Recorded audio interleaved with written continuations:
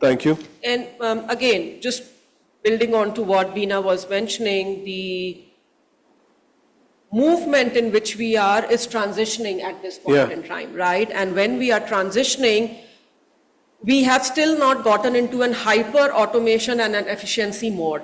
So collaboration together in person, I think is definitely what is mattering at this point in time. Okay. KPIs are important. KPIs are getting measured in different organizations in different ways. Sure. However, we are stressing, or from my personal opinion, I would like to stress more on collaboration and how each one of us are getting very creative while we are collaborating. Otherwise, yes, machines will start doing our work. Okay, fair. Well, yes, KPIs, I would say are not very relevant in organizations which are growing fast and fast-paced, because, what is important for these organizations to have a North Star, as we call it. That this is the North Star for a year. Beyond a year, you don't know where you would be aiming for, right? And within that year, that's a North Star, that's a guiding goal. But within that, every quarter, you're working towards how you're reaching the North Star. The North Star doesn't change. So what gets replaced by a KPI is, what is your goal for the quarter? Did you achieve it, right? And achieving is a metric. A metric can be any. But as she was saying, more important is that how did you do it? Right? And that becomes more important, that the competencies or, the behavioral drivers that you brought across becomes more relevant. Sure. And the discussion on the performance evaluation happens more on the hows of it rather than focusing on the metric, because that's almost known. Fair. Right, yeah. What about you, Kamal? Do you think 40 hours is going to go away? I think time has only, on the papers, that's what it is. And we have to follow somewhere, because there has to be some kind of a framework which we need to operate in. However, talking about the KPIs, I think the reality is different, because with the time, our expectations as leaders also keeps changing, because I also know that now my team member can really do this job with the help of any open AI or our own AI, maybe in 5 minutes, which she or he might have to do in maybe 2 hours later. So that expectation is not counted in our KPIs evaluation right now, but subconsciously we are expecting that because whatever tasks are there, those can be really handled very well by AI. So KPI alignment or changing may happen with the time. However, as the evaluation process, that keeps on evolving with us. Yeah. Thank you. And I think as we start wrapping this up, I think there are a couple of points which have stood out when we had a great discussion about growth and aspirations in the era of AI. I think one thing which has become very clear is that tragically the generation which is on the stage missed the bus on having an easy life, and over the last 20 years as the economy has got better, we have seen that people's motivation has shifted. Fueled by tech, there is a whole range of alternate work options which are beyond 9 to 5, which are even beyond typical organizations, where people can look at building a sustainable, lucrative and satisfactory life. So the competition now is not just different organizations, it's alternate lifestyles for people. That's one emergent point which I came up. I really like the thing which came up about how people are looking for switching skills. So how do we ensure, because people have shorter, I think, tolerance for standard jobs, how do we allow them to upskill, reskill, so that they can move across different type of job roles depending on what they like, which talks back to, as we said, gig, a marketplace within organizations for skills. It talks back to those topics. But the one which I think really stood out for us is that apparently with this generation, with tech, and because options exist, they are willing to put in the effort and put in apparently insane amount of effort if they are committed to the purpose which is driving the organization or the role. We are in a moment or a period of transition. So some of these things about KPIs, outcomes, how we're collecting data, I think organizations are still figuring that out. But thank you. I think it was an interesting panel. I mean, I had a good time. Did you guys have a good time? You have a question? Listen, I can take on the question, but I'm being told time's up. So someone needs to tell me if I have time for a question. Do you have time for a question? Hanging around in case, yeah. Okay, so we have time for one question. Okay, since I saw you first and you are another bald man to bald man, you get privilege. All right. God, life has done enough injustice to us, man. Don't ask more questions. But go on. Thank you. Rohit, I'm from BW People itself. Oh, okay. So from this discussion, I'm not very clear. You guys are very pro AI or anti AI, or That's why it's a good panel, man. It's like both sides. Yeah, but go my on. question is to you, Rohit.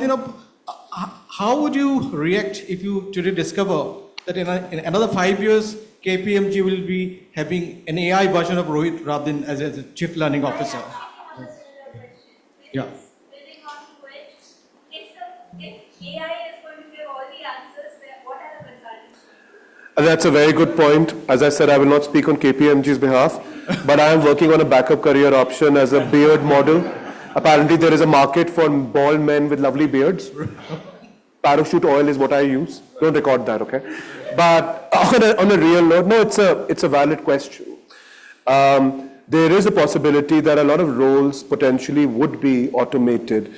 My current view and what I recommend to people is that we need to start looking at incredible levels of mastery on the skills where, as of now, we are not seeing synthetic data being able to provide that kind of insight. For example, if you ask me right now, my focus very much right now is on systemic coaching within organizations. It's on change management. It's on on behavioral economics, because eventually all the tech which is available, right, that needs to be plugged into what currently are very human-centric systems to actually achieve end business outcomes. I don't see that going away. But yeah, I mean, certain aspects of Rohin Nadir are going to be automated. You will have eventually a virtual avatar of me, which will be doing all the virtual training, talking exactly the way I do, handling questions the way I would. That is not far off. So that's why I said middle of the order L&D roles are going to change. There is, I don't think, any walking away from that. Yeah, and Rohit, if I can just add to what your question was. It's not about me, right? Whatever you're going to add, yeah, okay.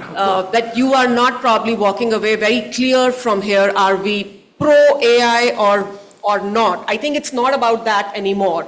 There is a concurrence, right, that the AI bus has left the station. And all corporates, or the world, it's not about just the corporate, has already boarded that bus. How we are picking AI in different shapes and forms and implementing it in different ways is what everybody is figuring it out right now. Can I just add to what you mentioned have done? I think more importantly, the kind of evaluation that technology is having, and especially in HR. I mean, last 2 years I've been only hearing about AI and generative AI all across. But as an HR leader, are we have a clarity about where do we need to, build it upon? We were talking about KPIs, but to my understanding is, I think very soon we'll also have the KPIs in HR in terms of the HR technology adoption. How efficiently are we using HR technology to get the results, the kind of performance areas that we are having? So the question that I'm trying to find an answer is, as an HR leader, do we have the clarity about what are the HR processes where I want to influx the technology, and then what kind of outcome that I expect from each of the role holders? Because Ronin did touch about in his keynote address that we are still looking at technology infusion in the role. I mean, you're primarily looking at role holder. But L&D in one way is also talk about the personalized development, where we're not talking about the role, we are talking about the individual. So these are two contrary, where investment is largely on the role and the role profile, but the development is largely happening in the individual and more personalized development towards the growth in whichever area he was to pick it up. Okay, so I'm going to give you a very quick answer on one part of it. I think for a lot of the HR tech ecosystem, the KPIs are evolving because the tech is evolving. But I'll give you a very simple example of where the KPIs are already there. If you look at adoption, if you have any of the learning platforms plugged into your organization, there are very clear KPIs now. You're looking at how many hours of consumption are happening. You're looking at repeat learners. You're looking at video. You have You have consumption metrics for all of these. You also have very specific learner feedback metrics. So the KPIs for certain parts of at least learning tech have evolved significantly in the last 2 years, where you can actually do ROI calculations if you compare it to what were earlier learning pillars. A similar thing is also available in the other HR tech platforms, but it's again a very evolving space. Also, I have a slight difference of opinion. I think smart role-based skilling is hyper-contextualized to the individual. So it's not a conflict, it's a synergy. But, so yeah, I'm actually going to close on that because Just want to add one thing that, like you said, the smart word, for the KPI part also, we are right now maybe in an automation phase where we are just putting the job code and plus, the KPIs you can choose. However, it's not really becoming, the system is not smart. It is not the smartness which is right now in the picture, it's just the automation. So probably it may take some time, maybe next 2-3 years, and then we are talking more and to find those answers that whether HR leaders, those are the areas. But right now what we can say is just choose, where you want to bring that technology in or not. So that's why we need to just have our own experiences. Sure. Someone needs to tell us if we have to get off the stage. I mean, I'm happy to sit around. Oh, I think people are I liking flew this. down, so I'm like, I am here till my flight. Are we done? We're done. Thank you. I mean, from one question that converted into 3-part 15-mark question, but that's the whole point of having such a panel discussion. Could we have a big round of applause for all our panelists and the moderator? I think one of the coolest moderators that we've ever had, making it so engaging and interactive. Thank you so much, and I request, could we have ma'am to please join back on stage to honor all the panelists for their time and presence. With a small gratification. Yeah, man, I mean, this is cool. Ms. Bilkis from BW Business World. Well, that's life for you. And we can join hands for all the panelists. I already get one. No? Oh, getting one more? No, it's one is fine. Thank you.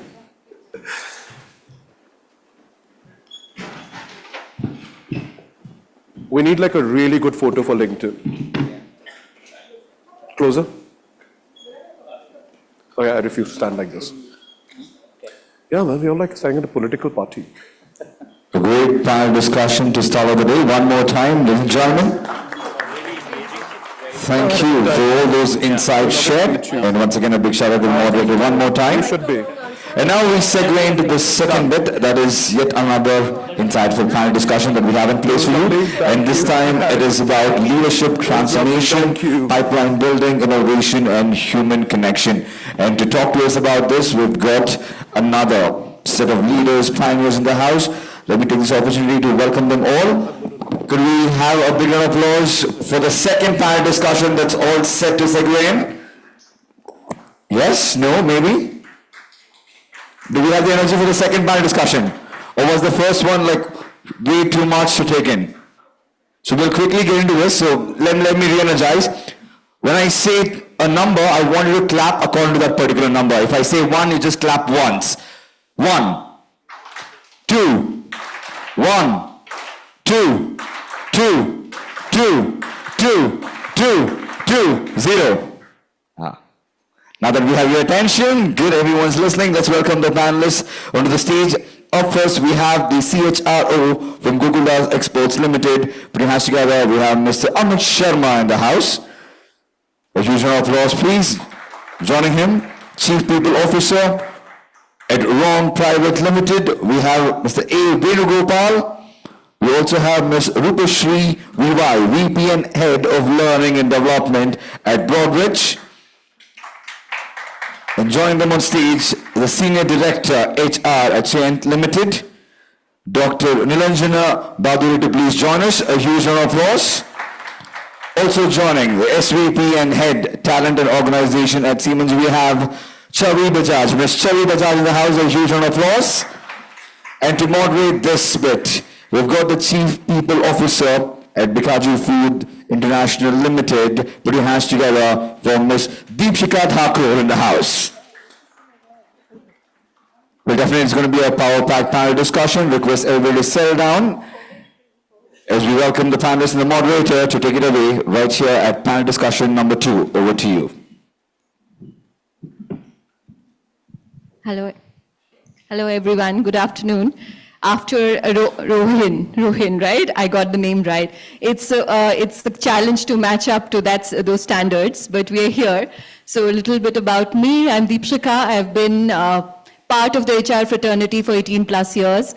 Worked across Walmart, Zara, Shree Cement, and now completing the trilogy with Roti Kapda Makan trilogy with Bikaji Foods.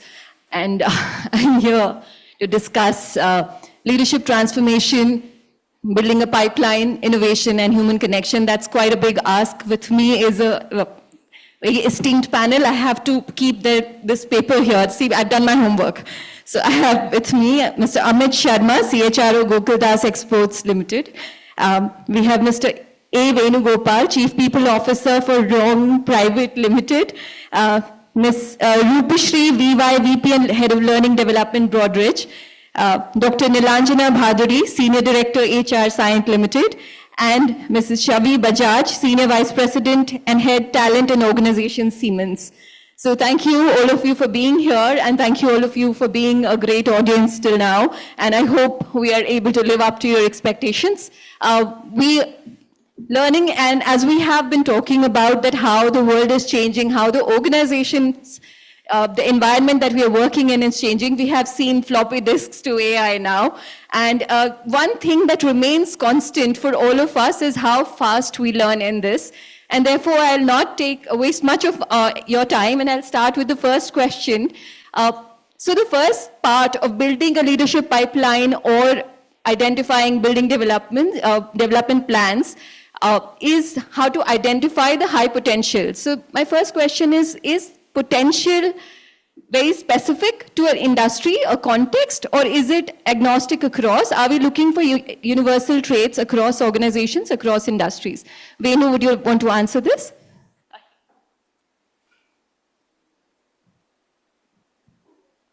Hello? Yeah. Great, thanks. What is potential and is it industry specific, is it industry agnostic? That's what we are trying to look at now. By my understanding, the potential is something which continues to remain a little unmeasurable till the time we don't really get down to the brass tacks of it. So ability to do something consistently over a period of time indicates my technical ability, a technical potential that I have on the role. But to be able to rise to a leadership layer, I need to look at, okay, is this person, has to be technically capable in some part of the role that we need, but we'll also have to look at whether they align with the values of the organization, whether they align with the direction the organization is taking. Over a period of time, there have been various ways that the organizations have worked to really sort of measure potential. Back in the good old days, it was something called a CR, a confidential report, which still exists in some government organizations. It has evolved into a 9-blocker. It evolved beyond that, where organizations said ratings mean nothing. We'll move away from there. And today it is a lot about assessment centers. It is a lot about psychometric tests. It is a lot about figuring out what are the behavioral traits that bring potential into play. It certainly is organization specific. It certainly is industry specific in some sense. For example, if I wish to play cricket, I need to know cricket. And I may be a good volleyball player, but can I take a leadership role in cricket? Depends whether my basics on cricket is good or not. And then beyond that, proceed to the behavioral aspects of, can I be a leader? Yes, there my technical skill may not match it so much. Great. So we have functional capability and behavioral. Amit wants to add. I have a bit of a different opinion, and this is just thought I'll kind of share it so that audience have both the perspectives. To me, the potential is something completely industry agnostic. And one of the examples you can see, a lot of people sitting on this panel here have moved industries and they are where they are. One of the key aspects, I look at potential from two aspects simply. Number one, do you really have the agility to make it, to the next level in terms of your learning agility, in terms of your attitude, in terms of your ability to take on different aspects, different experiences, flex it out across different scenarios. So that's an important aspect about your internal agility to make things happen. Second important piece is also about, do you really even have aspiration? Many times there are people who are great, but they just don't have aspiration to grow further up. They are quite contented in their life. They say, this is what it is. Beyond that, I don't want to do anything much. I'm happy doing what I'm doing. They may be great from one aspect of potential standpoint, but since they don't have an aspiration to really grow, I would really not call them as a high potential. So for me, both things are equally important, the agility which a person needs to have and the aspiration to make it big. When that combination happens, you call it a high potential. But in my mind, it is, some skills can be specific to an industry, but largely that definition would remain an industry agnostic piece, Deepshika. Thank you. Rupashri also wants to add. Sure. So before I go to the question itself, I want to call out Broadridge. I belong to Broadridge, and Broadridge is a fintech leader and going through a transformation right now. So when we talk about transformation and specifically keeping leaders in mind, of course, we are doing 9 block, what we spoke about, plotting people into performance and potential lens. But on top of it, we are also layering it is leader having a trait of a BAU, that is, they are mastering the operational excellency at this point, the focus is there, or they're also displaying the grow traits. That is, are they picking up and improving or bringing innovation to the table? And third is, are they bringing the transform traits? That is, are they anticipating future and building solutions for the future? So we are looking leaders from this lens also. So 9 box we are doing quarterly and now layering this BAU and grow transform lens, and we intend to do it every 6 months so that we have a stock of where each leader is, and thereon then give them crucibles to develop on where the gap is. So I'll pause there because I definitely wanted to share what are the development So plans. just summarizing what we spoke about functional capability and operational excellence, behavioral capability, behavioral traits, agility, which was transforming ability to transform ourselves, and aspirational, which is the grow framework, which also Rupashri spoke about. So as we talk about high potentials in our organization, there are multiple types of people, and there'll be a group of people who will be called high potentials. So how do you manage communication with seeing that potential is a moving target, and today's high potential may or may not continue to be one also. There's another team member who aspires to be in that group. So how do you manage that communication? Nilanjana, would you want to answer that? So I think I'm audible, right? Yeah. So my point here would be that, this entire piece, and I'm going to stay on that conversation a little bit, emotions stick very high on that. So it's this leadership role, positioning, everything is something about, our lens of looking at it has been how we have seen it when we've entered the workforce.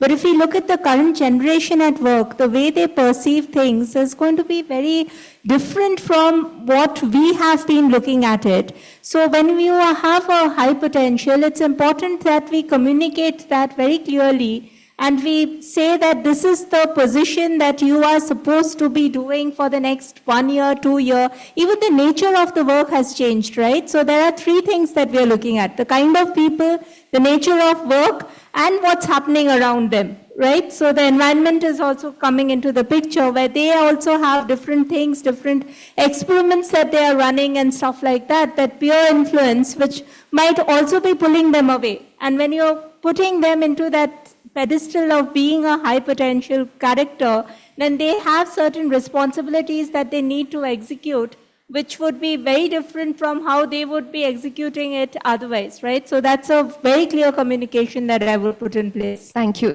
Chavi, would you want to add? Yeah, I think I'll just like to add to the fact that we're talking about, I think, 2 very, very, deep concepts here. I think when you're talking about potential first, I think my question always has been potential for what? And I think starting from the keynote that we heard, I think the way we are moving across industry is on role-based potential, right? Potential for what? You just can't, you can be creating a lake, as future potential leaders, but somewhere it has to flow into a river, going into which seats is going, right? So that sharpness about what are the roles we are building potential for needs to be clear. And I think also responding, I think Niranjana to you is that I think it's also about operating in context. So when I worked in a product company versus an e-commerce company and now in an automotive sector, the way the organization culture exists and the way it needs to be will define, right, how you communicate whether a person is high potential or not. So I don't think there is one way of doing it. Yes, there is a pedestal that you put person on and there is a burden of being a high potential as well, right? And so many leaders I have seen feeling burnt out because of they have been put on a pedestal and are always in the spotlight. I think the easy answer for me is that everybody is a potential to start with, right? But to be able to give individuals the access to understand what do I build the potential for? And Amit, to your point, do I even have the aspiration? Am I okay with the potential I have right now? I think labeling somebody is usually a disservice if you're not correlating it to an outcome. Okay, thank you. So we have two views here, really interesting. One is where you actually tell the person that, okay, you are great, you're doing well, and we are betting on you. And the second is we are identifying potential for what. So we are saying potential is an aspiration. We define that this is potential, and we keep it open. We rather not put the person on a pedestal and not put him or her on a spotlight, because that might burn the person out. Now, here we can take the question, potential for what is what I take from this discussion, that when we identify, Venu, do you want to add something here? Yeah. I will just allude to what she said. That's why, it is important to put it in context. When we are talking about potential, potential has to be in context. Yes, it is fungible across. It could be that, okay, you have a potential to be a leader in any field for that matter. Sure. But when you start building out a strategy towards building a pipeline and looking at potential of people, yes, it has to be directed towards what we are trying to build on towards. That's, I think I like that. So we'll leave you with one question, potential for what, and identify your context, what works for you. Just to further say sure. that, Deepshika, on this is interesting point, which both Shavi as well as Venu have talked about.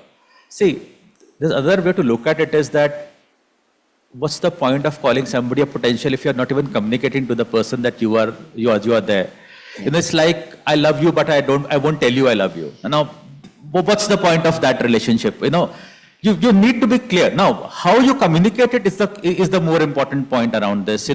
Are you really making a hero out of it in front of the entire organization, and then putting the person on such a high pressure that that the person burns out, as Chavi just talked about, or it's more a communication to the person saying, okay, this is what we are really looking up to you. You are the person who can go up, 2 levels up, 3 levels up.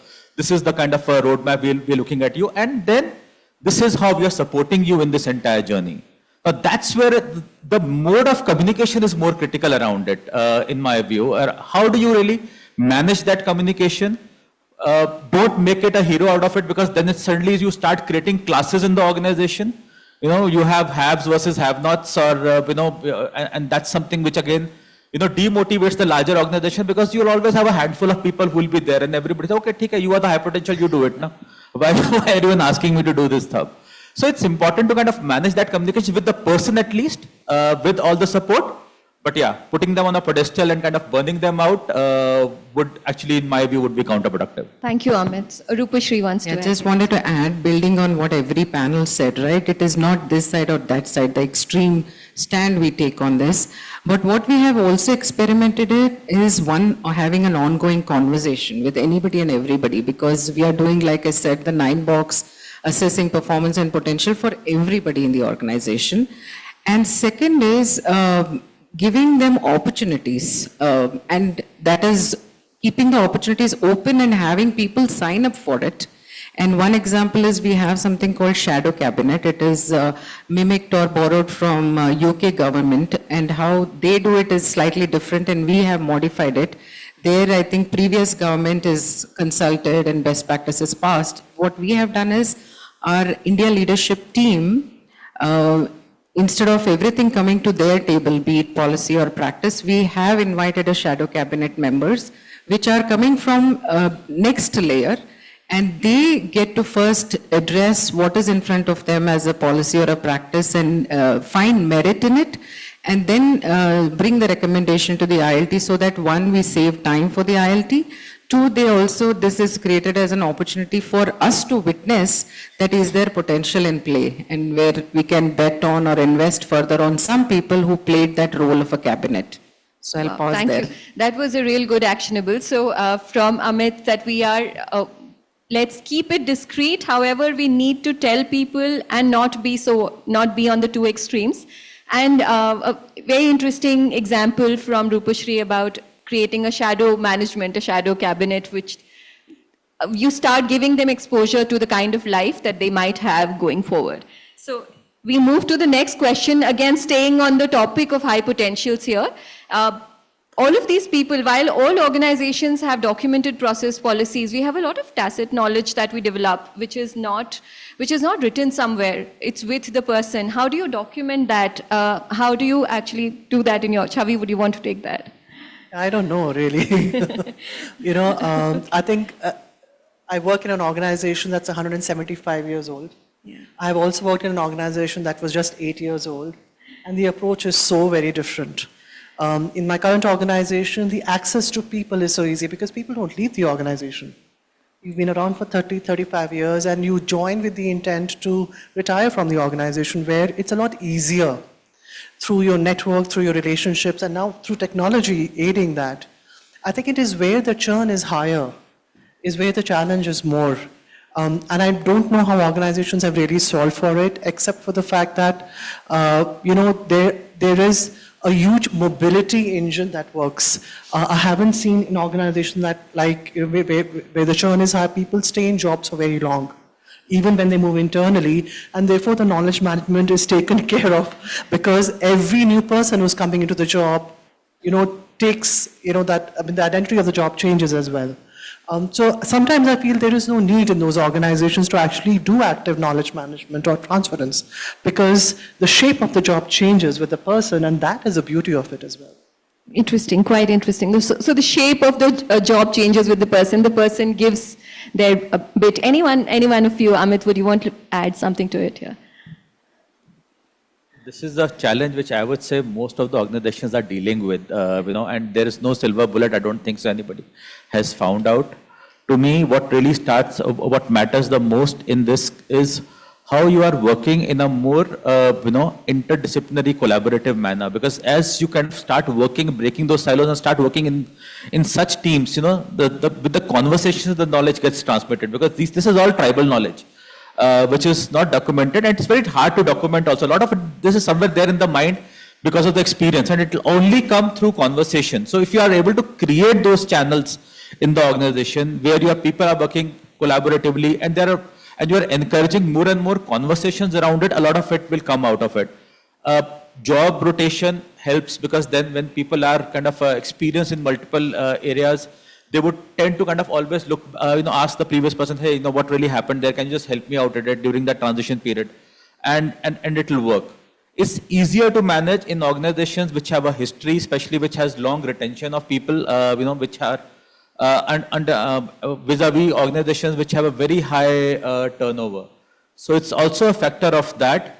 But honestly, there's no silver bullet around it on this topic. So we have another task for us, that we need to start retaining people and start keeping them in our organization. So yeah, Rupashri wants to add something. On this topic, I agree with what you just said, right? Like when it comes to, especially for a company like how Chavi mentioned, where 62-year-old company Broadridge is, and average tenure is 15 to 20. So all of the domain knowledge is in the heads of the people.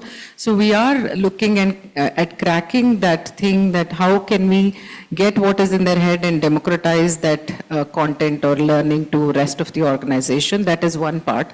But I also want to add that one very good practice Broadridge has when it comes to passing the culture or cascading the culture, because propagating or making sure that every new joiner gets a similar experience.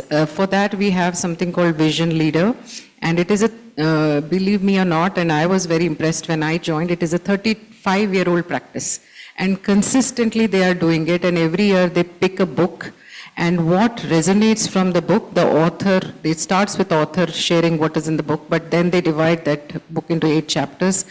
And then every leader, starting with the CEO, is part of those discussions. And what best practices from the book we want to apply and then cascade it to the last mile is the journey. And we do for the entire year. There is for the leaders 24 hours of investment, and for the rest, easily 8 hours of investment. So that I feel helps keep the culture aspect intact. So I'll pause there. Thank you. Example I can share, having worked across 3 different kinds of organizations, a PSU, an MNC, and now an Indian organization. One thing which I found very easy to transition was in a PSU kind of a setup. The good part about what they do is everything is filed. So anything which is there, you have to make a note sheet and put it in the file. Anybody who comes into that chair, you just open the files, you go through those file notings and everything, you'll get a lot of idea about what's really happening. In today's world, it seems like a very bureaucratic process, but I can tell you from a knowledge management standpoint, you still can't beat, those kind of file notings and kind of, transfer of knowledge. I remember I've looked at files which are like made 25 years old, earlier than when somebody was there in that role, to see how things have evolved, what things were at the back end. Today, as people go, the entire kind of knowledge goes along with them, everything is in the laptop gets formatted, and generally you would have seen when you take over a role, you practically start from scratch.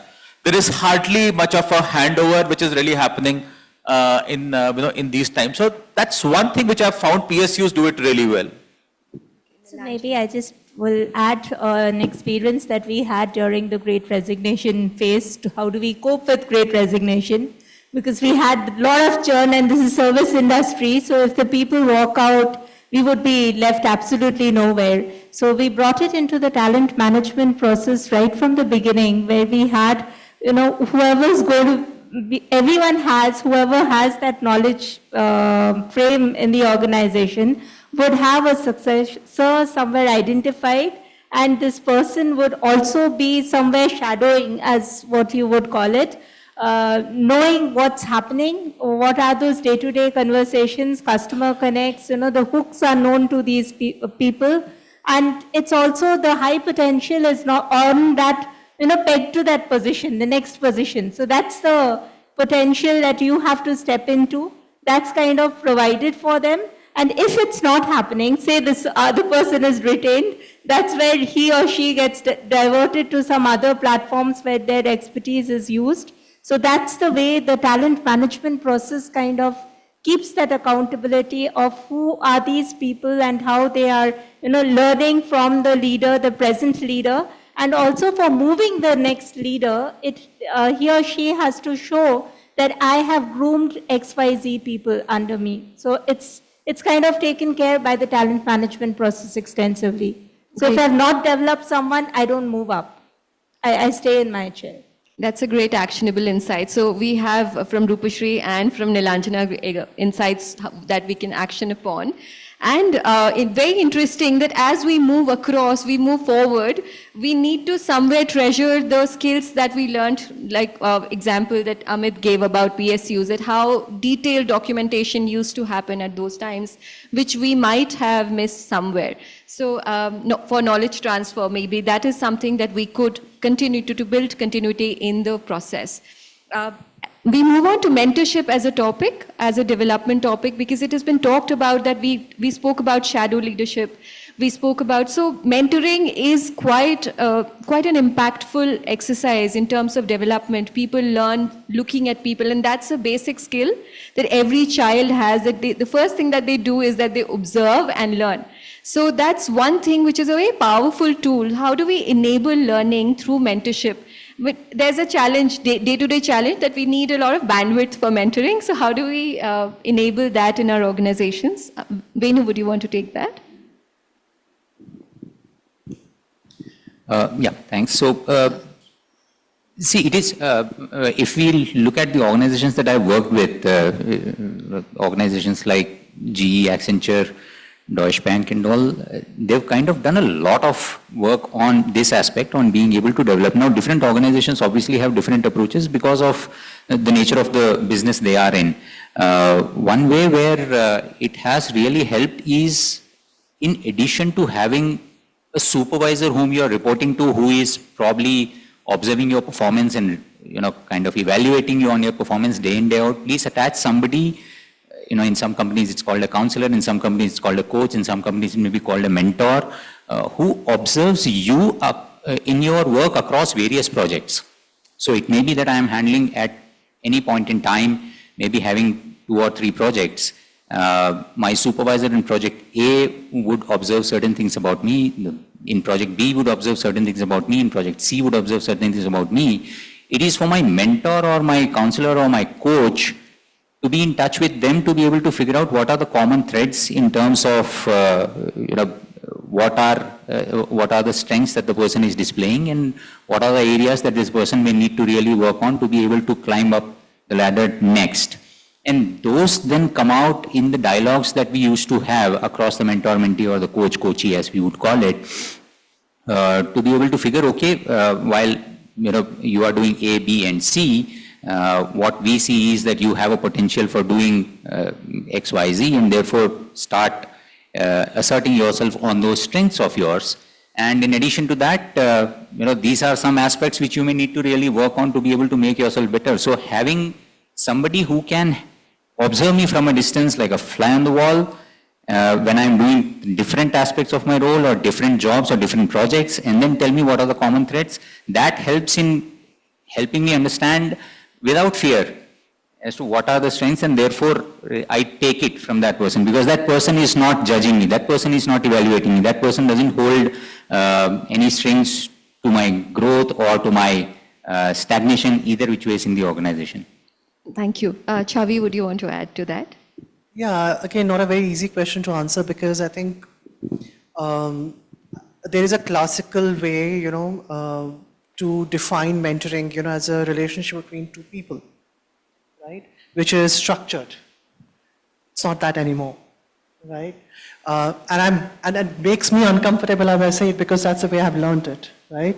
But in communities of practice, especially whether it's in the tech space or any functional space, people are finding mentors at a peer level who are experts at certain things and learning from them a specific skill or a specific way of doing things, and it's that mentoring relationship as well. So I think my submission to this question would be, I think, make a mentor the way you want to be, right? It could be the way, you describe it very eloquently, a very structured way wherein a mentor knows your environment, knows your context, has feedback on you. You can call it a mentor or a coach. A lot of times these are interchangeable concepts also. How do you work through that? Or a mentor could be a person in a very different industry who can challenge you in your thinking, who can help you process what's going on in your industry and give you a very different perspective. So the question to start with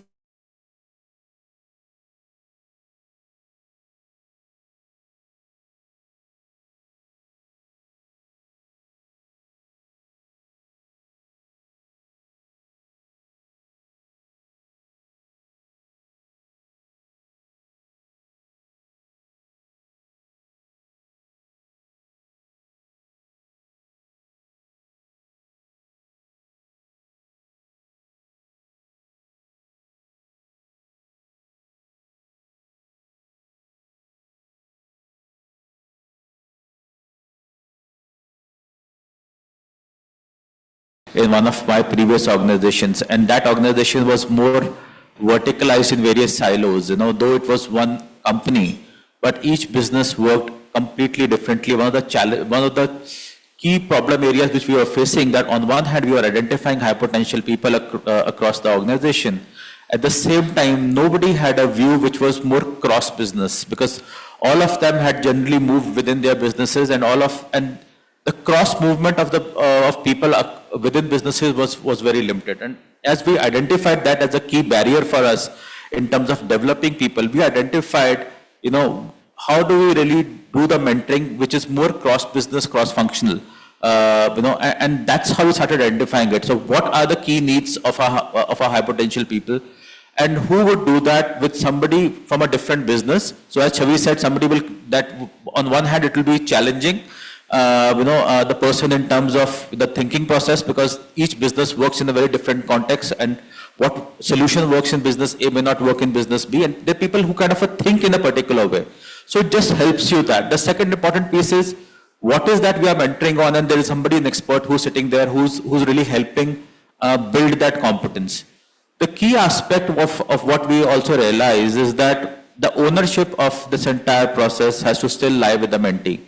If the mentee himself or herself is not keen on it, no matter what kind of a program you will put it, what kind of structure you will put it, you can have all your talent management people looking into it, things will just not move. And this is where I go back to my previous point around aspiration of the person. As much as, we need to identify high potentials, one of the key aspects have to be, does the person has really aspiration and the agility piece, to grow and to learn, and also to kind of, go to the next level. So these are the important aspects which we really need to, put it together. Structures help, but I can tell you, you can put any structures. If there is no chemistry between the two, things will not work. If there is no interest between the two, things will not work. So it's as much as a people process as it is a structured, a classical structured process in a textbook scenario. So we have we definitely need to have structures, because sometimes people need to have doors and pathways to go through. So sure, Nilanjana wants I to just add. wanted to add one thing here. Sure. Classically, mentoring is understood as a responsibility that the mentor has to make time and spend, right? Your question originally was, with time, how do they people, what is the willingness? Classically, mentoring has this element of responsibility added on. If I'm mentoring someone, I also need to find something which will help my mentee navigate in the organization. The moment we put that, the forthcomingness of the mentor steps away, because they find it as an additional burden, assigned to them, especially when it's cross-functional and all of these things brought in. People don't like it. So maybe a context setting for the mentors of what is expected of them will also help in augmenting these kind of programs. That's been my experience, at least. Thank you. So thank you. That was a great insight. Rupashri wants to add. Sure. So I think building on what Amit said, right? So there is learning agility we talked about, and having that aspiration, I would like to add one more word, humility also, right? Like to be mentored, especially as a leader, we need to have that humility, and we have all heard about reverse mentoring and speed mentoring. Something we experimented, I wanted to share, like we do subscribe for GPTW. And there were leaders who scored certain number, and there were leaders who were below certain number. And we paired these people up. And we have seen, and of course somebody, I think you mentioned, we need to have that structure set, context set, and those meetings were handheld. And then we saw, fast forward 1 year, there was an improvement. And we said that you just learn from each other. We didn't say, this person is doing well or this person is not doing well, but we just left the forum for them to discuss the best practices. So that has worked very well for us. Great. So we have points here. One is build a structure, of course. The second was a very interesting point where now we have mentors across. There's this concept in Google, Googler to Googler, where people can volunteer that I want to teach this. And even if one person is interested in that skill, they would be. So all that learning team has done is they have built a framework to make that happen. And now it organically happens across the organization, enabling a learning organization. So that is one thing that we could across all levels. And of course, one was that don't put that burden of wanting to develop. And then the accountability, learning agility, it remains on the person. In Hindi, there's this saying, कुआं प्यासा कुएं के पास जाता है, कुआं प्यासे के पास नहीं आता.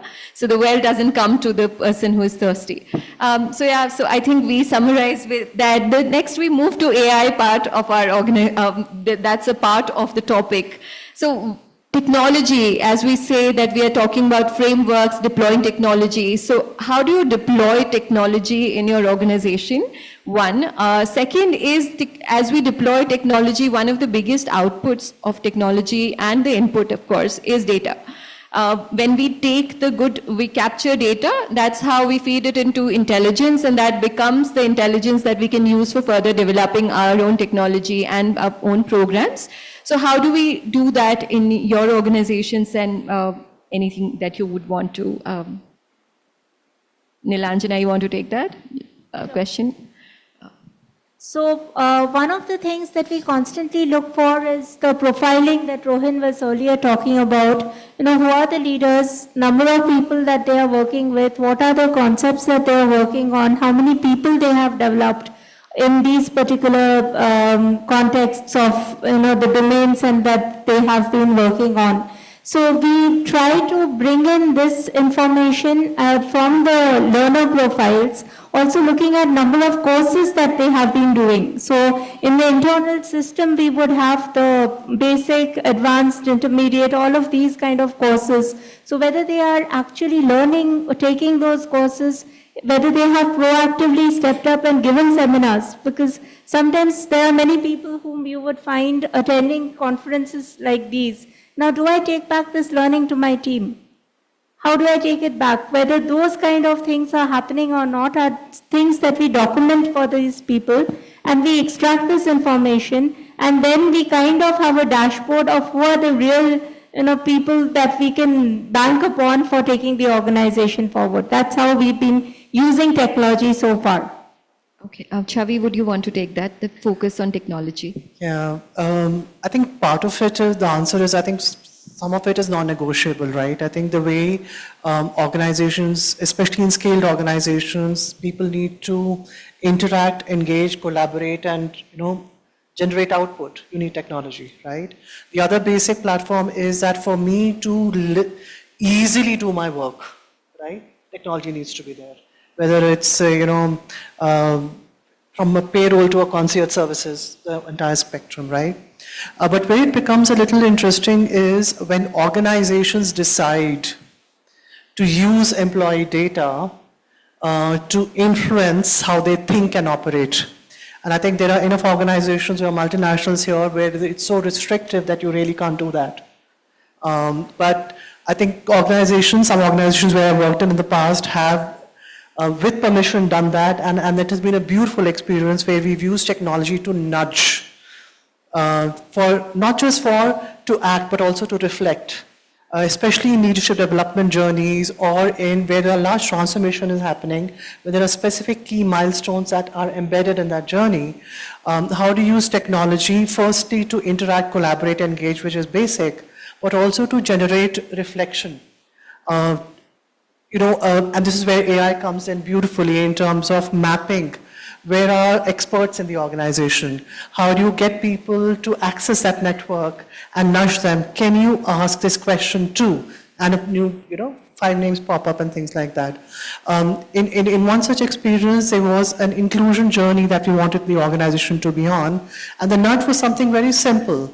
Who did you have lunch with today? And to record it and put it on, the internal social platform.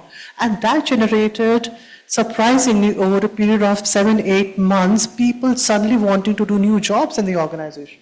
A very unexpected turn of events. So you never know what. So I think what I think Rohin said very beautifully in the morning, experiment with technology. You never know, such surprising and beautiful outcomes might come up, some unintended outcomes. So I think that's where I think I would love to do more in my organization too. Yeah. Sure. Amit wants to add, yes. So one of the key aspects, on one hand, technology is a great enabler around everything, including learning. We have enough tools today in the, in the market or in the organization, which nudge you around, okay, this is what you want to do, this is where your skill levels are, these are your required skills, can you do these programs, this is available on this e-learning, this will take you so much time, if you have not done it, they will keep on nudging you, keep on, reminding you, and all of that stuff. That's a nice enabler around, in organizations through the technology. But the larger problem, which in my view exists, is why should somebody get nudged?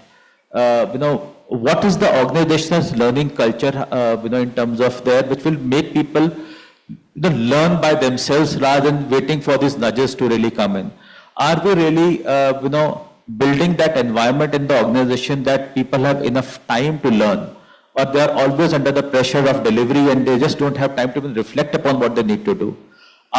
Is learning really, is spending time on learning really appreciated in the organization? Are we really questioning the managers that if your teams are really learning new skills, are you really putting them onto new, assignments or new areas so that, you develop them? Are we also questioning people, in terms of just at the year-end appraisal, are you only doing a KPI measurement about what was agreed versus what is done, or there are strong learning goals also which are equally there and equally valued in the performance management, as not that it's a nice thing to do at the end of it, which typically happens. The guy is great and the person has busted all the targets, but didn't have time to do the learning program, so what, how does it matter? He's still my top performer, high potential person. No, that's not the right conversation we need to have.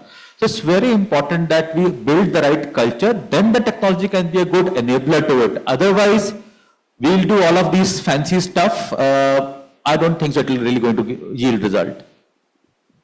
We know, yes. I think I'll allude to that, in that don't adopt tech for the sake of adopting tech.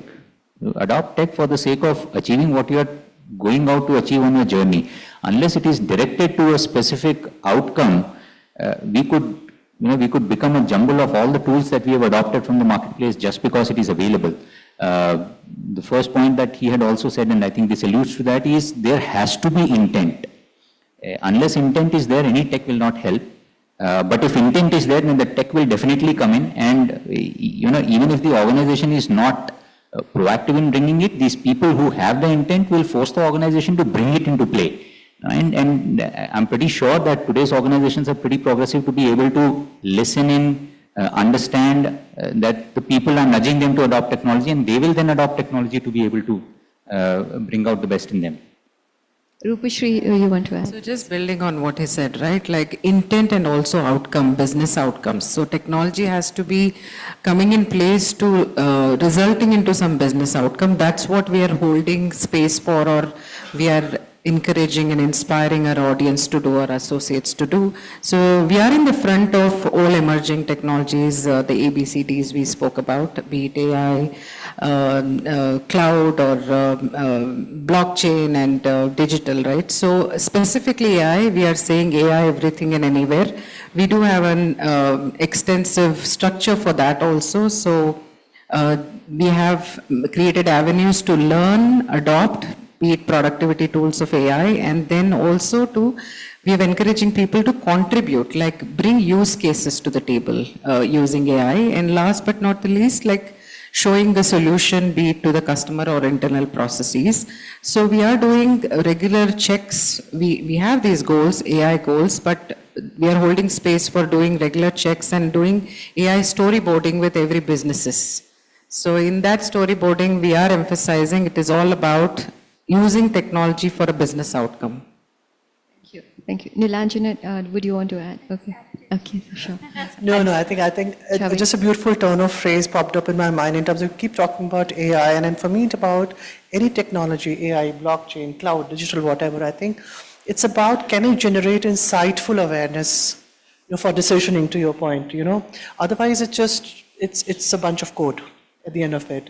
If you can use it for an outcome to either engage, collaborate, iterate, innovate, it's purposeful. Any tool, it's a tool at the end of the day. I think if it can generate and I'm turning that into insightful awareness, it's useful. Otherwise, junk it. Great. So the takeaways that we have from the panel is that we first need to build processes and our culture. So what is it that you're going to deploy through technology is the first thing. Then we build a culture of learning. I have once I've done technology deployment in one of my organizations, doing it in the current, and I always try to tell everyone that it is like Lego blocks. They give you these days, the SaaS platforms are like Lego blocks. If you have your processes in place, they're beautiful. You can build it. If you know what you're going to build, you can build beautiful buildings. But if not, then yes, it can be a mess.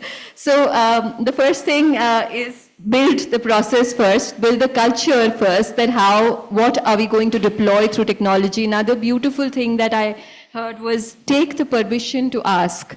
So if I am, of course, everyone is listening, but once you listen with permission, once you record with permission, that becomes a beautiful thing, and you're using the data to build something that will help them.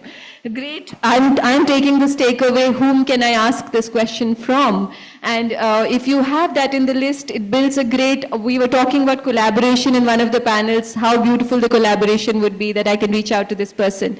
So as we move through technology, we have spoken about multiple types of projects. We've talked about technology deployment. Another thing that we keep hearing about is experiential learning. How do we enable experiential learning? How do we design projects that could help people build and implement those things? So, Amit, do you want to take that? See, at an adult learning level, majority of the learning has to happen through the experiential means.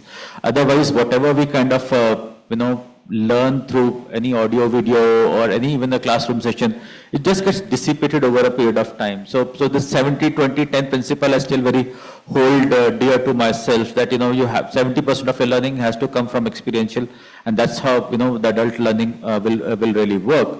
The key piece is that, I'll just share an example which we have been doing in our organizations, current as well as the previous ones, is to really put people on the assignments where they really need to pick up new skills. You put them in those kind of groups, put them into those kind of projects, and let them figure it out what's to be done. Have a proper environment around it in terms of their evaluations, their assessments, their presentations, that what are they learning around it, how have they progressed around it. In achieving that organizational goal, they will automatically start learning, and this will actually start building the organizational context around that. So to me, the best way is, put people together, in a group, give them a task, which will make them learn, those kind of skills which are required. And in the pursuit of achieving the larger goal, the learning which will automatically happen, because that's the way, the learning is best retained. When they go through that ups and downs around how to make things happen, when they go through that turmoil within themselves, sometimes there will be frustration, sometimes there will be ecstasy, all of that. But that finally, remains with them in terms of the learning as such. Otherwise, no matter what kind of concepts we tell them, it will all kind of fade away over a period of time. Let people just undergo that process and undergo that emotions of both success as well as failure, and that's what makes them really learn. So we have, what we understand is that we know what we want to assess, we put that into the project, and then we give them the environment to actually implement and learn and evaluate. I see we are running out of time, so any closing remarks from the panel, all of you? Rupashri, do you want to? Just building on what he said, right? Learn by doing is very key for us, and especially for leaders, we put them in the front for everything. For a very long time, we were not even having external facilitators to run our learning programs. So we were leveraging leaders as teachers. We, of course, would train them, but they are running the sessions for us. So leaders as teachers, leaders as coaches is something very big at Broadridge. Thank you. As a closing comment on this topic, I would say, don't give people solutions, let them explore it, and you will find that way, apart from coming up with creative solutions, they will also learn. So we have a tendency as leaders to quickly, somebody comes to us with a problem, okay, you do this, hold yourself, let people explore it, you will find the learning automatically happening. I think I'll also add that, while large organizations are more or less doing it, it is in the startups and in the smaller organizations where the tolerance for or the ability to tolerate failures is much lesser, and not for the reason of intent, but because their ability to absorb shocks is that much limited. So it is important, yes, for me, learning always happens best on the job, like has been pointed out. Build tolerance for failures, but please don't let the people fall. So build a mechanism of review so that they understand that, yes, this organization is here to let me learn by doing, and I have something to fall back on. It's not that I am all on my own and all at sea. Nilanjana, would you want to? So I guess that's where the role-based thing comes in handy, where we've had this thing for quite some time that once you enter a position, you stay there forever. It's just a vertical growth. You would really need to think out of that box and get into that phase that you're in this role, you're going to perform for these parameters for this time. And after that, refresh, rejuvenate, try some new learning, show your learning agility, and then get into something else. That might be a handy thing for the transformation piece. Great. Chavi? I don't have any magic mantra, to be honest, but I think every opportunity of learning or talent or leadership I've approached is with a simple thing, whose need am I serving in this? Whether it's the business, the customer, the ecosystem, or the talent, the designs will come. Great. So just to sum it up, so the things that we discussed and what we are taking away here is, one, we already know the why. Why are we developing a leadership pipeline? So we need to understand the what. What are we assessing potential for? What are we developing for? What is our context? And just identifying a context. What is our context? So who are we solving for? And then, of course, building our process, building our culture, and then deploying technology to enable us to work faster, work better, be more person-specific, give personalized recommendations. That's it from us. Thank you so much for the panel. Do we have time for one question? Yes, please. Hi, I'm Shan Vats from Infosys. Just this morning we were discussing this, that your number of years in the organization is not directly proportional to your emotional maturity.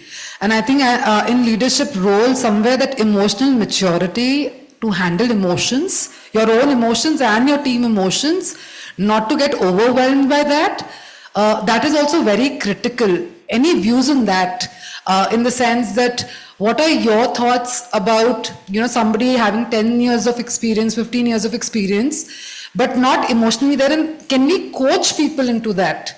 We were talking about developing a people pipeline. Can we do something? Because this is not in black and white. It is something which is shades of gray. So how do you go about this?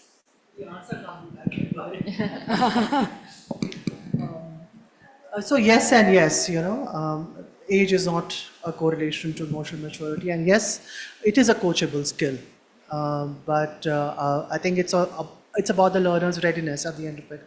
And what Amit said, I think if I'm aspiring to reach a certain role or job or level, if my drive is strong enough, then I will be able to make the effort to change. So I think it starts from there. Everything is coachable at the end of it. To me, leadership or managing people first starts from managing self. If you are not able to manage self, if you are not knowing self, you can't manage others, because you don't even know how you're going to react to different situations, how you're going to react to multiple team members who are there. So this is where the journey has to start from within. Yes, it's not related to age, but it is also related to experiences, because with experiences you understand yourself much better, and then reflecting upon those experiences. So there can be a regular process, there can be a bit of a fast track process where you actually go through those. There are enough organizations which help you understand yourself better and make you go through those kind of self-reflections. Coaching as a process, another one that helps you reflect on oneself. But going through that is critical. So the experience is critical, not really the age. But yeah, that's how you have to go through that process still. So I have a good practice to share. We had this program in one of my earlier organizations where we would invite the people who are aspiring for the next role to come into this seminar, and it would be a simulation of what they would face in their next role job. And then they would take a call on whether they like it. What are those areas of development, or again building on own strengths? What are the strengths that will help me perform on the job? What are those gaps that I need to become more conscious about, and whether I'm okay to continue with this? That used to be a very good solution with the coaching and all of it put around it. which typically would help people. So I have a follow-up question on that. While we talk about people with a lot of experience and coaching them, but what about millennials and Gen Zs who are coming into the workforce? They are typically single child, double income, kids who are spoiled to the T, okay?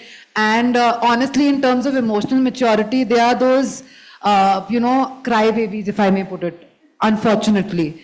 How do you deal with them? Like you as a leader, you literally have to, in a way also mother them or father them or whatever the term might be correct to use. But how do you deal with them, in such situations? Because you have to build a talent pipeline and succession planning, and you have no other choice than them. What do you do in that case?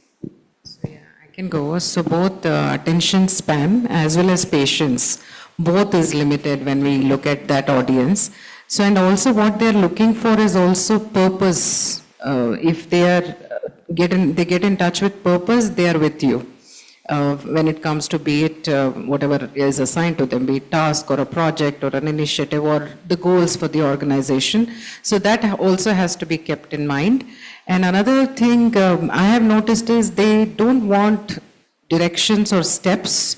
They definitely want a coach because the answers are within them because they're so exposed to everything around.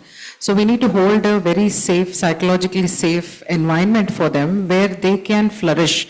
They can bring what is on their top of their mind. They are experimenting out there with technology. They know more than you do. So hence holding that space with a lot of humility comes to my mind. I want to take that point of psychological safety where we tend to say that hamare zamane mein, that always the conversation goes out that hamare zamane mein, but they know it, they are aware of it. What we need to actually build is for everyone across generations. I believe that we need to build a more human organization where people may make mistakes, especially emotional maturity. I have known of a leader who had short temper, very brilliant, and across his office he had written in quotes about anger. And every time he would say, "I'm so sorry, I don't want to do this." He was aware and he was working on it, but it is a tough thing to change. And when you give people a human environment where you acknowledge that the person is trying to change, and you give them a plain board to start with the next day, a fresh morning, they keep, instead of reminding you did that, so let them grow, let them change. Second is the psychological safety part. People will make mistakes. Unless and until they are repeated mistakes, if they're saying sorry and they mean it and they're trying to change, make it a human organization rather. And so that is my bit on emotional maturity. And about the Gen Zs, I come from a background where, it's a very unpopular opinion, but I believe in multiple Indias. And I say that no, not everyone is a Gen Z. There's a group of people who needs a job and they will work 18-hour days if you want them to work. There's people who don't have the power of choice, and I'm not saying exploit that choice. I'm just saying that there are multiple types of people, and we need to build an organization that caters to all. And it depends what type of people our organization wants, but the HR fraternity, the learning fraternity, the people fraternity, we need to understand all of that. And it's not just the Gen Z, it's not just Gen Alpha, there are multiple types of people. So, I'll just add one bit to it. It is easy to always look at it the way, but I think the first step on that is acceptance. I think this is one of the things that I heard from one of my bosses who said that, and we were on a rant saying, this person, young, blah, blah, blah, doesn't have maturity, blah, blah, blah, and all of that. And one thing that the response was, which stuck with me, is, well, we hired him, so let us own him up, right? It's our choice. We hired them, right? We need them. That is why we hired them. And then we take them and then we say that, okay, you are not like us. You need to become like us. Difficult. So I think that journey of you becoming a leader starts from within, like many of our panelists also pointed out. Are you even accepting them? Are you even accepting Gen Z or Gen Alpha or whatever Gen you want to call them? Because the future is theirs. The world will be built by them. You will be living in their world very soon. So please start accepting that, yes, they are the ones who will define what is the world going to be. We may have lived in a way in the past, and that necessarily need not be the way that the next generation wants to be. So can we co-opt? Can we accept them as our own, and can we then start to learn to live with them? That is what is important. Once we have that, what we will see is that, okay, we have started accepting them, they will start reciprocating that, and to some extent we might find common ground, and that could be the start point for dealing with them. I have to say this, I'm very wary of any labeling. In my generation at work, I have found enough people who are lazy, complacent, and entitled. And in the next generation, I have found some of the wisest souls whom I've learned from. The moment I start labeling, I'm dismissing something. If I can look at a person I've hired or I'm working with as another human I'm working with, I learn from my daughter every day. She's 18 and she's my wisest counsel, not just because she's my child, because I think she has chosen to make certain life decisions and she's learning through them. I mean, to your point, right? Even the children, our children who are coming into the workforce, we have given them those experiences. Let's own up to them. Thank you. That was a brilliant insight from the panel. Any other questions, or we should conclude? Do we have more time for questions? Okay, so there's just one more question, I think. You can use this one. Hi, my name is Sunil. This is more for Shavi. Shavi, you're working in an organization which has a long history to it. I wanted to understand, this is more on the retention of hypos that you mentioned. Sometimes people who stay for, this is retention for high potentials. Sometimes people get too complacent, as you mentioned, very comfortable with their jobs. And this is pointing towards what Amit mentioned about aspiration. Everyone needs to have that aspiration to even start off before defining a structure. How do you all deal with that situation? Yeah, again, it's a very complex question and we can't simply really answer it. One is because if I am calling somebody high potential, the expectation of that person being treated differently in the organization is very visible, right? And that also makes it difficult to continuously engage, retain, and grow the person. There is a burden to it, right? But like Amit said, I think how do you communicate and how do you reset expectations continuously? You're high potential today. I'm high potential today. I may not be high potential tomorrow. There is a performance that is the base of that potential. I have to earn it. That's one. When I speak to retention specifically, I think there is an onus on the talent themselves. Do they want to be retained? Right? A lot of times they put, who is the organization? It's us, it's me. Right? What do I make? How do I create an environment myself that I create an environment that I want to work here? So whenever there is a conversation of retention with high potential, I have always asked this question: what have you done to make yourself a lot more valuable to the organization? And what are you struggling with? And what do you need help with? Everything else is bunkum. Right? We can create the biggest of programs, the biggest of retention strategies, we can throw money and stocks and everything. But unless the individual feels connected and saying, yeah, I can still continue to add value. Nice. Nothing else. Just a follow-up, do you all use any enablers to actually ensure that you're able to keep a tab on them? Because you're saying the average tenure of your employees are anywhere between 10, 15, 20 years. So how do you all actually keep them engaged, or like what do you all do? Again, the question is, how do we keep them engaged? I asked the talent that question, how would you like to be engaged? I think there lies the answer, and different strokes for different folks, right? Even in the same generational spectrum or the same experience spectrum, the needs are very different. You box them on that profile, not on an experience profile. I may have 25 years of experience, but I want to change my role every 2 years. And I may have somebody who has just 2 years of experience saying, I want to do something really deep for the next 10 years. I need to understand that profile versus saying, 10, 15 years of experience. I don't think that works by and large. It may work in the industry I'm in right now because it's an automotive sector and there is a predictability, even that is changing right now. But most of the industries that we represent here, the predictability to the business and the outcomes is changing. right? So working to know what, I'm going back to you, Rohan, thank you for that keynote in the morning. Work on the individual profile and box them to what their needs are, just like you would do for a consumer. Thanks, Shavi. Thank you. Thank you. Thank you, all of you. Thank you to the panel, and thank you, all of you, for being such an interesting audience. Thank you. Thank you once again. I think they deserve a huge round of applause. Ladies and gentlemen, we have together one more time. And quickly, I would like to call Mr. Abdullah M., a VP at BW People, to honor the panelists and the moderator. We had some complex questions, practical questions, amazing interaction. And let's conclude this panel discussion with one more time a huge round of applause for all the panelists and for the moderator. Thank you for all the insights and the views shared.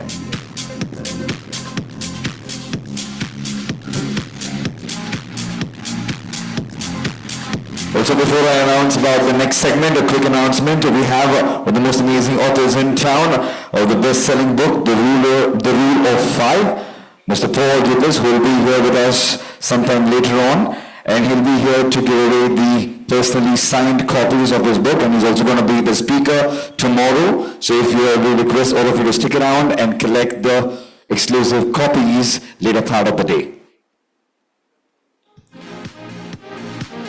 And now, as we have this league posing for the picture, it's time to segue into one of the much awaited and the most anticipated segment. I'm sure everyone's going to be a part of this. It is the networking lunch, which we would like to have everybody's present. So quickly grab your meal and do join us back in the next 45 minutes as we have yet another blockbuster session and power pack panel discussion on the other side. So see you all in 45 minutes right here at the Festival of L&D. Thank you all. Enjoy your meal. Cheers.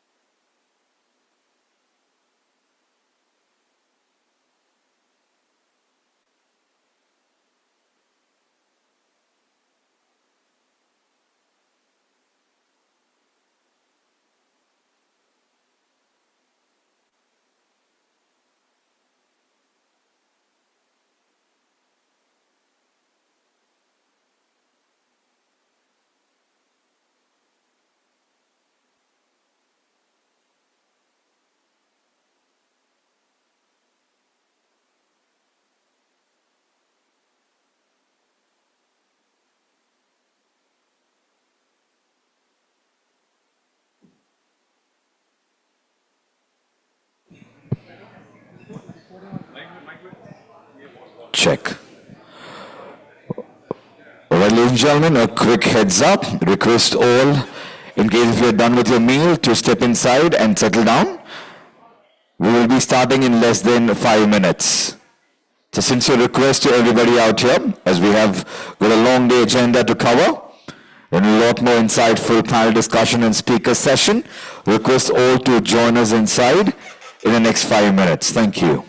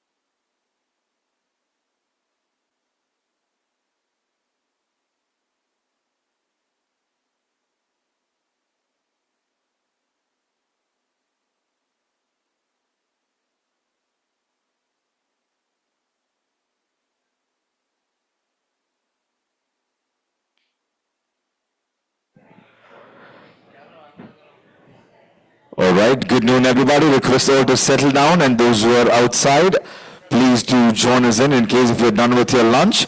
Request all the participants right here to join us back as we're all set to continue with the post-lunch session in just a bit.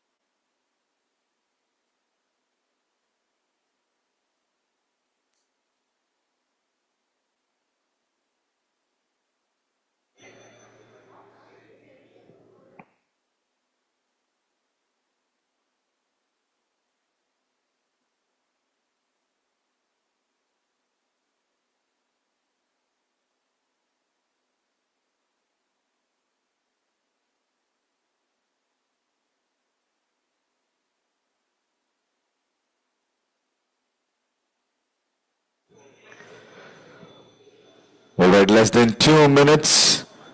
The final countdown is on. There's a request to everybody outside and all those who are with us in the hall, in case if you have your friends, colleagues, team members outside, do pace them in. Let's continue.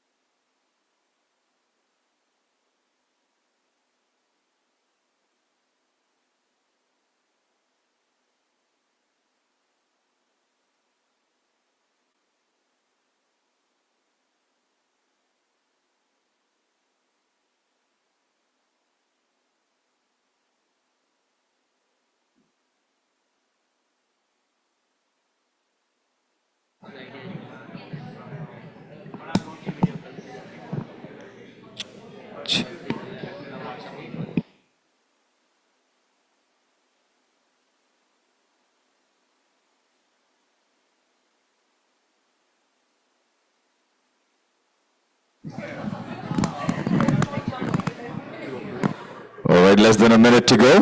60 seconds on the clock.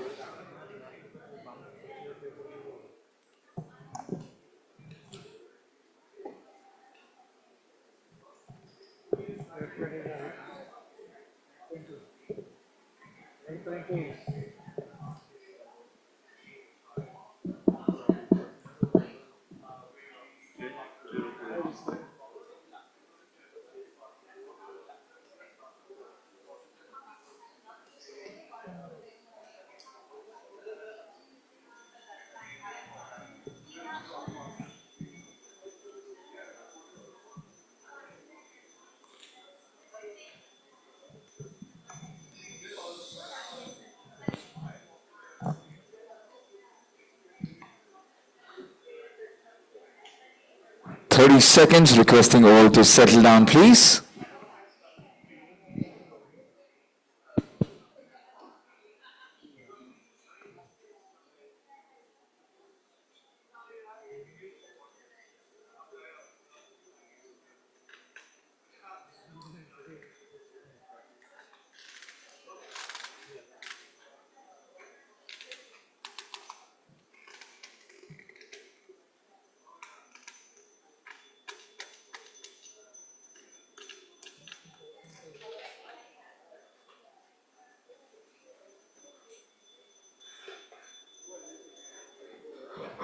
right, ladies and gentlemen, it's right about time that we kickstart the post-lunch session. Request all to settle down.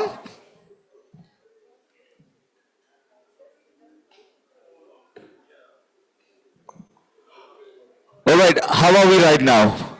Had a good meal? Yes, no, maybe. Are we good to start? I love it when conveniently people ignore me. Could we have your attention back? Are we ready for the post-lunch session?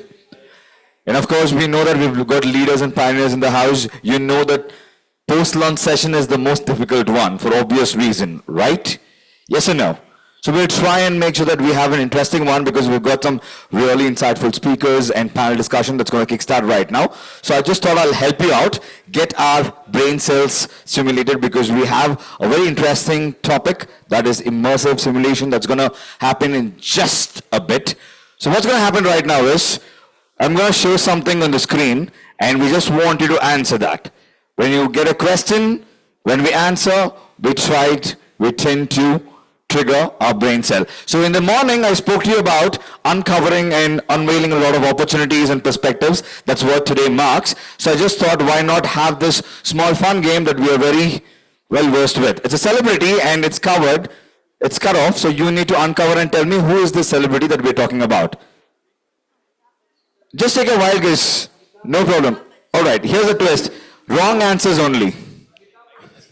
Wrong answers only. Wrong answers only. So we can subdue that. There we go. There we go. Very good. Let's reveal the answer. Amitabh is the right answer, by the way. Good, you got that, sir. Next one, and next question is also a clue for the speaker who is going to come by in just a bit. Next slide, please. Yes. And now wrong answers only. Virat Kohli. Answer, please. Yes, we got that right. Rajnikant there. Next one. Yes. Read the question. It's not who is it. The ad. Okay, we've got the answer already. So, Pan Pasand, okay. So, Gabbar ki asli pasand. This is actually from a newspaper article that he used to be a brand ambassador and endorsed a particular product. What do you think Gabbar ki asli pasand is? Somebody said Pan Pasand there. Definitely not. All right. Question paper was leaked. So we stereotype Gabbar. The actual pasand is, answer please. What? Uman ki baat hai. Glucose the biscuits. Next one.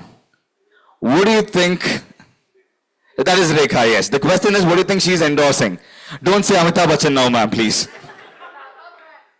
Which brand, even if not the brand, at least the product, which genre of product do you think she's endorsing? There's... Okay, you say it's a cracker. Okay, firecrackers. Natraj pencil, all right. Sorry? Soap, very close. Extremely close. Lux. Gold jewelry. All right, okay.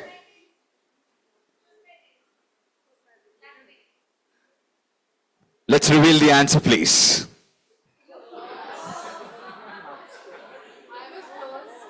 Thinking out of the box has always been in our DNA. And now that we have your attention, ladies and gentlemen, we quickly move on to the next bit. And as I told you, interesting topics are going to be spoken right here. Up next, we've got a leader who's going to talk to us about immersive simulations, the catalyst for building a future-ready workforce. And to talk to us about this, we have the group CLO from Advent. Put your hands together for Mr. Rajnikant Yu in the house.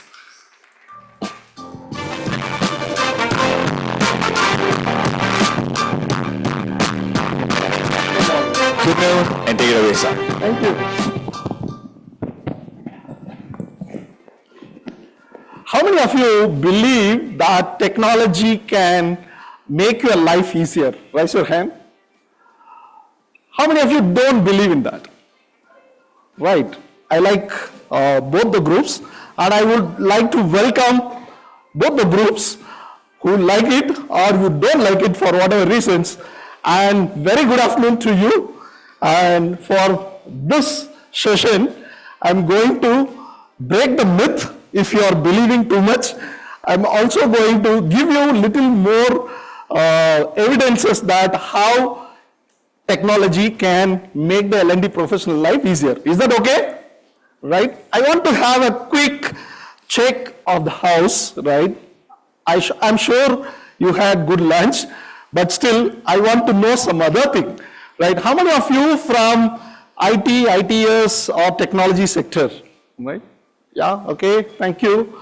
Right, how many of you from services, other services sector, right, other than technology? Okay, how many of you from manufacturing, by any chance? Oh, still good number of you are there, right? Any other than these three? Someone is there? Okay, fine. Yeah, any specific?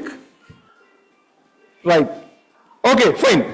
So, whatever be your industry, I will assure you the next 20-25 minutes how this immersive technology, or it could be in this case immersive simulation, can help you in your L&D. Is that okay? Right?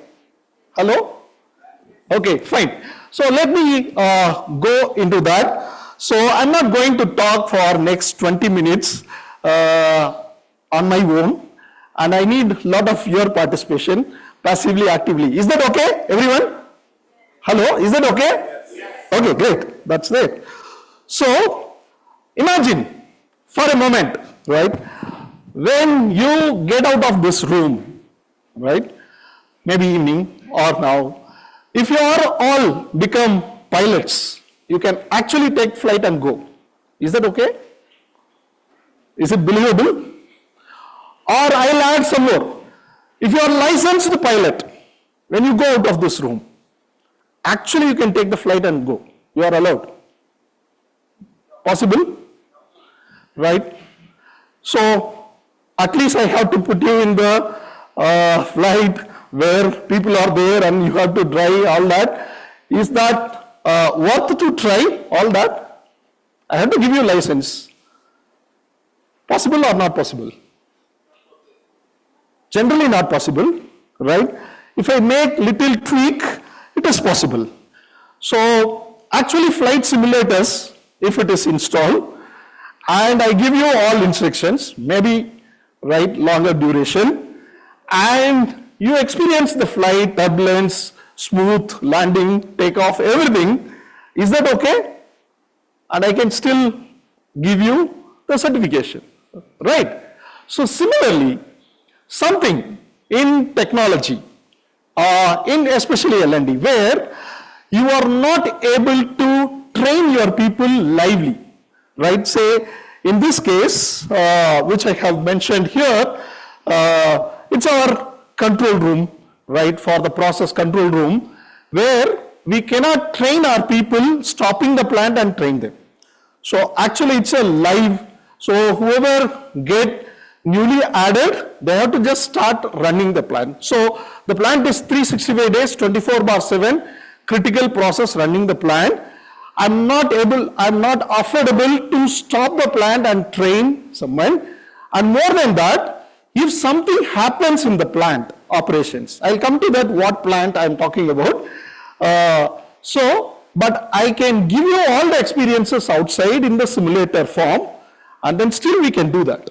So now coming to you, whatever be your critical or high stakes situations, it could be your problem solving or in your design or in your prototype, anything which you cannot make your people put into that and lively train, right? How many of you resonate with these situations in your industry, where you cannot show them this is not how to do, but you can replicate and show something else and very close to that, and then when they are put into the job, they will do assets, right? Is that okay? Right. So in the due course, you'll find out what is that in it from you. So my job here is, I'll just give a context of how we are using the immersive simulation in our industry, and then I'll give you an analogy that how this can be used with yours. Is that okay, all of you? Hello? Yes? Right. Okay. So, one more fact I would like to give. The immersive simulation accelerate results rather than the traditional training in 60% faster skill acquisition.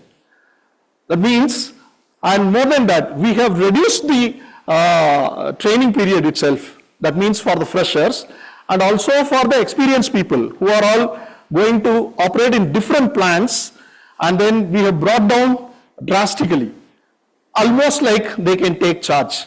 Earlier we used to, those are before simulation is there, whatever theoretical knowledge is given and given the scenario, case study is shown, but actually when they go and the plant get upset and their mind will be blown and it will lead to catastrophe also, right? So this faster skill acquisition help, the technology help to reduce that. And more than that, 30% fewer on the job errors.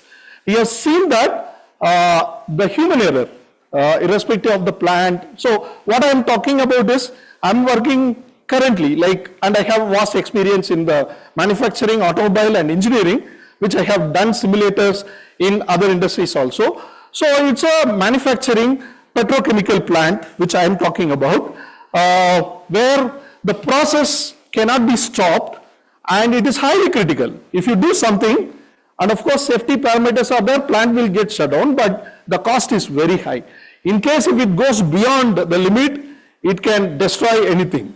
But the technology is there, the control system is all there, but how to make our people capable to get into that is the simulator comes in, right? You are getting the context, get into that. So,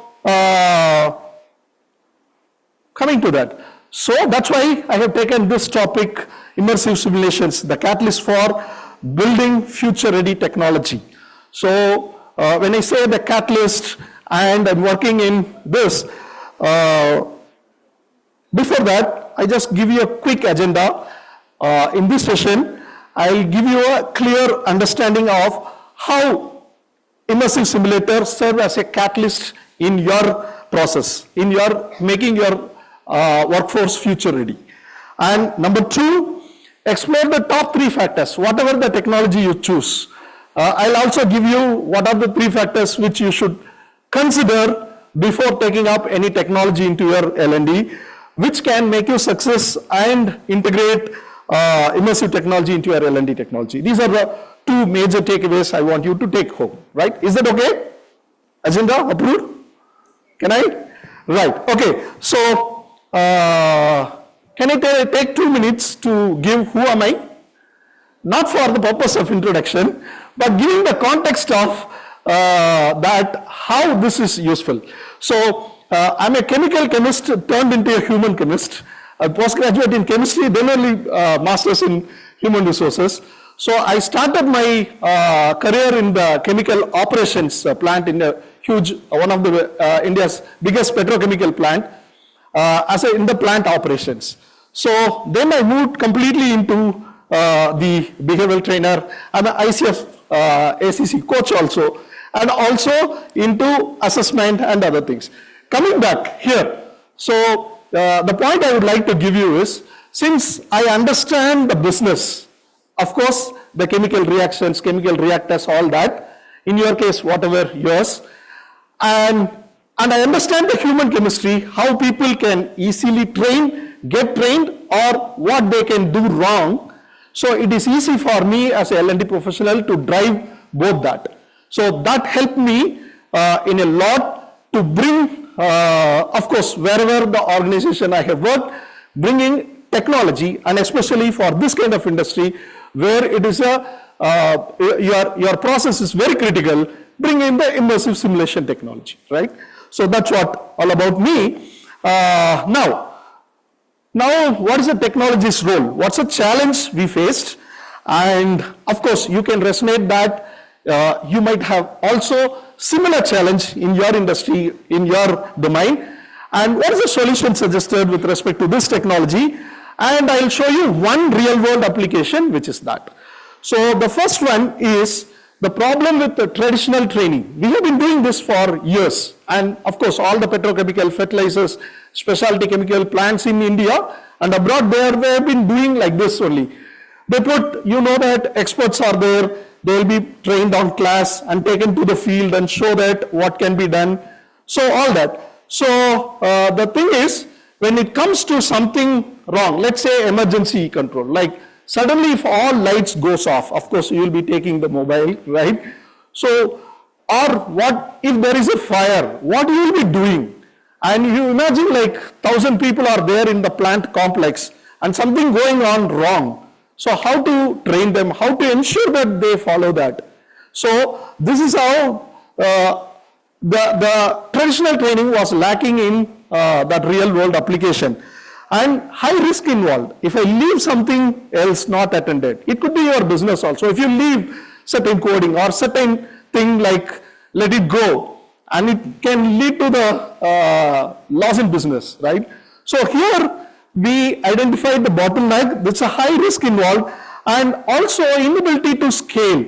So suddenly we want to recruit more number of people or deploy somewhere in other different plants, or I need someone, there is a mass resignation in certain area, so I need to deploy other people. Earlier, no, we have to be there, say for example, someone who is taking care of the central control room. It's like, you can imagine like a NASA control station kind of thing, right? So someone taking charge itself, it's the shift in charge will take that minimum 3 years he should have been there, not doing anything.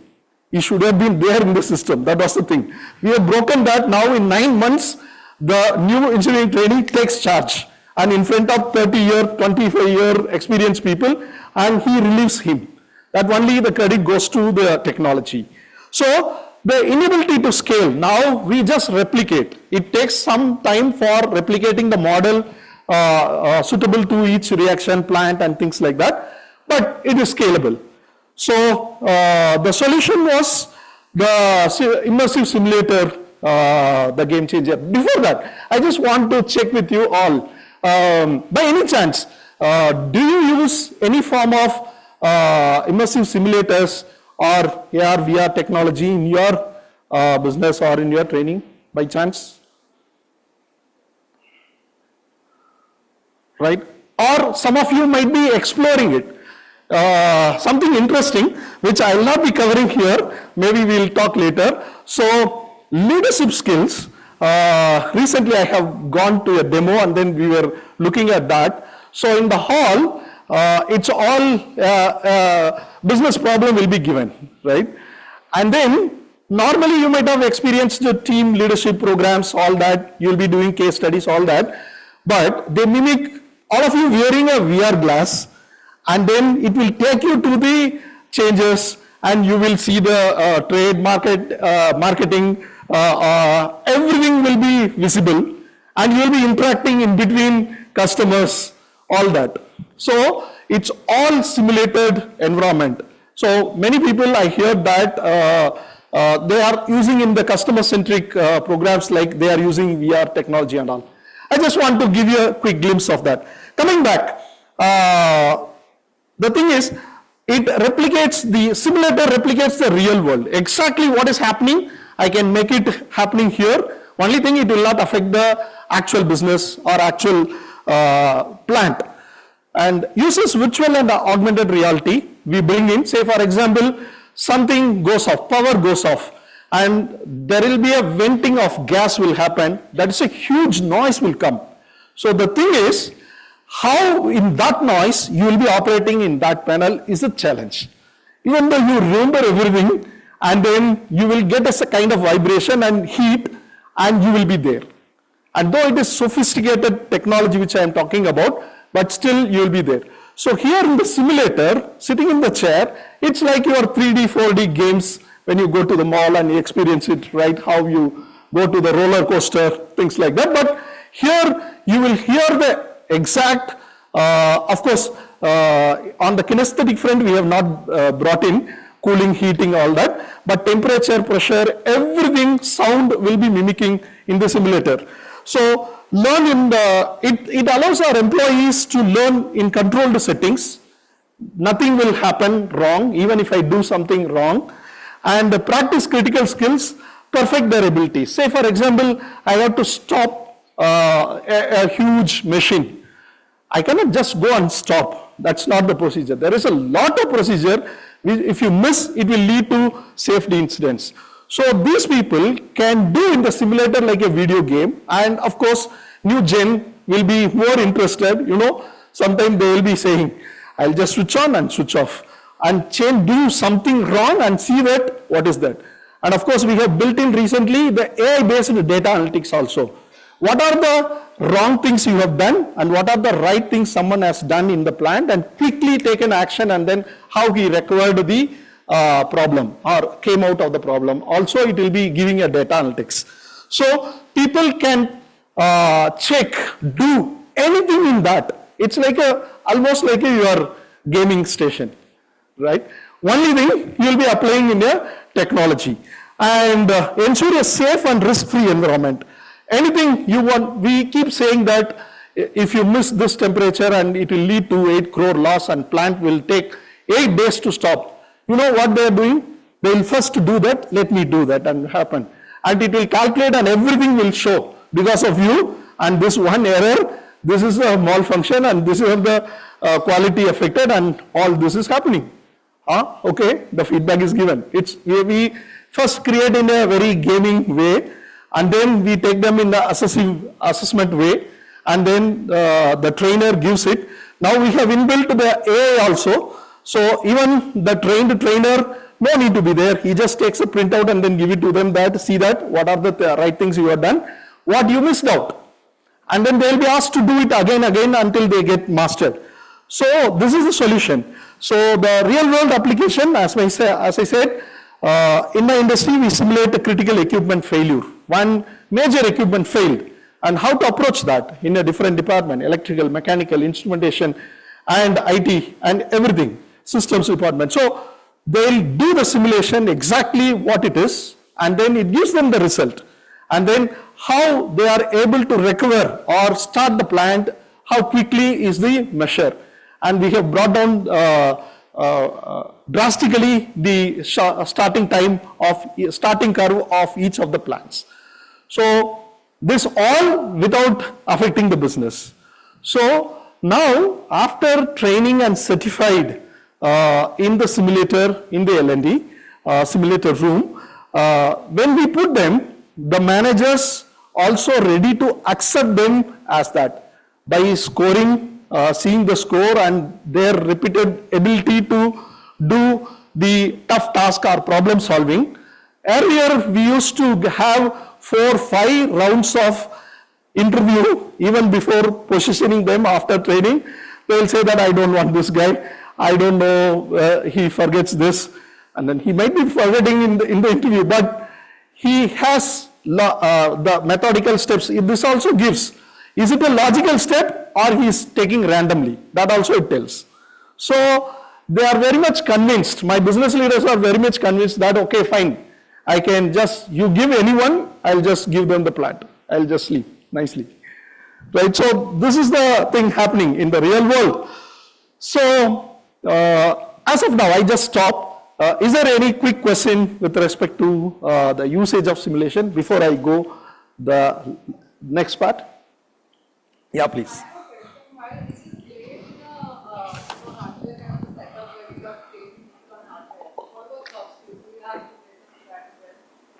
Okay, yeah, great question. Thank you, ma'am. So it is also possible. I told you, no, like how many of you have experienced the game called Chanakya, which is a famous in All India Institute of Management Science, like they do run the open. Are you aware? Some of you, right? And how many of you are aware that there are programs, team building, leadership, all that bringing in the form of simulation. So, and I have a good friend, Ryden also here, and who is experienced and specialist in doing that simulation for bringing, inducting and bringing the culture in your organization. Is it possible? By playing a game simulated game. It could be board game or it could be in the form of soft. You incorporate the culture factors or your values factors into them, and then you can ask them to mimic it. It is possible. And I have experienced at least couple of them, very good one, right? There are in the board form also, if you like everyone to be trained with board, it will be very interesting. And now with the help of Bluetooth and mobile, and they bring in with the technology also, and with VR also, it is there. Right? I can provide you more information later that. Yeah. Yes, yes, you only. We have something very similar here. And I completely agree with the simulation fact and the kind of interest that people have in them. So in our organization, we invented something which is a digital induction. Okay. When you actually get into the game and then you start constructing the entire building. So I'm from Inframarket. Inframarket is a one-stop solution to construction industry. So we have around roughly 21 businesses, different line of businesses under one roof. Okay. And it becomes very difficult for a new joinee to understand how each business functions and who's the business head and what do the, what do the businesses do exactly. Right. So we created a game, a complete gamified version of how an employee joins the organization. And by the end of 90 minutes, you need to create a building, and to create that infrastructure building, you got to achieve everything. So you can't just buy things, you got to earn it. Right. So each and every step you keep earning building material and then you create the infrastructure, and that's how. So yeah, I completely agree to what you're saying. Fantastic, fantastic. Can we give a big round of applause to both of them for adding a little more value for my, advocating for my thing, right? Thank you. Any other quick question? One more, if it is. Right, so let me take you to the next. So, taking the cue from both of you, the answer for all others who have not tried, right? The biggest challenge is finding the partner or solution is easy. Making your leaders believe in that and invest and showing is the biggest challenge, right? Do you agree with me? Anything new or any form of L&D initiative, getting the leadership buy-in is the biggest challenge, right? So, taking the cue from that, let me go to that. The first and foremost is identify critical skills to simulate. So, especially for simulation or any immersive technology, or if you are looking at a technology front, you should not go for any lower level skills or repeatability skills. Find out what are the skills which focus on high risk and high impact. If it is not done properly, and it leads to risk, right?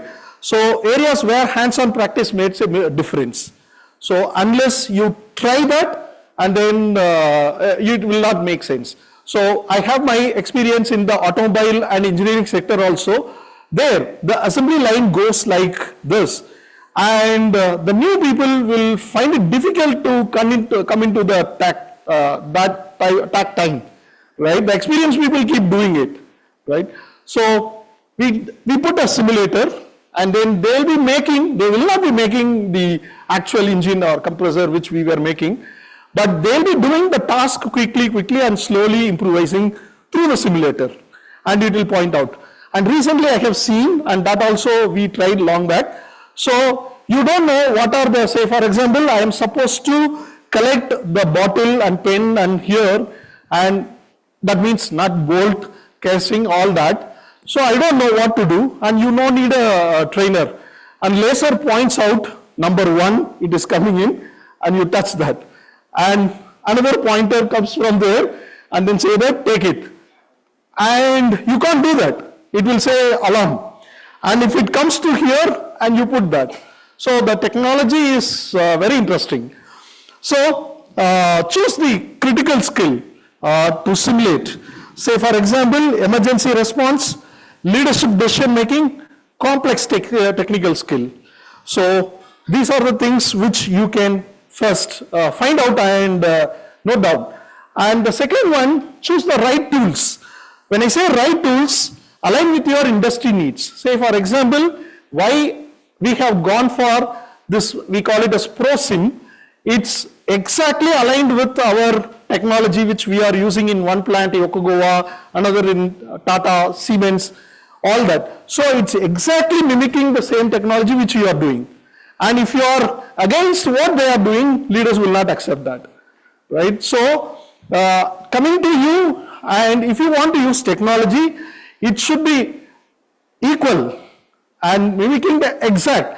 When you give that, people should be looking at, is that same or is it a model? Sometimes you go to the mobile showroom and then you don't know that the model is real or it's a just dupe, right? So you have to make in such a way and integrate seamlessly with your existing systems, whatever the technology or your LMS or your live, all that it has to sync.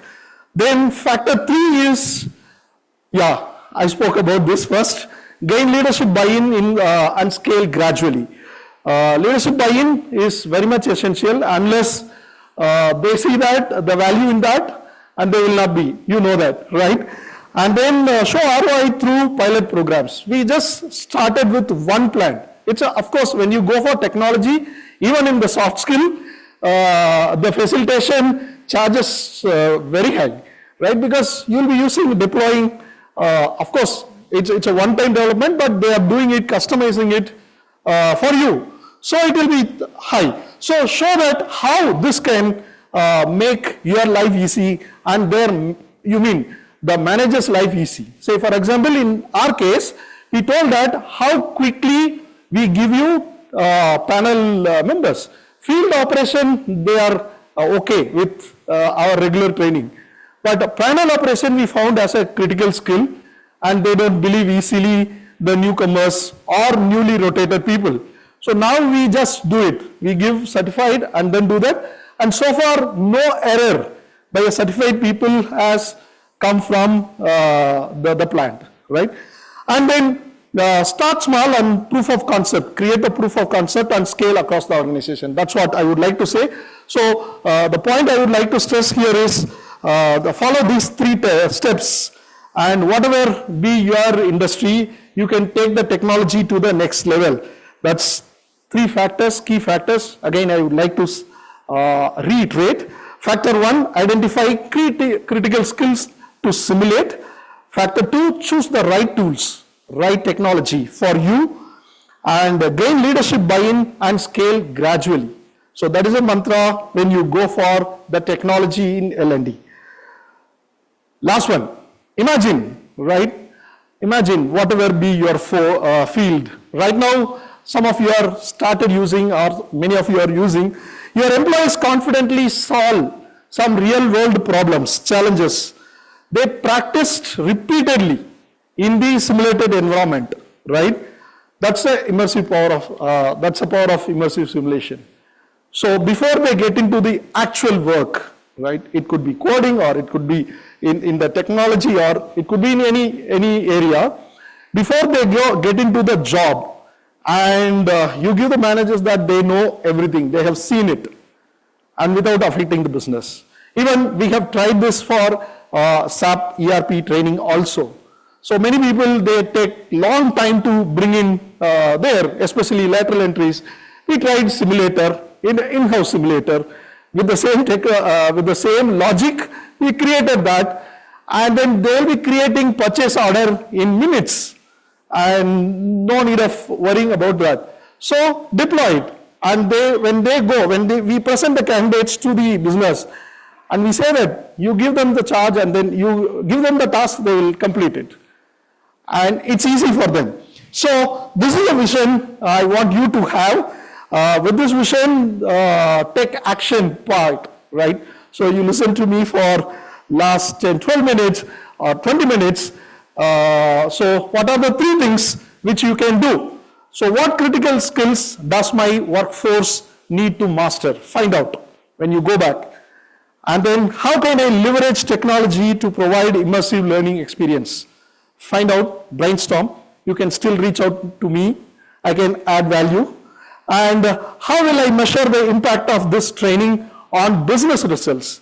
If these 3 things, if you are very clear, I'm sure whatever the initiative you are taking in terms of technology in your learning and development, it will be taking up to the next high level. So technology is not just a tool, it's a catalyst, right? I bring in the chemical element of me, like catalyst for building the future-ready workforce. So let's start building that future today. So even though I stopped the presentation exactly in another 3 seconds, so thank you for your attention, and then you can always connect with me, not only for this, anything if you feel like I'll be sharing, I can help you out, and I'll be learning from you also. Thank you very much. Thank you. I think the gentleman deserves a huge applause because it's never easy to start a session post-lunch. I think it goes with the name, you had the swag and you broke the ice and you delivered. So thank you so much for giving your time and presence. And to honor that, we have a small felicitation from our end. We request Ms. Sharon Verma, Director Events, BW Business World, to do the honors as we join hands for Mr. Rajnikant for all the insights shared right here. One more time, round of applause, please.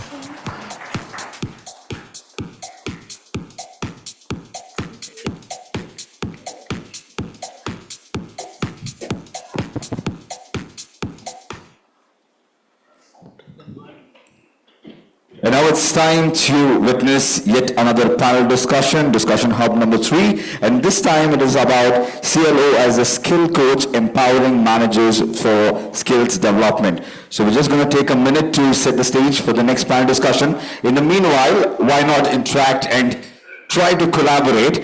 This entire 2-day conference is all about collaboration, networking, and of course, getting new perspectives and opportunities together. To put that into point, I have a small gig that's coming your way. It's called Pictogram Collaboration. Could we have my slides, please? So while they're setting the stage, if you can just look at the screen, it's very simple. When we have two different forces, when they combine together, you get a new opportunity, the stakeholders right here, and of course BW Business World when it comes together. Here there's 2 words, and when you put the 2 words, you get the 3rd word. Ear plus ring gives us, bean plus bag gives us, yeah, it's written there, so that's the demo slide. Now you have to guess what's coming up next. And I've got these slides on a particular genre basis because most of the leaders and speakers right here, we are all millennials, correct? There's been a lot of talk about millennials, Gen Z and Alpha, so this could be very relatable to all of us. Could we have person number 1, please? All right, that's fine, you will be able to see it. Yeah, you have to see only half of it. The first half. Guess this brand. A nostalgic one. Probably while we were growing up, we wanted to own this one, especially for the gentlemen in the house. Right, they should see the screen. Think about it. Yes. Harley Quinn, David Beckham and his son, Harley Davidson is the right answer. Round of applause. Yes, there we go. So now you know the gig, you know the game. Let's go on. Next. Which is this? Which brand is this? Who got that? You got to be a little louder. Here. Videocon, superb. Well done. Next. Center. Who can tell me the tagline of this? It was the most coolest tagline of that era. Laptop. Yes. The zing thing. A round of applause to the gentleman on the table right here. You got that. Next one. Guess the sport. Here. Projector. Blackjack. Got that right there. I need it. Rugby. I need it here. Super. Can we clap for all those who are giving the right answer? I need to operate. Next one, please. Put it. Okay, let's see if you can guess this brand. This is a little tricky one. Little high IQ. Fly, yes, you got that right. So there's a letter that is next to the fly. So that letter is what a fly is called in the language of Tamil, the oldest language in the world. So if you get to know that, then you will know the answer. What is a fly called in Tamil? E. Okay, now you know it. I've given half of it. Yes, eBay is the right answer. Round of applause.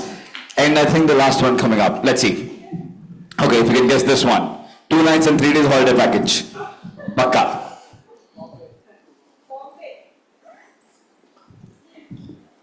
Think. Collaborate the 2 pictures and find the 3rd one. Bombay. What do you say, ma'am? Yeah, they got it. Almost there. Bombay, the movie poster Bombay, and all the dying scenes of SRK. So Bombay dying, round of applause there. And one last before I introduce the panelists, this one. Guess the movie. Let our creative juices flow.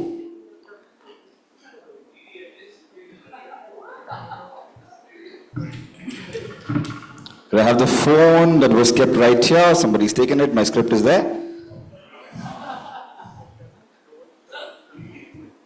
DDLJ, come on, keep giving the answers, please.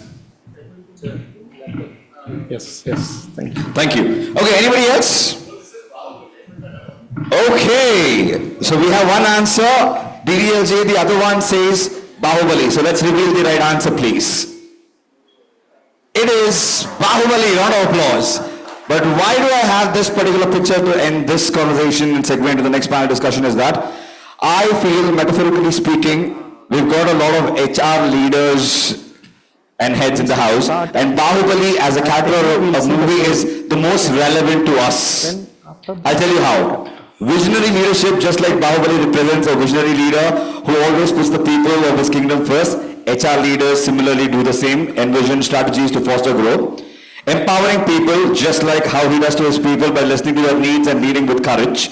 HR leaders play a crucial role in empowering employees. Do you agree? If you agree, I want for every point a cheer from your end. Yes or no? Yes. And third is strong decision making, just like both Bahubali and the HR leaders make decisions that can change the course of a community or organization.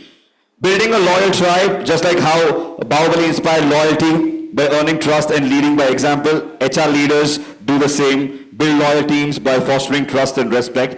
And fifth and the final point is battling challenges. Just like how Bahubali had to overcome a lot of challenges, even the HR leaders over in time, you have to overcome, getting the talent shortages, employee well-being, and adapting to change. Like how he went through a Katappa moment, HR leaders as well go through the Katappa moment, but you come victorious because that's what we do, right? So could we have a big cheer for all the HR leaders in the house and welcome back. And I take this opportunity to invite the next panelist. And it is CLO as a skill coach, empowering managers for skills development. And to moderate this, we're going to have the speaker back on stage again, our group CLO from Advance. We have Mr. Rajnikant Yu back on stage. Joining him is the Vice President L&D from Big Basket. Could we have Neelam Ahluwalia to please join us right here? Could we have a round of applause to Ms. Neelam Ahluwalia? We have the VP Human Capital, L&D, TM, and OD. We have Alka Rai from RCCM. I hope I got that right. You can correct me if I'm wrong. And Harish Kumar Subramanian, Assistant Vice President, Learning and Development, RR, Donnery, India. And we also have Associate Director, L&D at Myntra, Ms. Prachi Sharma in the house. We'll do a little better for this panel discussion to kickstart. A round of applause and over to the moderator, please.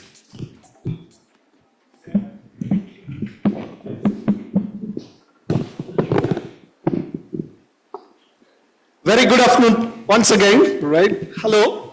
Right, so the first half I was more talking about technology. So I have brought a very different balance in this. So we'll be more talking about human side. Of course, without touching the technology, I can't leave the panel. So we'll be more focusing about the human touch in the learning and development. Of course, as you know, our topic is CLO as a skill coach, as a learning and development professional, as a skill coach, empowering managers for skills development. So here we are going to look at the significance and importance of bringing coaching in your organization and how it is helping. So I have a fantastic panel with me who has a lot of experience and of course powerful tips also for you to adapt that. And more than that, we are going to look at how technology can also help in your coaching journey, in your organization. And more than that, how you all and we all as L&D professionals can look at the coaching and other interventions. That's what. So to make it little more interesting, and that too after the post-lunch session, I would like to make it more interactive. Of course, throughout the session, my job is I'll be bringing the best out of them. Whatever they have, the expertise, I'll try to reach out them. But more than that, it's our agenda. I don't know about you. So what we'll be doing, we'll be using technology. We are going to keep interacting throughout with the panel, but through me. And sometime I'll give it open, and sometime mostly it will be through me. And then you can keep asking questions, and then we'll be answering. Is that okay? Right? We'll manage the flow of what we have in stock, and then we'll try to see that how it matches your needs. Are you ready? Hello, are you ready? So if you're ready, straight away, get your phone, mobile and smartphone, and then either scan the QR code if you are, or just type slido.com, and straight away, you don't need to log in and all. Just put 1799914. Just put the thing and keep it with you, and then you will be keep interacting with the panel continuously. So I hope all of you are able to log in. So if not, just get into the Chrome and then put slido.com 1799914. So, no, you see that, right? So you have skipped to the last session, so, right. So now you see that. You cannot see that one, right? So what is the most significant challenge managers face in becoming effective skill coaches, according to you? Just all of you give one particular challenge, right? I'll keep switching on the poll, and you keep seeing that lack of coaching skill, time constraint, resistant to adapting change, time constraint in their role, limited access to technology and tools, things like that, okay? Let's see what are the major challenges they have. So I'll be giving tough time to our panel members to see that how they can address. And of course, if not, they are there. Right. So I need every one of your answer, and of course, I can see who are all, but I'll not be putting it, but I want all the count to be here every time. Is that okay? Every time? Yeah. So the first 46% resistance to adopting a coaching mindset. We have brilliant initiatives and tips are there. And let's see, still more. Lack of coaching skills coming in the second 23%, time constraint in their role to take up the coaching and coaching programs and all that. Limited access to technology and tools. So we'll be broadly covering all these 4 areas. So before I move to the panel and look at your mobile now, so this will be there throughout. You keep posting any number of questions, make it simple and precise, and so that it keeps coming, and then while the flow is there, I'll get you that. So what is your one question to the panel with respect to this framework, today's framework, empowering managers to become great coaches? So it's over to you. So before the question comes, I have a set of questions also. And of course, I'll try to see that balance. Most of the questions comes from them. And then, so I'll be taking you beyond the syllabus or framework. Right.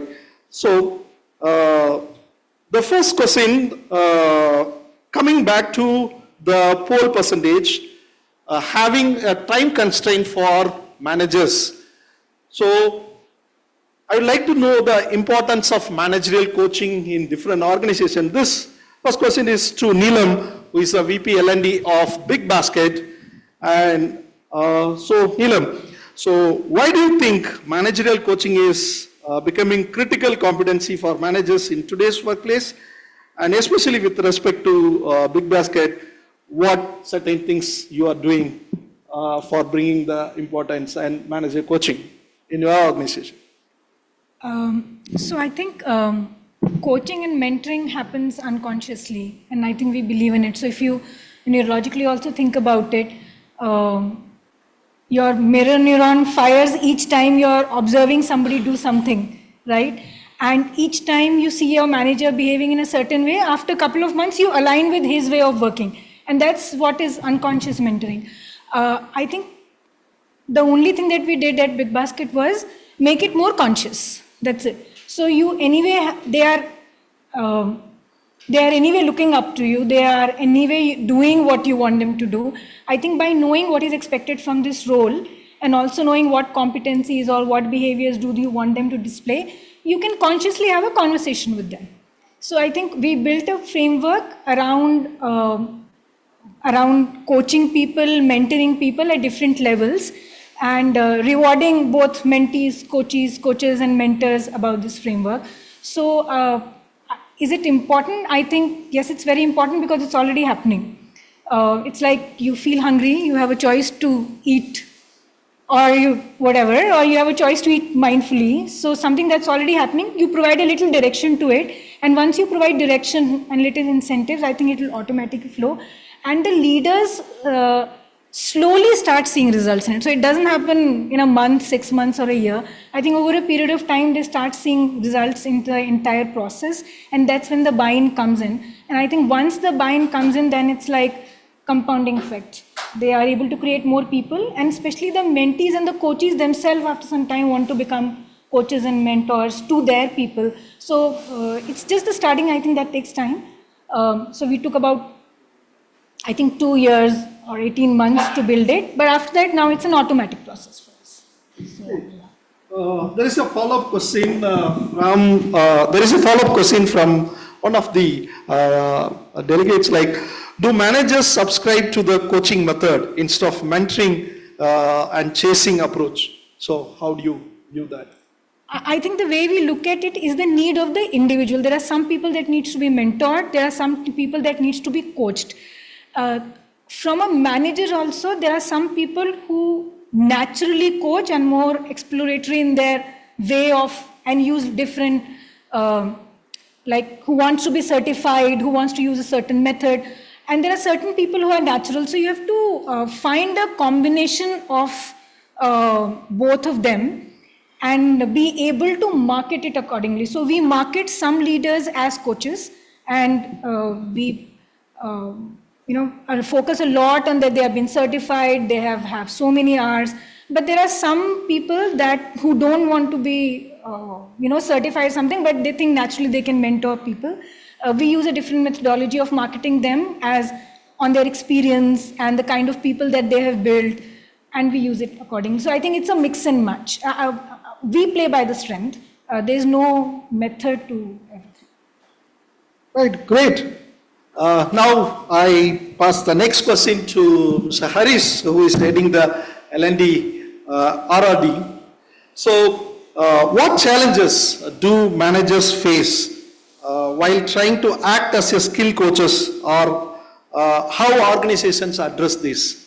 So adding to that, there is one same way from the audience, there is one question. How do we empower managers to become great coaches without them turning into a motivational meme machines?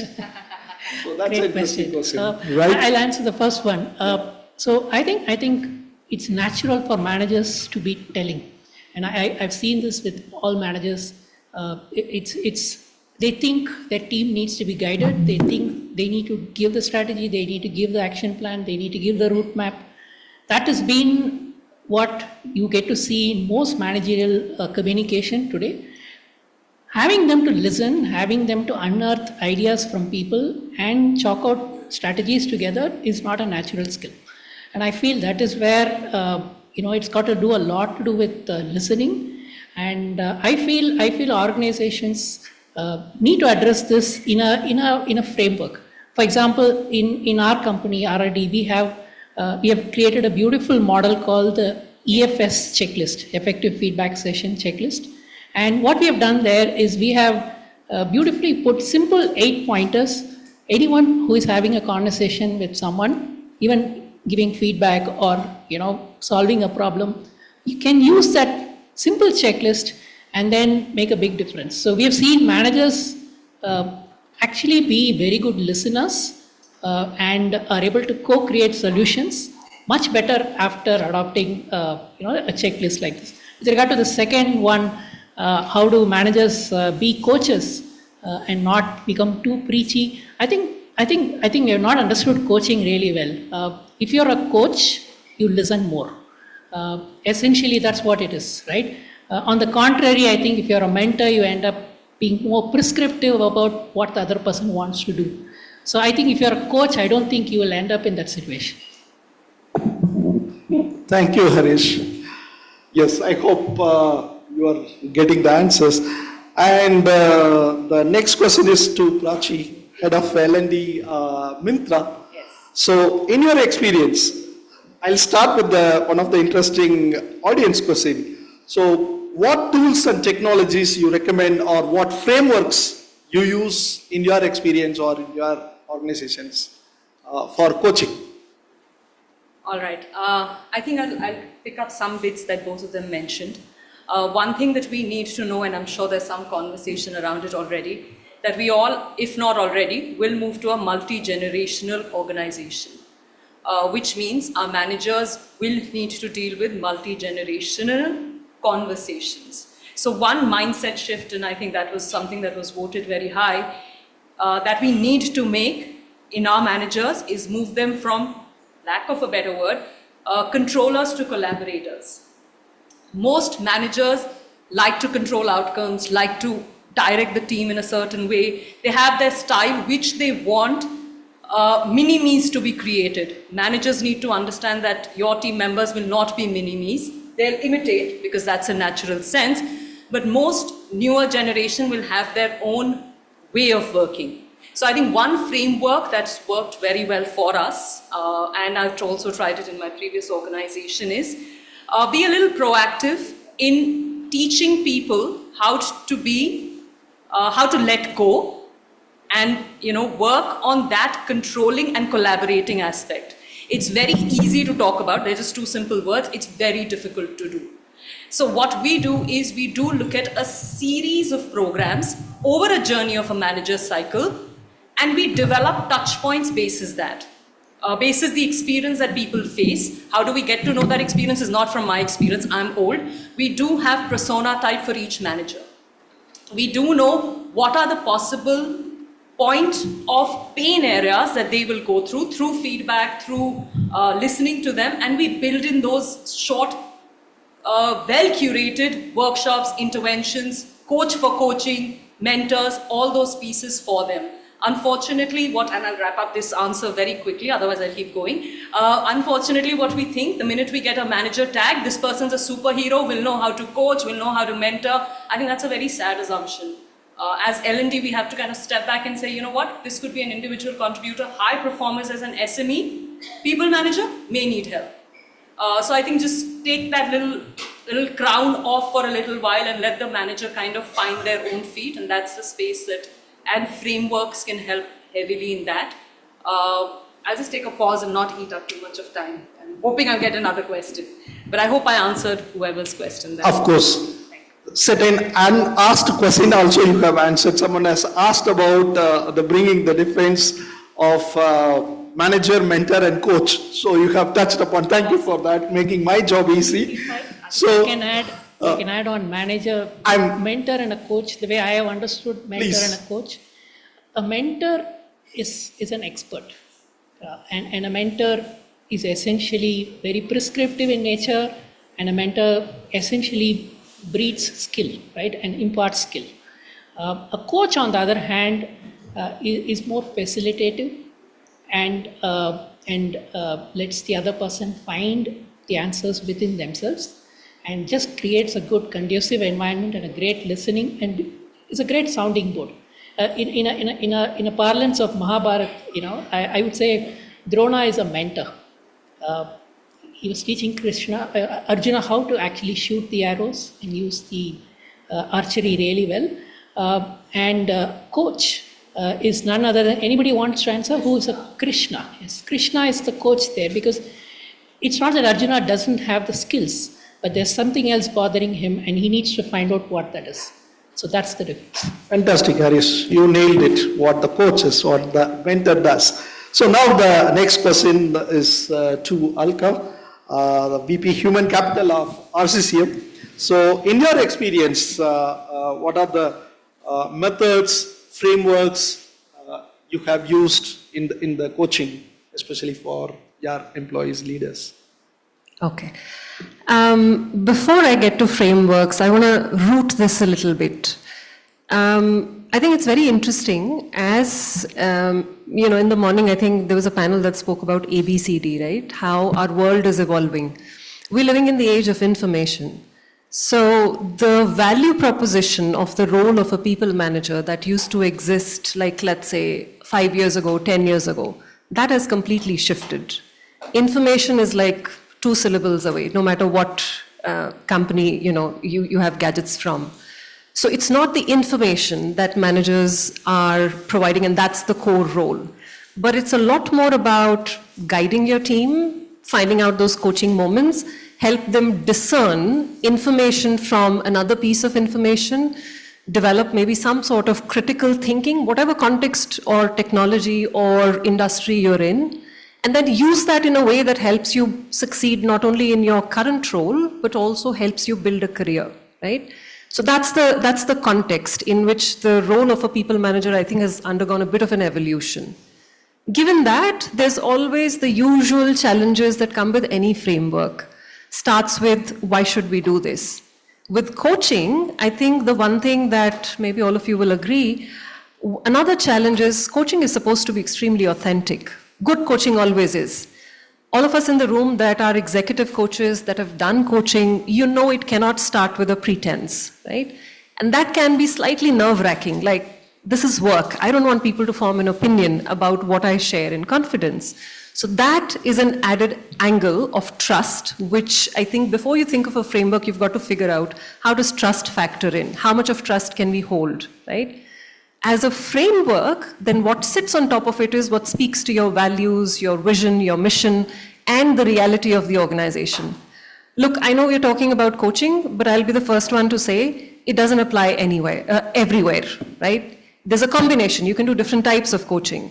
Some coaching needs to be directive, right? If you're working in compliance, legal, it needs to be directive. Some coaching needs to be exploratory, especially when you're thinking about building talent. You're thinking about evolving somebody from their current role to a future role, right? And some coaching has to be situation focused. Now you get to decide what combination of this works for people managers in your organization. And I think that's the sort of framework I've always ended up creating. Keeping all of these things in mind, and you always want to soundboard. I like when Rajnikant was talking about, how to build buy-in, about, a new technology that you're using. One of the points was you want to ensure that you do a pilot and then you scale it. It's such a foolproof way, works in so many different levels, right? Try it out, build sponsorship, and then decide. Honestly, the framework doesn't matter. People need to believe in what you're doing and see the value in it. So that matters. So I think that's the long answer to your short question. Fantastic, Alka. You have brought in the exploratory kind of coaching to the very specific competency-based coaching. So that made me to, before I come to you, right, made me to pull out one more interesting question from the audience.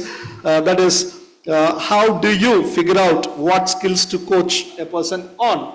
So me as an ICF ACC coach, I will take up this question and then pass it to you, right? With the liberty and with your assist. So we do have managers as coaches program. We have been running for a long time. But when we try to find the impact of that, people are not able to, we were not able to bring in.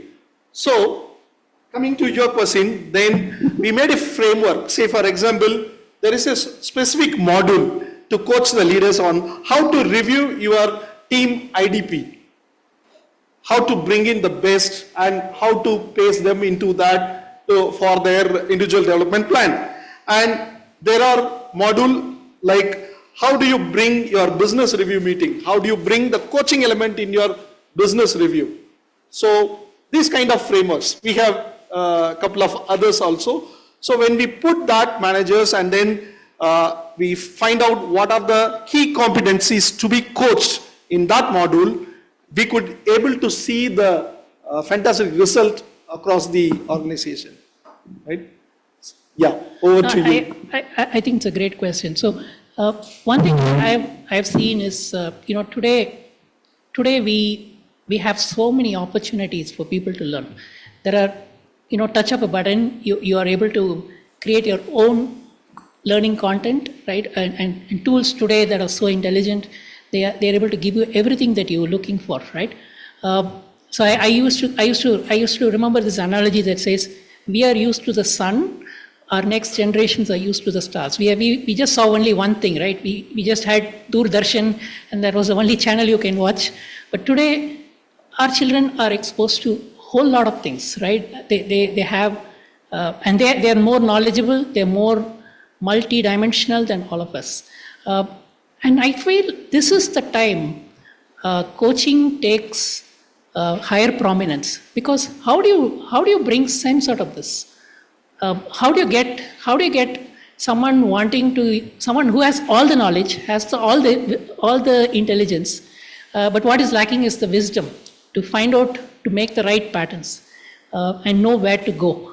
And the question is, what skill should I learn? It's the other way around, right? What do you want to go? Where do you want to go? What is your goal? What is your dream? What are you passionate about? And then, and I think the role of a coach is more relevant today in the AI age than ever before, because answers are everywhere. It is just the lack of questions, is what I feel. Fantastic. Thank you, Harish. And I have a co-panelist from the team, and it's a suggestion, it's a not question. So I take that as a panel point. So coaching is about people and the person. It's not about the problem issue occurred. Yes, you are empowering the managers to handle the problem. That's what all the coaching is, thanks to the added panelists and thanks to technology. Right, so now, when I was talking about technology and other things, let me move our needle towards leveraging the technology in our AI and everything in coaching. So Harris is experimenting a lot of AI bots and tools and platforms in this organization. I just want to pose this question to you. So how can AI or any technology can be used or to personalize coaching in the organization?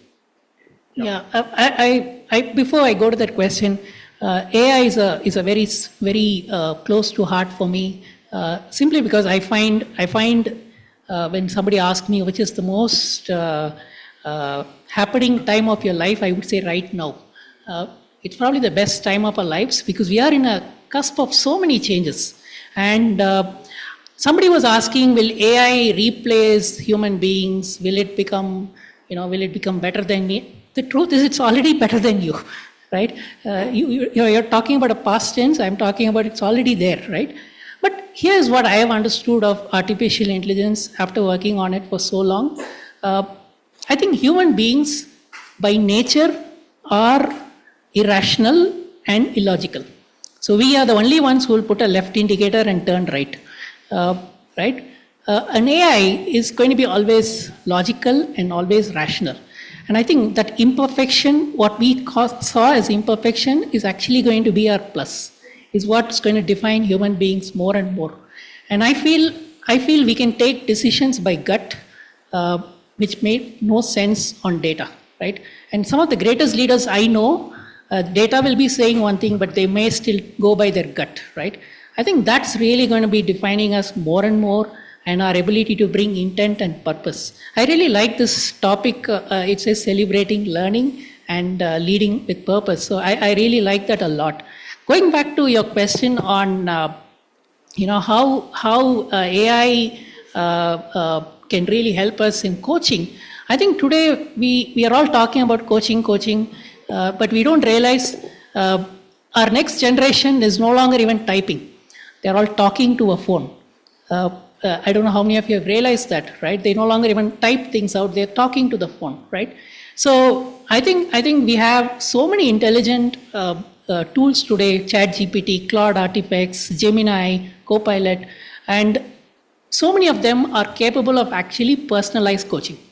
It is unbelievable to what level of personalization it can do. The more you talk to it, the more it understands, and the more it brings context, right? If you don't mind, I can actually show a live demo.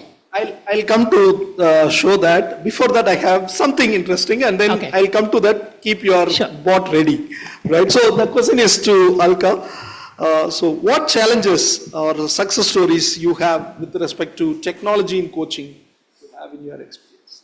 Okay. Don't hate me for this, Harish, but I'm going to, at the risk of sounding a little out of sync with the times, I think we've, at least in my experience, we've seen value in both.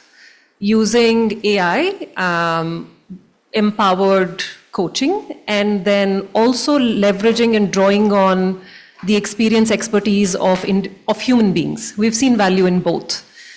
How it becomes slightly different is anything which is more scale, I think AI does a fantastic job. You've got a list of skills. You want everyone to at least know or have a view of how those skills, what those skills look like in practice as a coach. I think AI works fantastically well. When you're talking about senior leadership or when you're talking about your talent pipeline, I think in those scenarios, having somebody very, very tailor fit to that individual makes a lot more impact, right? And I'm not saying that it doesn't work. I'm just saying that we've seen a lot of success with human beings, the outdated human beings, just making an impact in terms of coaches. Being able to, whether you're in the same, business unit, whether maybe you come from the same background, maybe your, some of those psychometric tests show very similar predilections in terms of the kind of leader you are, right? So all of those, I think, in the long run kind of play a role. So in that sense, we've seen success with both. Some challenges, I don't think it'll be new for anyone in this room. I think not starting with the why is the biggest challenge. I wouldn't ask what to coach on. I would probably ask, why do you want to coach? It's difficult, it's honest, it's authentic, so it's uncomfortable. So why do you want to put people through it, right? Start with that.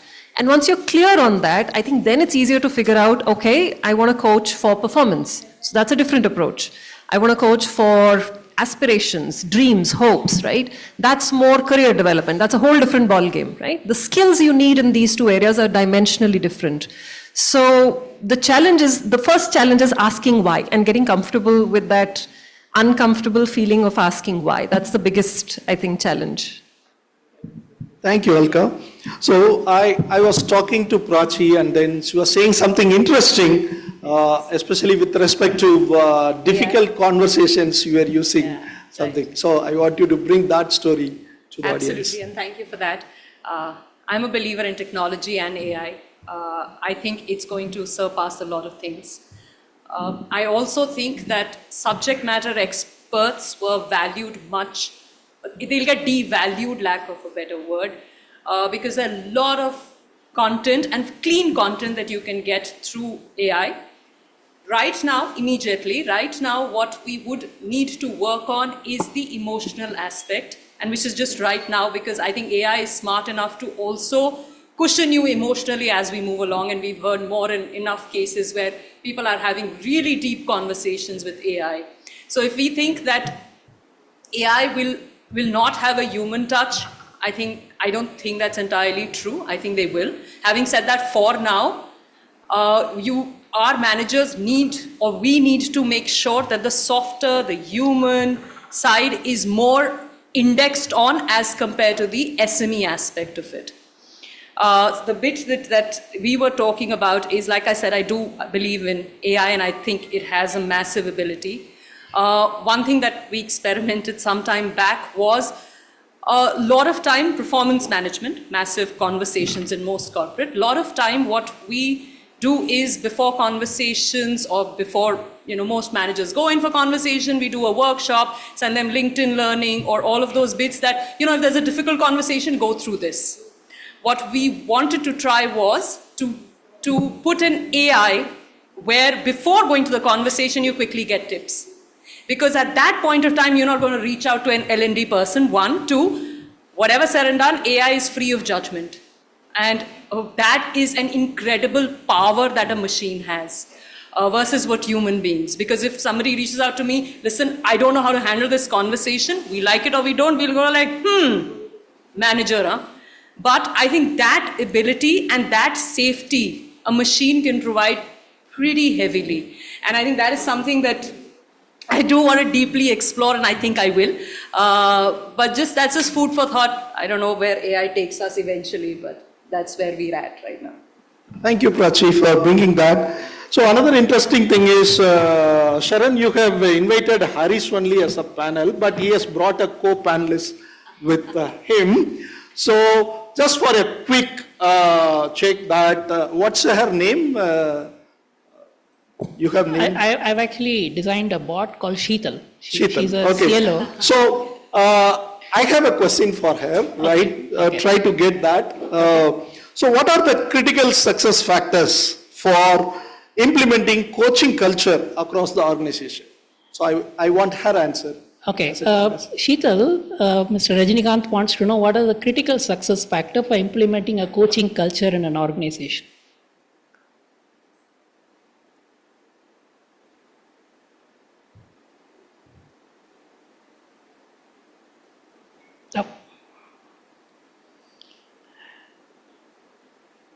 Sheetal, I have a question for you.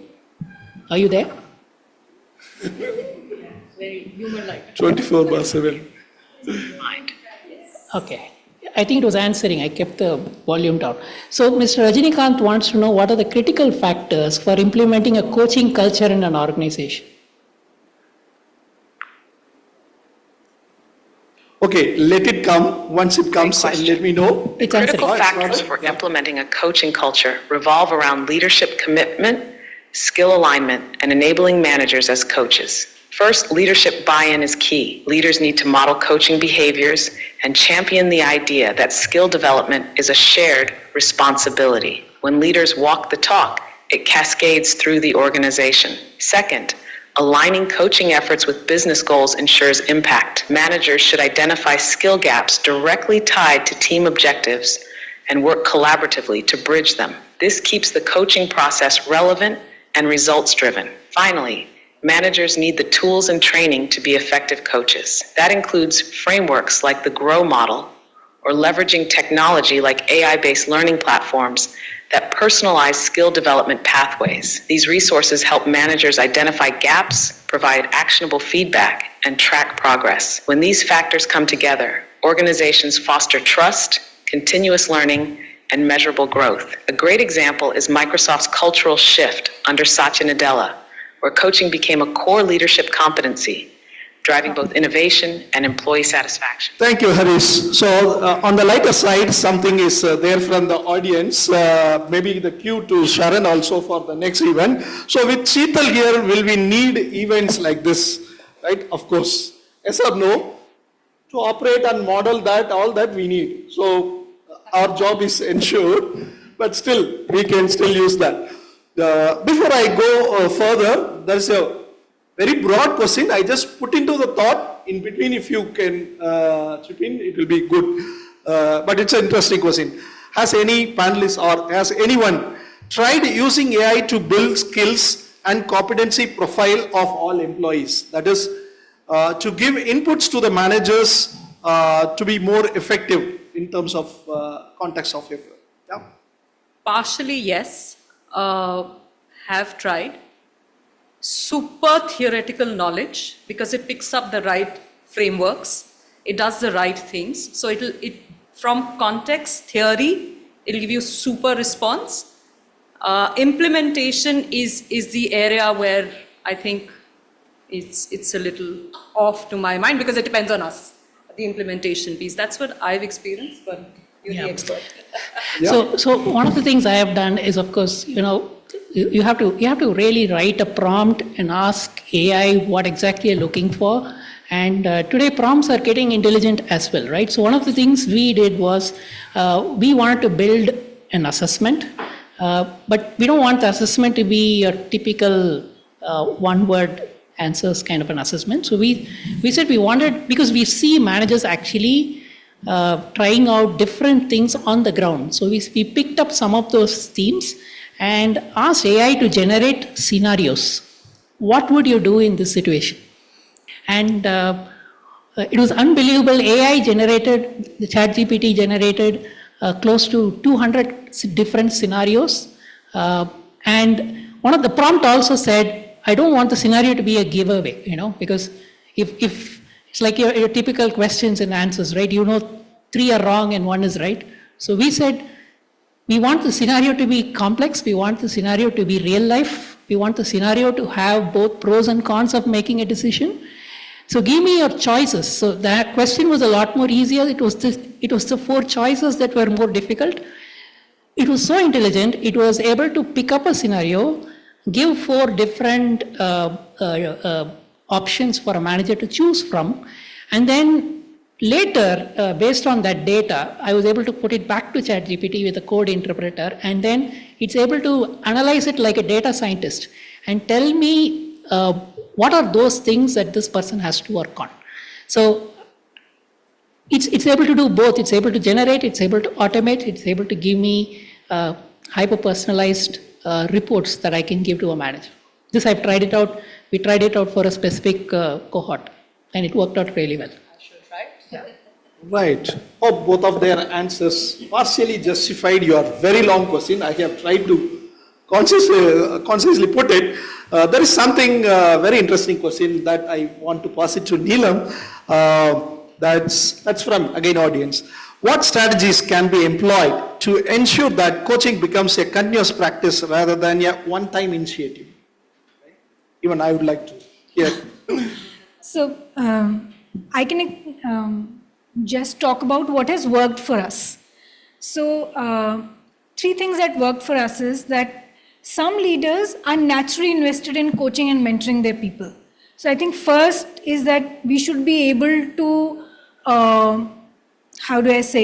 we should be able to use them or deploy them for the initial push or the pull that you want to do, because coaching and mentoring is difficult to build, right? And hence when you initially bring first of all, there has to be a program. You have to have one. So when they say rather than a one-time initiative, to start with, I think you need to have one initiative. So we had 2. One was called Drona, which was about mentoring, and as Harish said, more of your Dronacharyas, and hence it was called Drona. The second was called Leaders as Coaches, which was more like Krishna. So we did build a platform for it.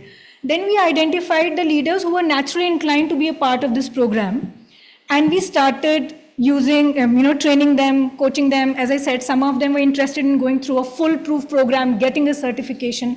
Some of them were only interested in knowing a little bit, and we signed up with a very, very, elegant, nice, good partners for us from Chennai. And they helped us build a pool of mentors and coaches. So once we had the initiative, we had the people who were interested, so we didn't push anybody. It was completely a pull approach. But then we used them as our brand ambassadors. So we marketed the entire thing. We put it on our platform saying that the coaches are available, these are the competencies, this is what they bring to the table. If you have anything, then you can block their calendars. Some were available on Wednesdays, Thursdays, so it was all available. We also built it a little bit of counseling. So we tied up with an organization called Mitra. And so all the 3 programs were pushed together, saying that if you want it very personal, it's related to family or someone, then you can go through Mitra. Otherwise, you can go through Drona or Leaders as Coaches. I think after that, it is about spreading the word and people seeing the results. Once they started seeing the results, that is when it picks in. Slowly and slowly. So I think for strategies that work for us is one, use a pull approach to start with at least. Then definitely have an initiative. It can't work without a framework. If you can't measure it, you can't manage it. It has to be measurable. I know coaching is confidential, but some outcomes needs to be there. We also used a lot of outside coaches and mentors because that builds in more credibility and the profile is richer. And at times you need people from outside also to have a different perspective. And the last is people who are either coaches, mentors, and the mentees and the coaches should act as your brand ambassador. So as I said, for us, after a couple of months or years, there were coaches and mentees who came saying that, can I also get certified? And can I coach or mentor people below me? So I think that really worked for us. Right now, it's a full-time program. As we say, we have a dedicated team that runs it. We have a pool of about 50 mentors and about 25 to 30 coaches. This program is sought after in Big Basket, which means we have people who have applied for it, and there are cohorts happening with Tata coming in. We have more visibility, and we have more places wherein people can go and get certified and all of that. But that's what worked for us. Fantastic, Neelam. At least one thing which I picked up, I'm coming to that. One thing I picked up is Dhruv, something very interesting. So I like to pick up Dronacharya, like your program is on Drona, right? So I like to pick up little more cues in the tea break, coffee break. All others can join with me if you wish, right? So yeah, I'll come. A couple of ways that we've seen coaching and mentoring, be successful in one of my past organizations is one, there was a very specific problem we wanted to solve, which typically happens if you have a global legacy organization, which is there's inherent ways that people navigate the org. There's always some context that you need to know, especially if you're a new joiner. So one of the things that we did was we created an internal platform which connected old timers with the new joiners, right? And there's certain guardrails that we kept in terms of job levels, experience type, industry, etc. But that became a very successful initiative simply because it addressed somewhat of an OD issue, where implications are not immediately apparent, but you may see a pattern where you see new joiners or new leaders are not assimilating very quickly or very well, or maybe there's attrition there, right? So that was one. The second thing that we did on scale was use a combination of AI-driven fundamentals, which is what is coaching, what's the context, what kind of a working partnership does coaching bring, and what are the different types of it, but then speak specifically in the context of performance and talk about, okay, so if you have somebody who's more of an SME than you are as a manager, but you need to coach this individual, what do you do in this scenario? How do you go about it, right? Simple scenarios like that, which became more practical, and then we were able to see a significant markup after running a couple of, the program a couple of times in our effectiveness surveys for people managers, run org-wide, right? So I agree, metrics are important, but different ways to kind of bring it to life, depending on the problem you're solving for. Thank you, Alka, for adding that element. So I'm coming to the final piece of information. That's when we looked at the poll, the 51% was resistance to adopting a coaching mindset. So how, as L&D professionals, what can they do, right? So this is a one common question. It's to all. It's a kind of rapid fire. I want you to answer in max 2 lines or 3 lines. Right? What is your key formula, or what's your success formula, or what are the top 3 key strategies, whatever way you take it? Yeah. Mainly to address L&D professionals, how they can empower their managers become great coaches, in your experience. Right. So I think creating safe space, safety to fail and rebound, creating relatively low judgment environment is something that works for creating coaches.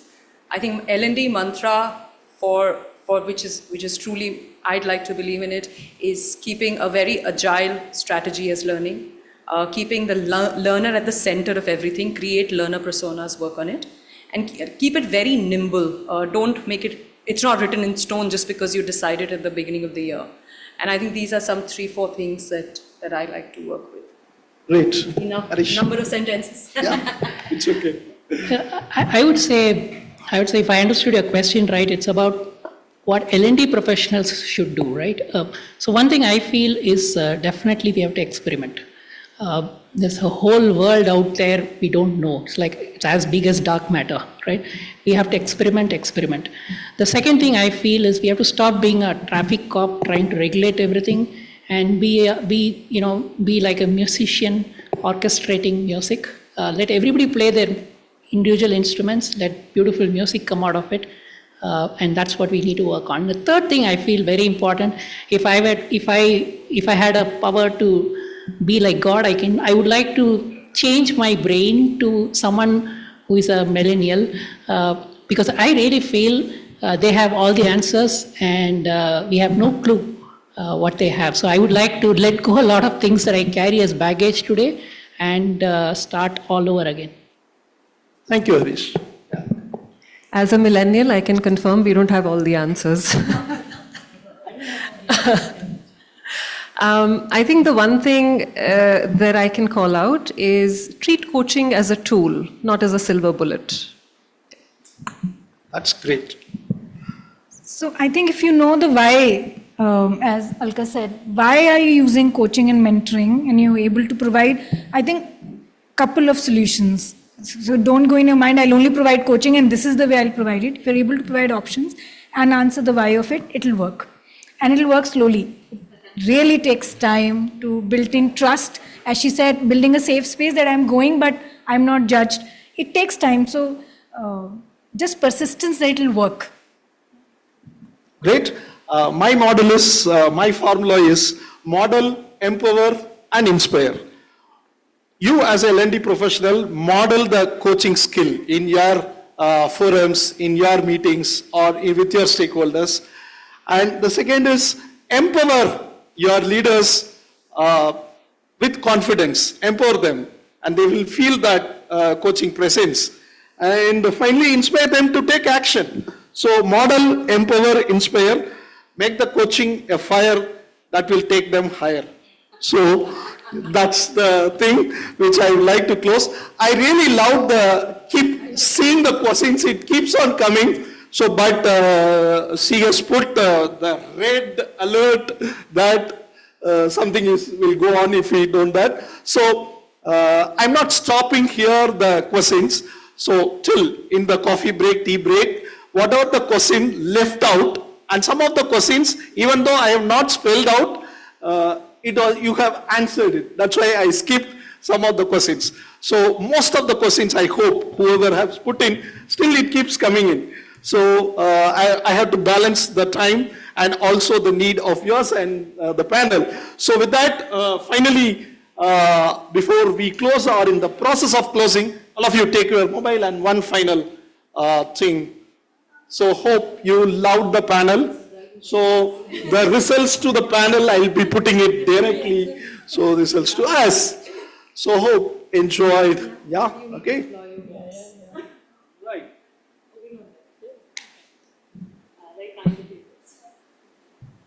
Can I ask a controversial question here? I just want, because you might be relevant to people here. Yes. My time is over. Sure, we'll love some controversy, we'll add some flavor to the day. Let's go on, ma'am. So, most of us are from the HR domain, most of us are from L&D here. But how many of us in the organization have coaching as a skill imparted to its employees? As a full-fledged training, as a full-fledged certificate program? Can we see some raise of hands? See? No, but look at this. While you out there might be people who are experts. Secondly, my second question is, I personally, while you spoke very highly of the AI bot, I personally see this as something like e-learning courses. 80% of the e-learning courses never get completed. So AI bot is as good as how the person who's receiving the answers from the AI bot is able to execute them. So I personally feel that AI bots can never replace humans.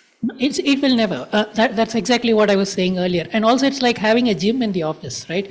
Nobody uses the gym. So you can buy ChatGPT license to everyone, nobody uses it. And that's why I feel models like coaching are a lot more critical now. Somebody has to channelize I feel that it has to become as part of organization culture more than just the technology part of it.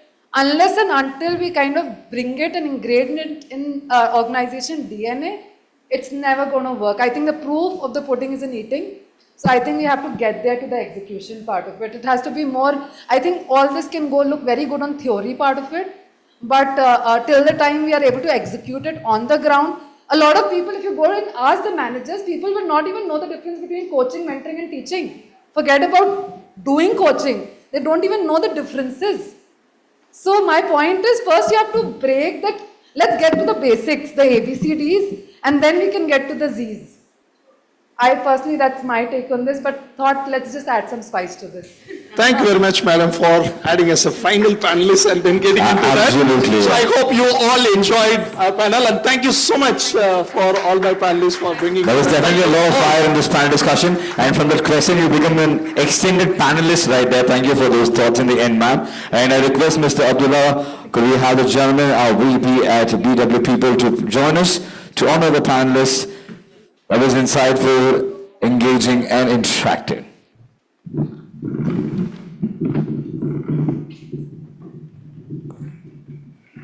One more time, could we have all of you join hands?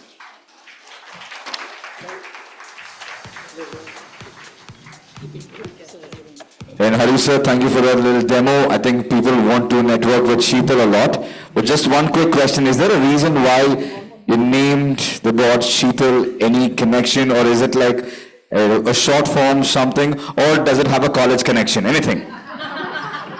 You're the one who talked about Bahubali, right? And why did Katappa kill Bahubali? I leave it closed loop so that it's a lot more fun in that. All right, so part 2, probably next year we'll get to know the answer. But once again, thank you so much for all the flavors that were added in. Let's hear it for the panelists and the moderator one more time.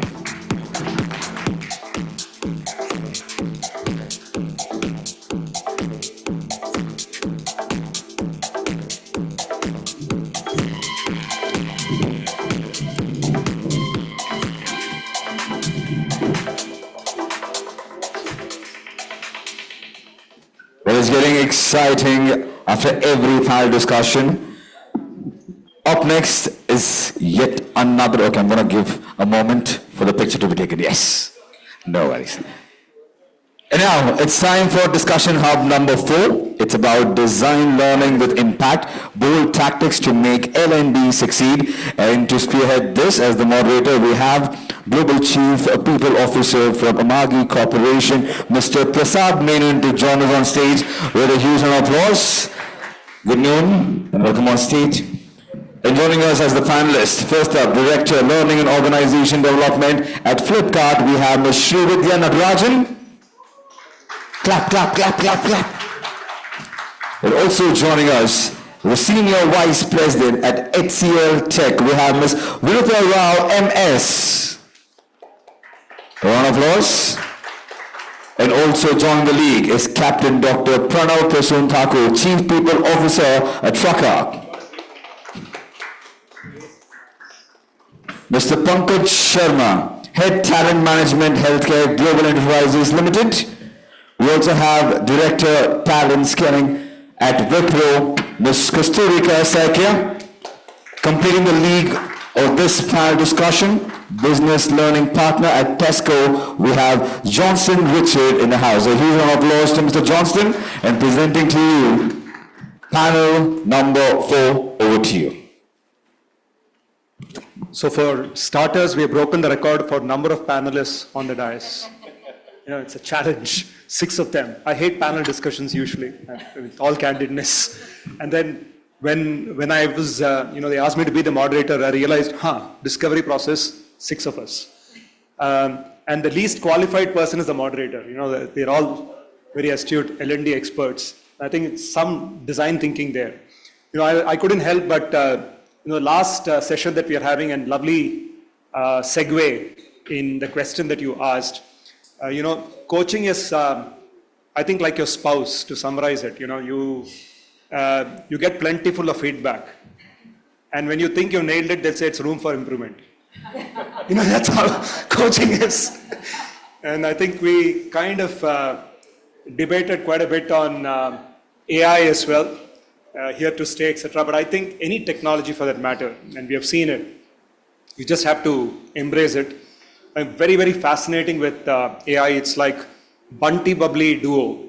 Your AI is your brain, and you bring the curiosity, right? And in combination with both, you are able to actually do some extraordinary stuff together. So to a very fascinating world that we've just gotten into and we're going to transform into. So with that, I'll start, please. I didn't realize, I didn't realize that, formalities have to be maintained, but, I think the topic that first caught me was bold. In a way, if you see just post-pandemic, a lot of things have really shifted. The human psychology has shifted, the attention span has shifted. Like we just talked about, technology is seeing an unprecedented change. Societies have become shabbier, and we are living in a very, very interesting, wacky, confusing world, if I can say. And I think learning and direction, it's no more about trying to keep pace with technology.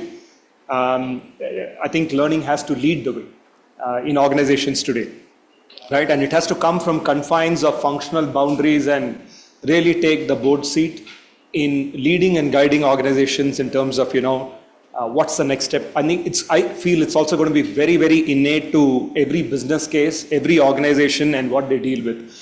I think we can collectively share thoughts and experiences, but I think the answer lies really in what you do, where you do, how you do, and for what you're all coming together to do it. So without ado, the way we are going to break this down is, we thought we will take about 3 questions that we will source all your thoughts. There is collective wisdom in this group.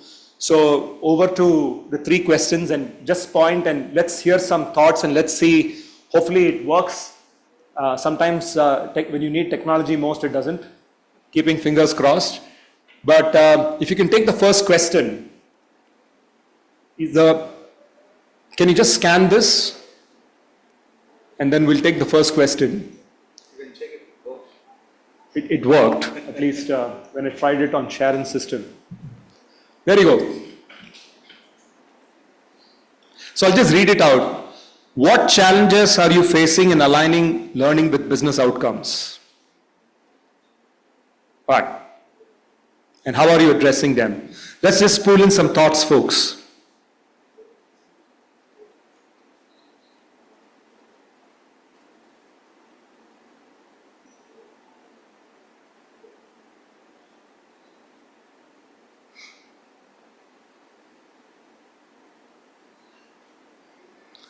I'm also waiting for it to reveal.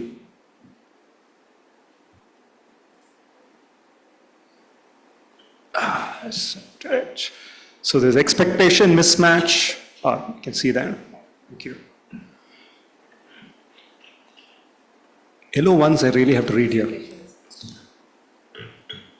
Business buy-in, very common, very pertinent problems.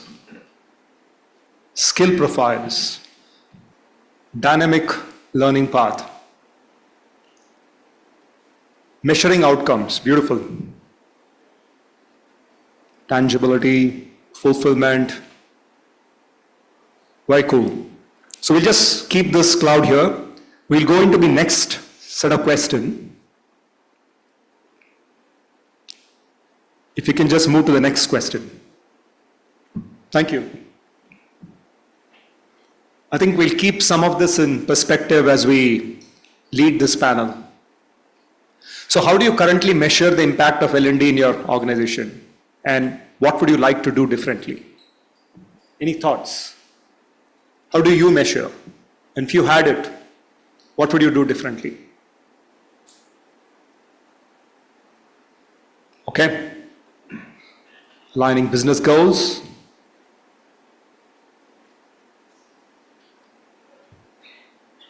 Well, that's the ultimate thing for any measure, right? How do you really align to your business goals? Okay. We'll go in any segue, otherwise we'll go into the last question. There we come. Measure proficiency shift. Nice. Internal promotions.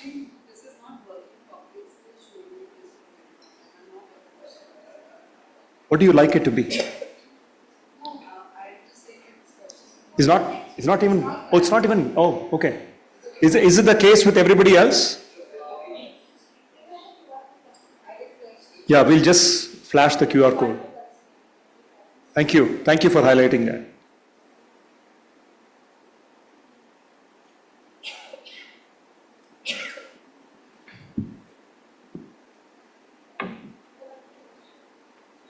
Okay. Is it functioning now? Oh. There you go.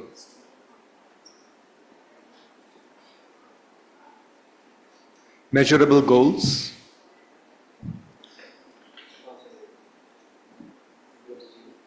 All right. We'll take a third one. Yeah, there's some more coming in. Need for automation.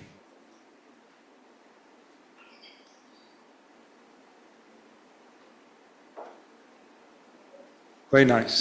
Behavioral shift. Time constraint. Okay. One last question and we'll pull in some thoughts.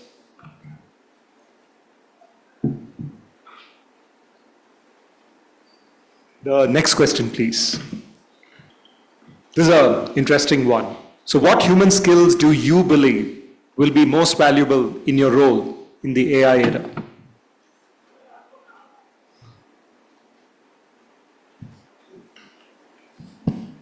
Nice, beautiful. Empathy. That's a curiosity. All right, I think my request to the panelists is to keep some of these perspectives in view. Pankaj, the just-in-time panelists, the hot seat there. So I was also sharing with my panelists is everybody is going to take one question and we'll cover actually some of those thoughts out here. And then we have a quick fire question. And we managed to catch up about 5 minutes before this panel. And then we are all saying that what's the question that we could use to roast Pankaj who's late? So, Pankaj will be kind to you hopefully.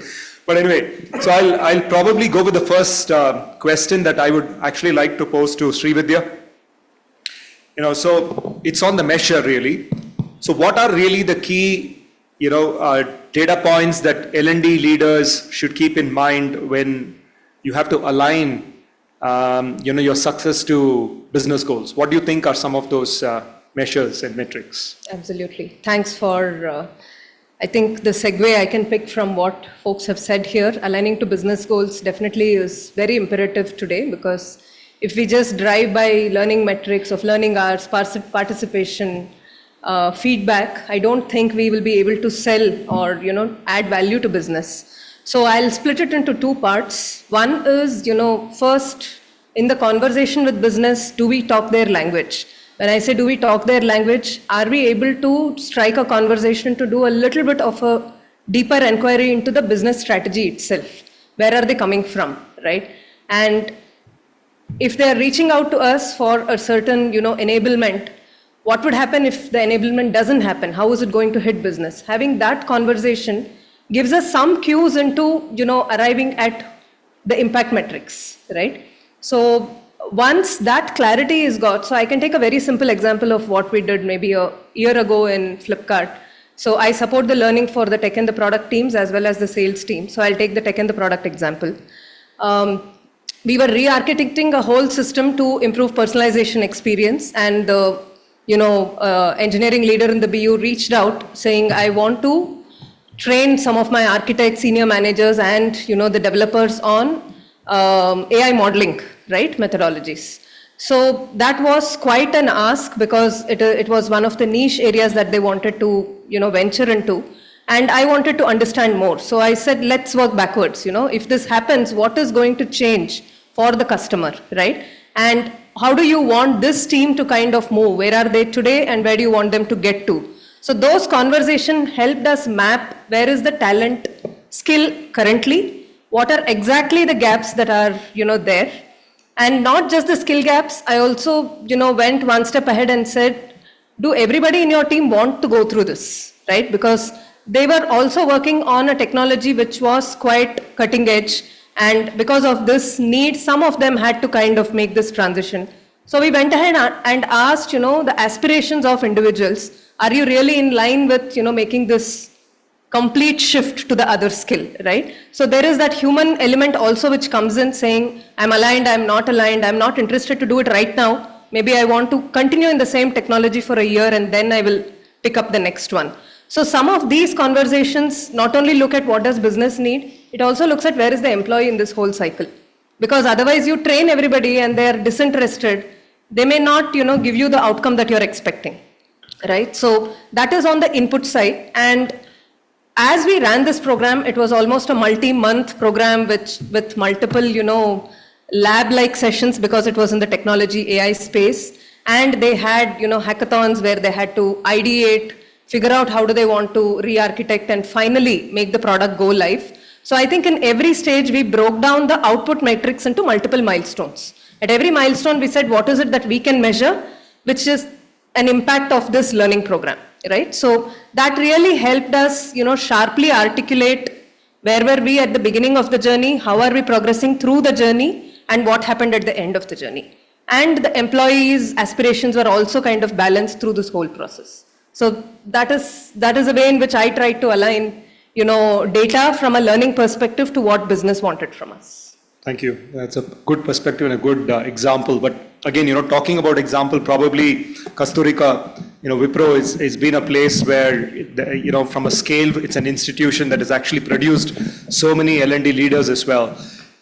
Can you give me example where, metrics that have been successfully demonstrated? Because in Wipro kind of an environment, you see that scale or from your past experience. Can you share 1-2 more use cases and examples for our perspective? Thank you, Prasad. So I'm going to pick up from both perspectives. Before joining Wipro, I was with PwC, so I have seen both, like the consulting side, which is like a boutique organization, and IT services, which is like, it's like a manufacturing setup kind of thing. That's the difference I call out. So wherever we are asked to measure the metrics of be it a program or be it a learning and development team, so most of the times we see that 10,000 certifications completed. Okay, 50,000 hours of training done. So those are very vanity kind of metrics if I call out, like what is the impact over there? So, I mean, okay, we have done, it's fine, but what is the impact of that is what is the real question that comes as a finding out the outcome. Now, one of the example I can call out in my previous organization, what we did is when we saw a lot of escalations coming out in a couple of projects, we tried to deep dive into it, and what we found was the problem was with the code quality. So code quality is something often, it's not something people train on. So we came up with the coding standards program where the entire organization used the standardization of code, design principles. So after that training, deep dive, a lot of time we spent, and what we saw as a result was cleaner codes, resulted in less number of defects. So matrix that we used to find the success of the program was, of course, the lesser number of defects in the unit testing and in the SIT, which again led to huge customer satisfaction. So that is one I can give. And now talking about the scale, so I drive the campus training, which is like, huge bulk. It's like 25% of the headcount of the organization. So there, again, we are training people in the campus so that they become very ready to be deployable once they come to the organization. Now here comes, when you do a very generic kind of a training in the campus for people, we call it out like industry ready program. But how much of it is actually applicable to make them deployable? So in order to crack this, what we have done is we have designed the table of content in consultation with the clients. So bolte na jar se ukhad dena. So that's what we tried to do. So we got some of our clients and we said, let's have a table of content design as per your expectation. And now we see that because the training is designed with their bind, so it's very easy for us to kind of train people on that and very focused outcome based on deployment. So those are the two things that I could call out from a metrics standpoint. And it has been hugely successful so far. Thank you. I'm going to peel this in complexity a little more. So when it comes to a little more tougher, maybe Captain Pranav, you could take this, when it comes to taking a little more tougher area, like how do you measure skill progress or culture, how do you go about, what are the challenges you find in measuring something, as culture and skill progress, and what are some of the thoughts and solutions you have to address that?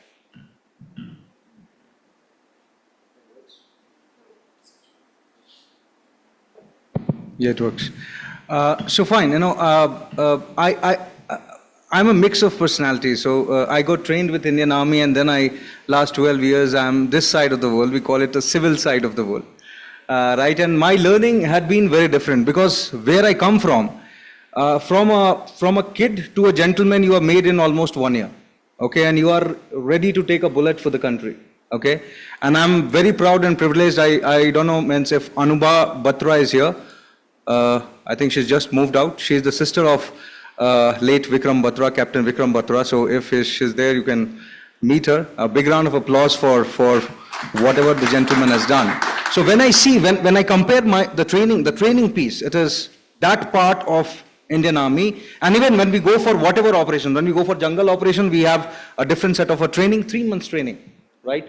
100 days, the thing gets changed. Then you go for mountain yeah, so here she comes. Can we have a big round of applause for Anubha Batra? She is the sister of late Captain Vikram Batra. And I was just talking about the learnings of Army.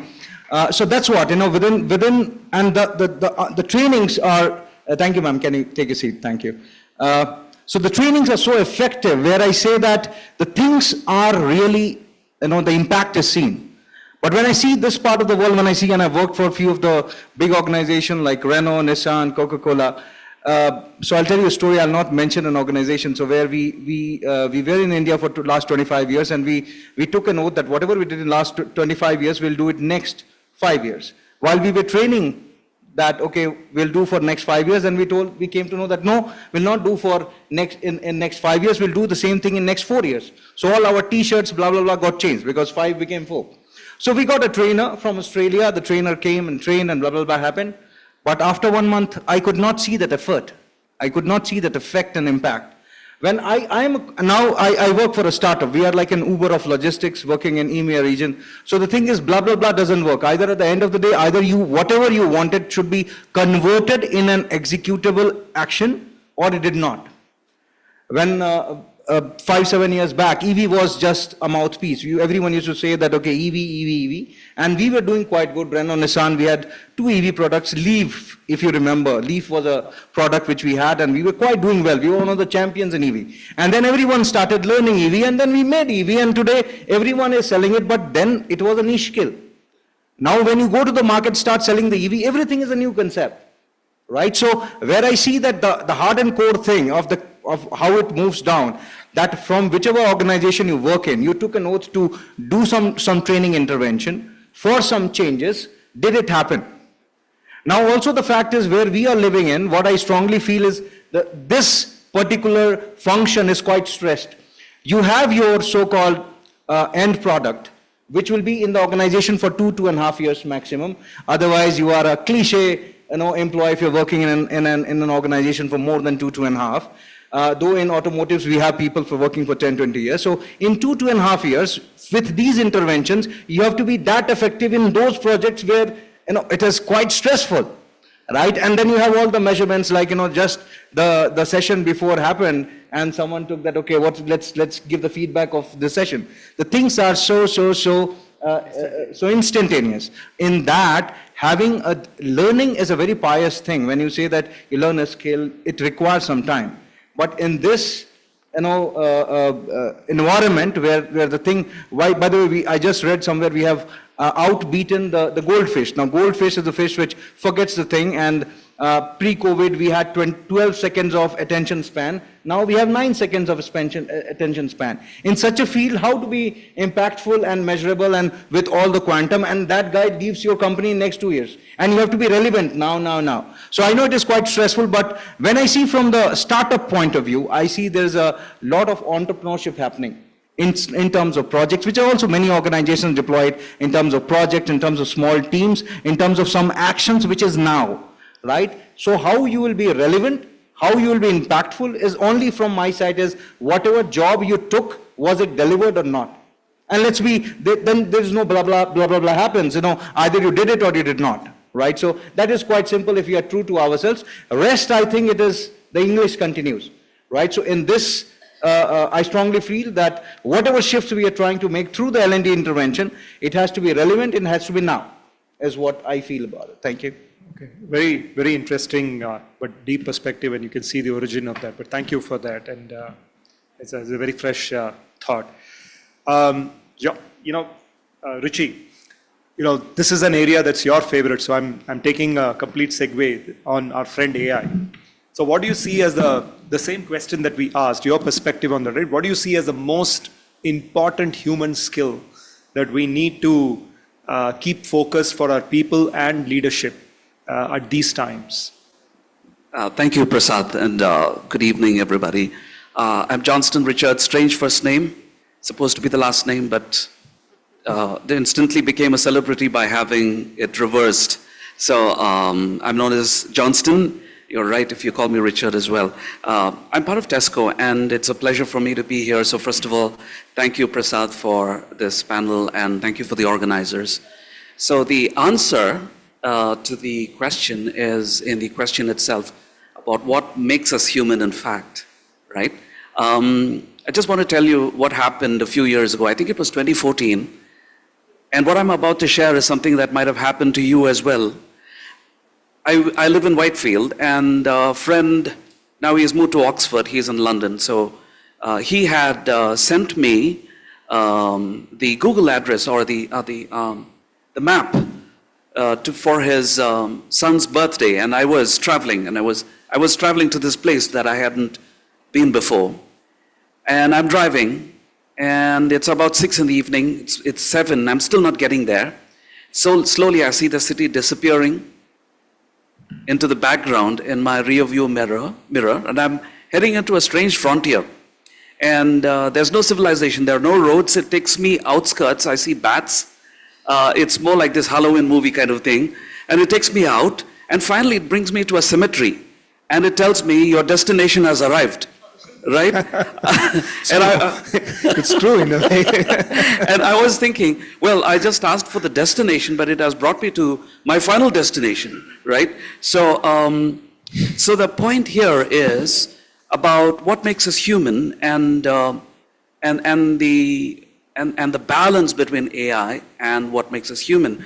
So the question is, how much do we rely on AI to such a point where we lose our faculties of judgment, right? So a fine balance would be brilliant, but I think it's a very important thing to consider. Can AI go wrong? Right? How many of us feel that AI can go wrong?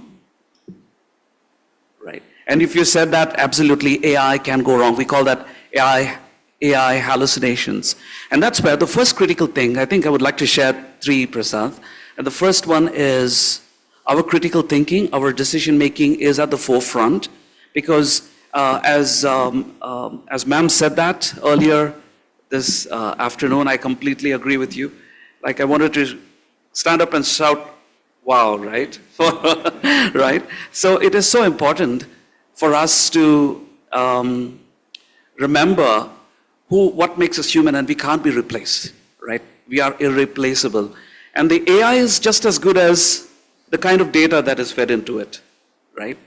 And AI can be biased. We have seen that in the recent US elections as well, right? So AI can be biased. It can be, it can give us information based on what is fed into it. So that's one. Number 2, so we need to have a balance in our critical thinking, decision making. I think Alka also mentioned about synthesizing information, if Alka is somewhere here, right? So we get this information, but how do you synthesize it? How do you derive information from that can help us to make the right decisions? So we can leverage it, but not entirely rely upon AI. So human faculty is very important. And number 2, Prasad, I feel is the creativity, right? So I'm a writer. I'm also a composer and a songwriter. I do that vehemently with a couple of albums up on Spotify and a book on Amazon. And I think it's just a drop in the bucket. But I found that, when it comes to creativity, you can find a huge difference between what is AI-generated content and human-generated content. Though AI will get there sometime, but I think creativity, which brings out the human essence. So what makes us humans is our flaws. And our flaws are beautiful, right? The AI is flawless, so people will not relate to it. But AI does make some grave mistakes, and there are lots of studies on it. But creativity, I use that term lightly because I think eventually it might get there. But the human element is so important. And the third and the most important thing, Prasad, which I'd like to share is emotional intelligence. I think with more of AI coming up, there is a growing concern among youngsters. They get into silos. We see that with our children. Mental stress, people working in silos. They need that. Of course, a bot can talk to you, but all that can happen. But it's very important to have that emotional intelligence. So as leaders, I think the most important thing, like the Aristotle experiment, which happened a few years ago, it talks about how we can create that psychological safety within people, within team members, how we can have that listening so we can read between the lines. And you know, the biggest lie today is, I am fine. How are you? I am fine. So as managers, we can have more, I think empathy was one of the things that came up, wasn't it? Like empathy is so real, and vulnerability. So, and through all of these things, there's so much of information. AI can give us loads and loads, but I think four things are very important. So I'll wind this by sharing what we do in Tesco. We believe process, people, and technologies. People are our biggest assets, because without people we can't really do much, right? And we do all these things for people. And we do four things brilliantly in Tesco. Number one, we create clarity and purpose, because we live in a VUCA world. Volatility, complexity, uncertainty, and ambiguity is so rampant. And we need to clear that clarity of purpose and make it worthwhile. Number two, create that growth mindset. What else can we do? And number three is regular feedback. When I say not feedback, but constantly having the conversation so we know what we are saying, what we're receiving, and not assuming that the communication is already done. And I would like to close this by saying it's all underpinned by psychological safety. So the human element is that important. So I'd like to say, through it all, a balance, a very fine balance of AI and human intervention is very important. And AI is very powerful, but I think I would like to quote by saying Elon Musk as well, you know, who actually said it could also be destructive, not just disruptive if you don't know how to use it, right? So a lot of focus on, as we proceed, I think the World Economic Forum as well highlighted, the focus on emotional intelligence will go up as AI goes up. So without this balance, we'll see with this balance, I think we'll have a great ecosystem where we will absolutely thrive. Thank you. Thank you. You know, I very good three perspectives, right, on just the human value, the whole creativity, and just the emotional side to things. Very important. I don't think anything in the world really gets nurtured without a touch, without that affection, and without love. It's a reality. We need that warmth. We are all social beings at the end of the day. I think it'll all evolve. We will find synergy, and I do believe that AI has a huge power to accelerate intended outcomes when pointed well. The world needs it. Solutions to some of the areas, you know, it can accelerate intentions with much more pace. So thank you for that sharing. You know, Vinuta, this is for you in a very different section on microlearning, which has been an area with the scale that you're handling at HCL. How really are you integrating microlearning strategies into your learning strategies and ensuring that there is continuity in microlearning? Yeah, thank you. My name is Vinuta, and I am from HCL Tech. So this is an interesting topic when it comes to microlearning. You know, there's a buzz saying that, you know, we don't have, you know, time, there is no attention span, and let's learn everything fast. But the fact is that while learning can be in nuggets, but the learning is a journey and it can't be in short bite. So the crux of the problem is to really how do you integrate micro learning into your overall learning arc, I would say perspective. If you don't tie the micro learning part into your learning objectives and hence the business goals, you may lose the essence of the outcome driven from the micro learning. So the first and the foremost is to really design micro learning in a very sequential, modularized way, building one above the other in such a way that it actually overarches your overall learning objective. Now, say for example, I want to actually have a Gen AI developer today, but if I say, hey, you're going to learn 3 minutes, 3 minutes, 3 minutes, but that several 3 minutes don't add up to your entire journey of being a developer, which essentially means that you've got to integrate the micro learning with your detailed learning. And where does it, where are we applying today? That's one part that it has to be structuralized and it has to be modularized, stack up one above the other. And most important part is that where do you use it? From my real-time examples, I can say that it is very good to kind of give it as an intro. Somebody wants to kind of cross-learn something, and you can give it as a familiarize, hey, this is what it is. Something around the safety measures, like, you want really people to know and then kind of actually come out of it, with reinforcing some things that you have already done through your compliance training. Okay, now let's have a micro learning to reinforce thought process, which are around mandatory training programs. Outcome of the training, for example, retro, whatever you have learned, can we actually have a learning nugget to kind of recap the entire subject, which essentially leads into your gaming, rewards mechanism. So that also helps in, really constructing your micro learning, and it will be more effective as well, because now you're reinforcing through rewards, gamification, as well as you're not wasting a lot of time. Most of the developers think that learning is a waste of time. And most of the business leaders also may think that a lot of wastage is happening in, by L&D spend because outcome is not there. So you have to have a balance between the individual aspiration, individual time, and most importantly, where do you spend, how much you spend on the content part to derive at the outcome. Real-time example, if I have to take, there are many firms who have really leveraged very well. I think supply chain, the retail outlets where they have distributed outlets across the geos, especially for the sales representatives, very beautifully mobile-based micro-learnings are being leveraged. And with the AI invention, even in our organization, we are trying to make it very adaptive and personalize. This helps actually to create micro-learning also in the personalized way.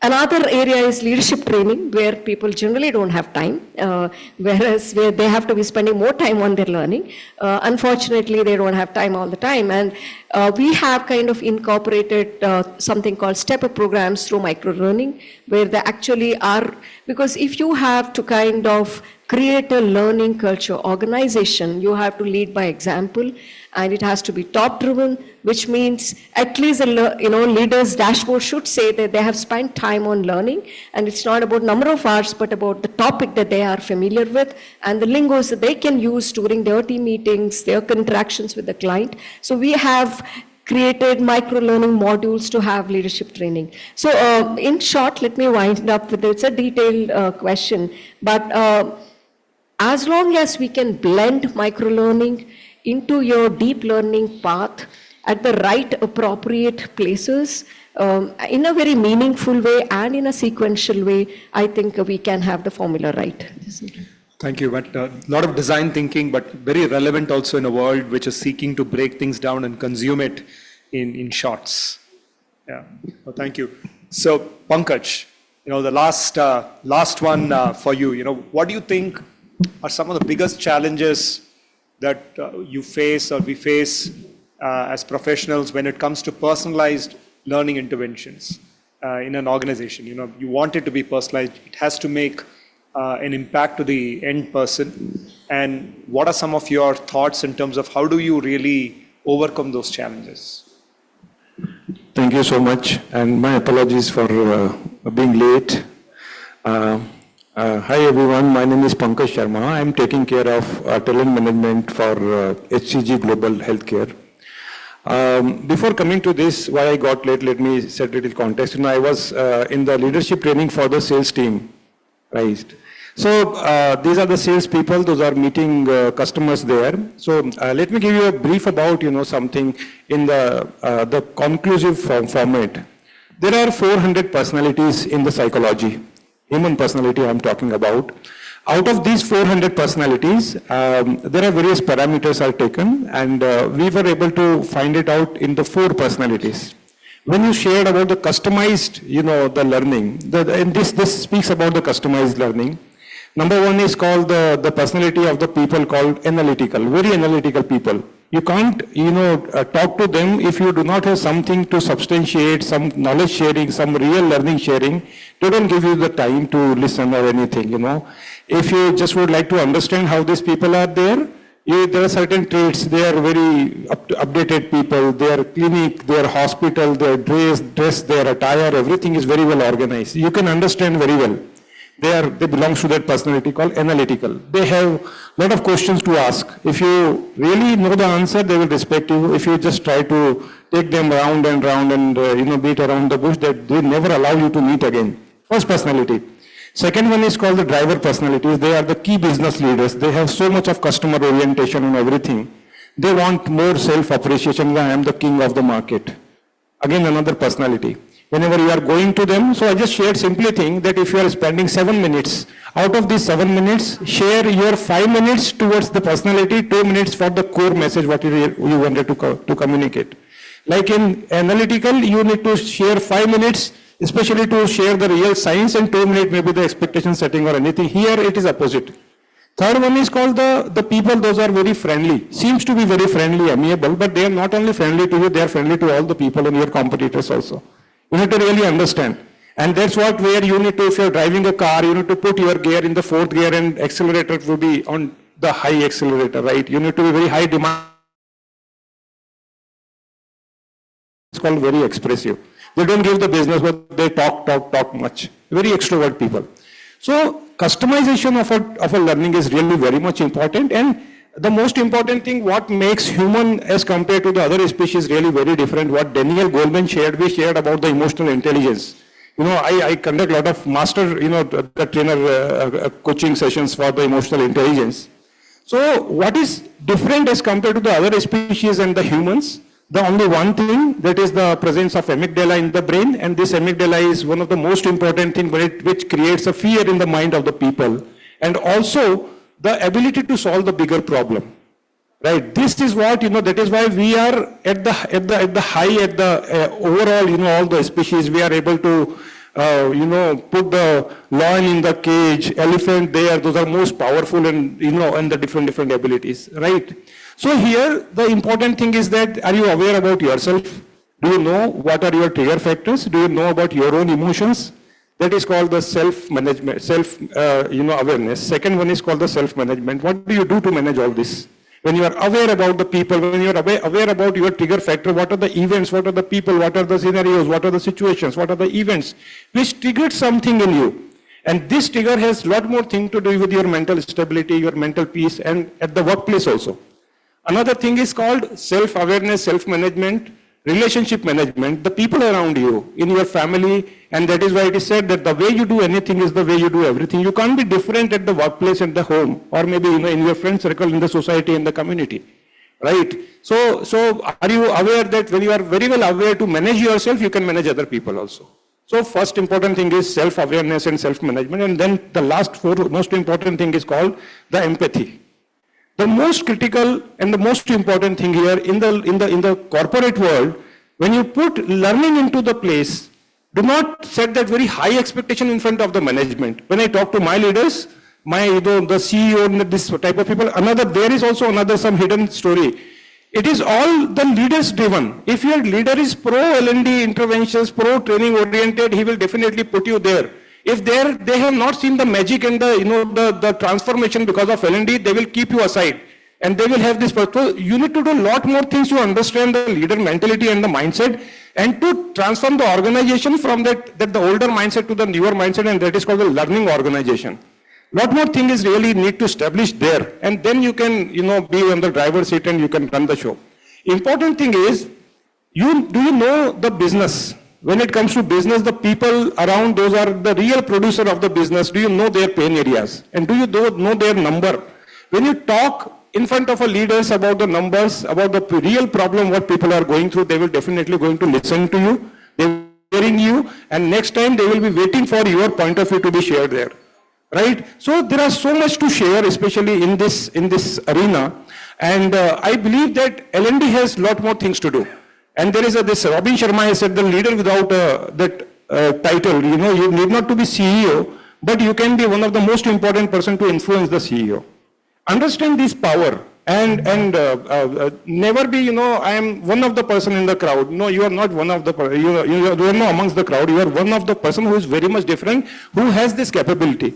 We all update our mobile at particular interval, monthly, quarterly, something. The important thing is how do you update yourself? So Daniel Goleman said in his book, The Emotional Intelligence 2.0, he said that the three things, if you really in the today's scenario, VUCA scenario, and all this kind of jargons and the terminology what people are using in the modern world, that do your people have a clarity and the purpose what Sir is actually shared very nicely. Second one is, do you really give them the feedback, very regular feedback? And do you have the proper expectation setting? Where are they, where they need to go? In my terminology, I coined this word this terminology is called the MAD analysis. This is my own coined word. MAD stands for mastery, where you want your people to be there in terms of execution of the performance or skill demonstration. A is here, is actual. Where are they currently? And do you know the difference? Right? So when you chart out the entire organization, different designation, positions, leadership, and all the people over there, there are a lot more things to be done in the competency framework which is aligned there. Right? Against the two important parameter, performance and the potential of the people, and then work out accordingly, when you receive the feedback to take these people to the next level. So I personally feel that really L&D can do a transformative work there. And always, I personally believe that do not have that very high expectation setting. Do not tell them that I have a magic stick in my hand. I will come, you do this program with the help of external or internal, whatever, it will change the scenario. No, nothing will happen. Always, under commitment and the over delivery is absolutely much better, right? Then this is not something which you conduct one training program, people will change. Nothing will going to happen. The organization is from 30-40 years. How can you change the people? Those are 50 years, 55 years of age. They have their own mindset. They have their own, the baggage which they carry from last so many years. You are one of the person. So it takes time. So have this proper expectation setting with the leaders. Probably, if you do all these small things and try to build your own team along with you, I think over a period of time, you can really have a good time and you have a real respect in an organization and the reputation, especially for the L&D per se. So this is what, I just wanted to share. Thank you. It's a nice thing to, end the session in a question with a deep practitioner. And thanks for grounding us in biology beyond AI. It needed some grounding to know that we are real human beings. I think it's well said. So, we did tell that for such a diverse panel here, we will actually have a quick fire question, or like the Karanjor show, the rose questions. So I'm going to have a go at it. I'm just thinking, all right, Srividya, data or intuition?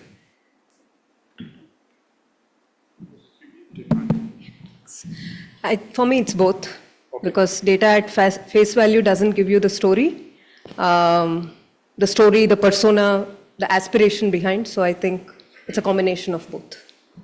Okay, no, nice, very interesting perspective. Kasturika, maybe you could take this. What is really your motivation or goal when you have L&D as a profession? What got you there? Yeah. So my professional goal, and especially for staying in the L&D space, is to be able to impact people's life. And when I say people, it is very targeted to the young starters, which is the people who enter the workforce. So that's my goal of my professional life.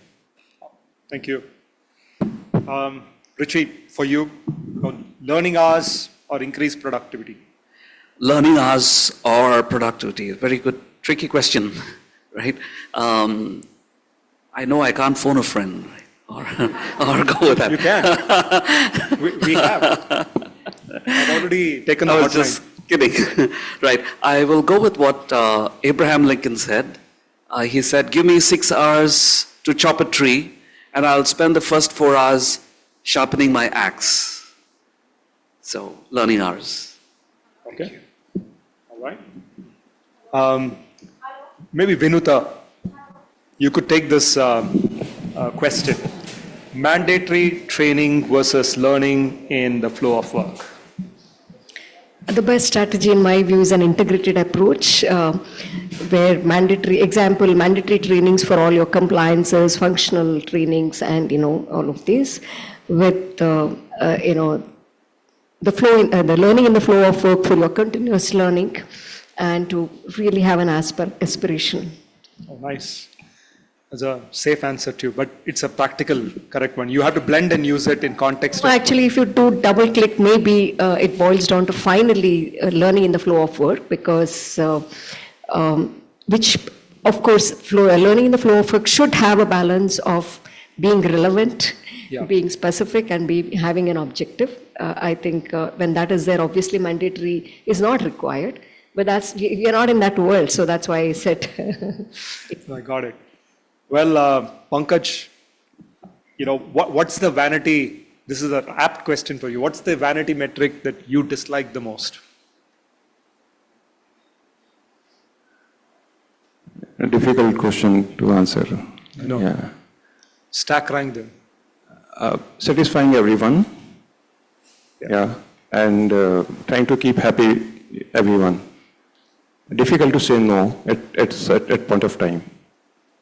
Yeah, so the whole thing that, sometimes the whole thing is like a stand-up comedy where, you have to conjure these programs and you don't know which is actually going to click and which is not.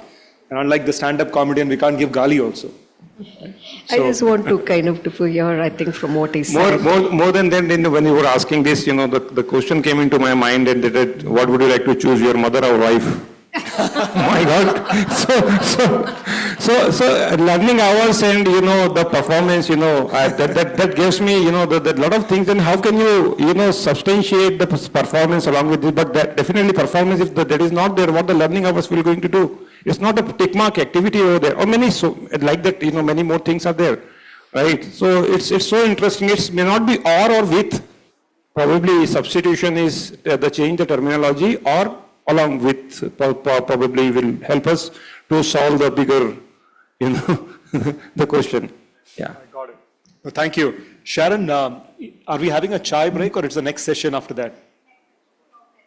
Yeah, that's my session, in fact. All right, I thought there's going to be a break at least. Sorry, guys, you'll all have to bear up with me. We'll take about a couple of minutes in case you have any questions to ask the panel. Anybody, you want to ask any question to the panel? I know we are overshot in time, please.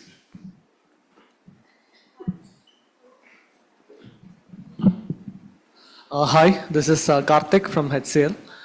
So to the panelists, what is the important skill for a new joiner to take for in this VUCA world, what Richie was saying, or whatever you need to pick it up? Okay, let me take this because you're from HCL. Should you guys talk in your office? This is a silo that we have, right? So it's a very interesting question that he asked. I think most often as L&D professional, we kind of do a lot of talking to the fresh talent when they join, and they say, you have to know coding, you have to know this, you have to know power skills, soft skills, communication, and so on. I think if I have to choose one, I will say the most important skill junior talent when they enters should be the learnability. The interest to learn is the most important thing in the current VUCA world, because you use the word VUCA, So if that is there, I think one can navigate it with any times. I think just to add, right? So gone are the days when people used to get jobs because they could read and write. And now with the WCAS thing, what you learn today is obsolete tomorrow. So learning should be always up all the time. And that is so true, that we are constantly learning, unlearning, relearning. And I think I came across there's something called as CURE, cross-skilling, upskilling, reskilling, expert skilling, everything except killing, right? Yeah. So it's so rapid. Thank you. I'll just add just one word. I think I'm audible there. Yes, yes. I think that thing which is taught to us and which makes us alive is curiosity. Okay, somewhere when we start moving on in our life as a corporate guy, we kill it somewhere, right? And we see that, okay, now this is how it happens here. Till the time that curiosity is alive, I think we all are learning animal, and we will live as a good learning satisfied animal. That should be alive. That is the first thing which any newcomer should have. Captain, you are tempting me. I always used to tell in my sessions, before you go and become RIP, there should be WIP, work in progress. Maybe, I may, it may be the last breath of my life, but at that point of time, I may be listening to some podcast or reading some book or something should be there in my hand. So before it's RIP, let's become a, work in progress, and there is no end to the progress. Okay, I'll just end this because I deal with freshers day in, day out. So I think there are two things goes, sacrosanct. One is openness, like open to take up anything. At the same time, expectation setting. That is also very important. When you're open, you're taking it up. At the same time, you should be able to do the expectation setting. Ki, this is what I am, this is what is my level, and this is what I'm going to be. And then you get the playground to kind of excel. So I think there are two things I feel that it's very important that you should be able to adapt with an open mind. At the same time, be able to call out the expectation setting. That's it. Yeah. So I have one more question. Maybe Srividya can finish it off so that I can cover all the panels. All right, Srividya. It's a +1 to curiosity. I think that was on top of it. And we are slightly, okay, one question there, please. Yeah, one last question. Go ahead. Thanks. This question.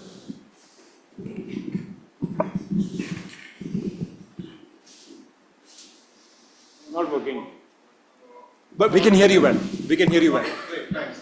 So this question is to Captain Pranav specifically. Just keen to understand what is the learnability gap you saw in very uniform versus civilian side.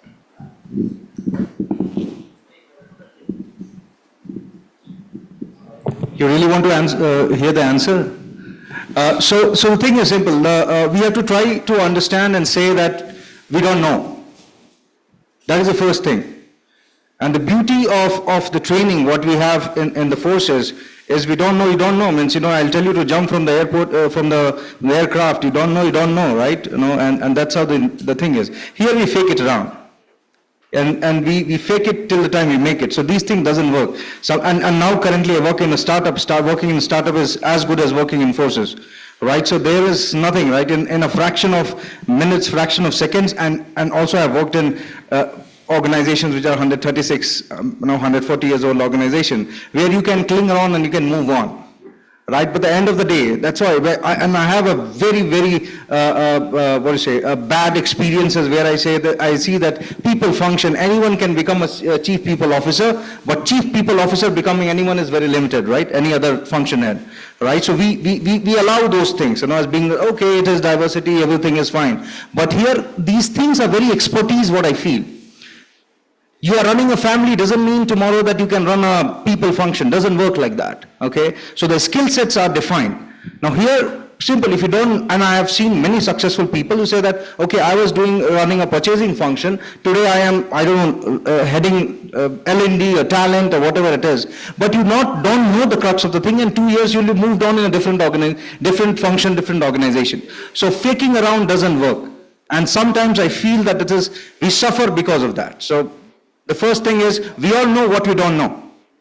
And we should be very true to that. I think that is the first difference I see. I'm sorry I'm very blunt in mentioning. I thought, from that, the difference is that in IT, the I is very big. It's all about I. In the other side, it is TI, totally for India. So there's a big difference between both those worlds. You're rooted there, and here you're finding your roots. Well, thank you. Thank you so much for all the perspectives. I had the easy job of asking all the questions, and you had the tougher way of sharing perspectives. But so much of learning. Thank you so much for everything that you shared. Thank you. Thank you to the panelists and to the moderator, and I quickly like to invite Mr. Abdullah M. Could we have him back on stage? See, I think it's my session next, and I swear I'm not going to preach. History has taught me not to preach because, right? Socrates went about doing it and they poisoned him. So I stopped preaching. So I'll share a little story. So could we have Mr. Abdullah to present? There's more gratification to the panelists and for the moderator. And as he rightly said, the next session is yours, sir. Probably that's the reason you asked for a small coffee break. No. We need a coffee break. I need one too. You all need one? It's fresh. We do not have a coffee break. There is not an option. I'm just telling that we don't have a coffee break. It almost went like.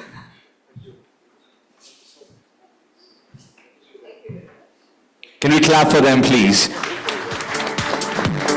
Thank you for those insightful words and all the anecdotes that you happen to share with us. A big shout out to all the panelists. And up next, it's going to be a use case, and this is the second one that we're going to have for today. The bedrock of success, establishing cultural tenets for lasting impact. And Mr. Prasad Menon will take it forward.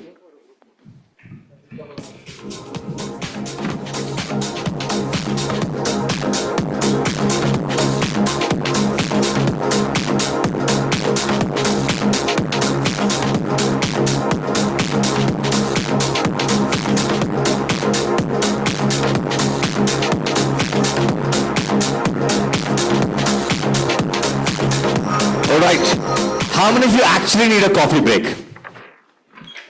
It depends on the number of votes. Democratic country. How many of you actually want a coffee break? We don't have one. That's not changed in the last 2 minutes. But I'll make you feel rejuvenated just like how we feel when we have caffeine. So quickly for this, I want people to be seated in such a way wherein fill up these gaps. I want people to fill up the gaps and sit together as a table. I'm going to do something which will rejuvenate us just like how we feel after having a coffee. You need to have at least 4 or 5 people in the particular table. Just fill up that particular space. Now, if we could just ask you to shift to this table, or if you could join us in this table, that would be great. Basically, you need to have a neighbor towards your left or right. So can I just request you to join this table, or it'll be easier if we can have you join this table. This is perfect, exact setup that I need. That's pretty cool.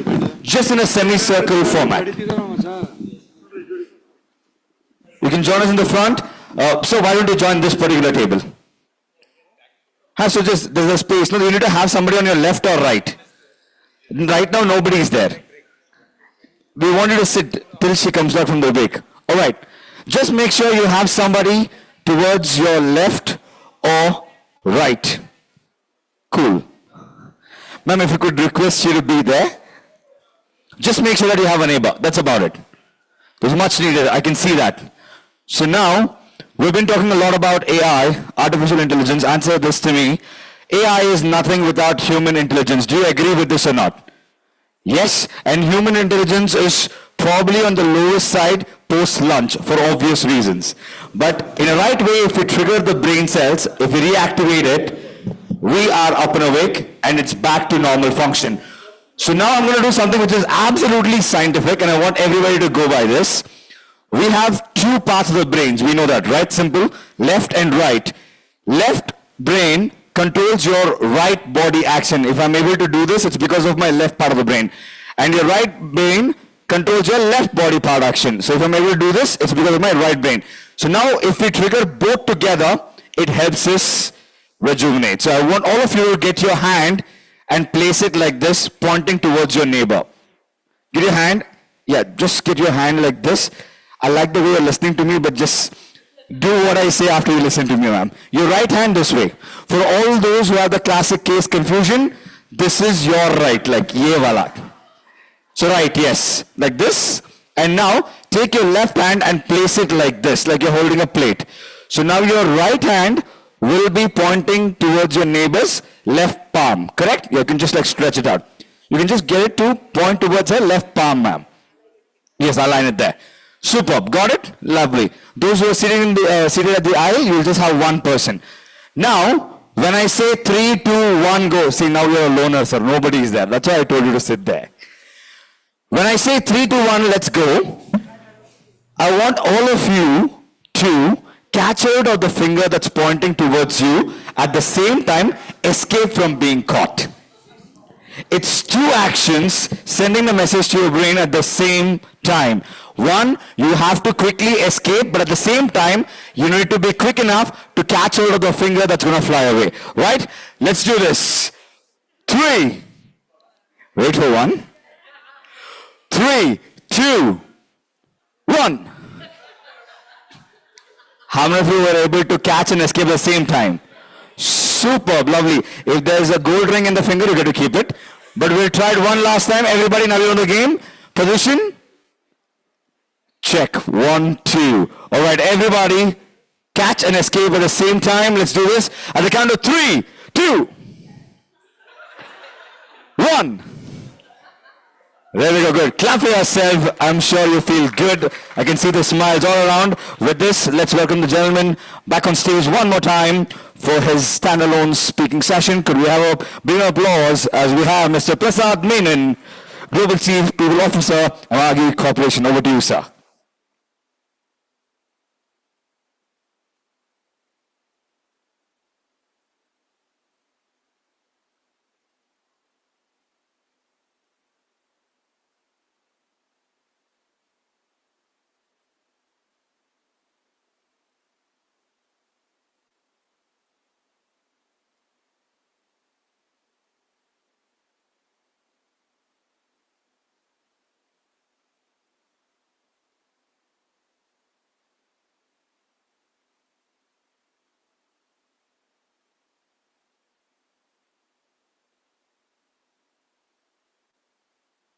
So slow that you can finish an online course by the time you finish your commute.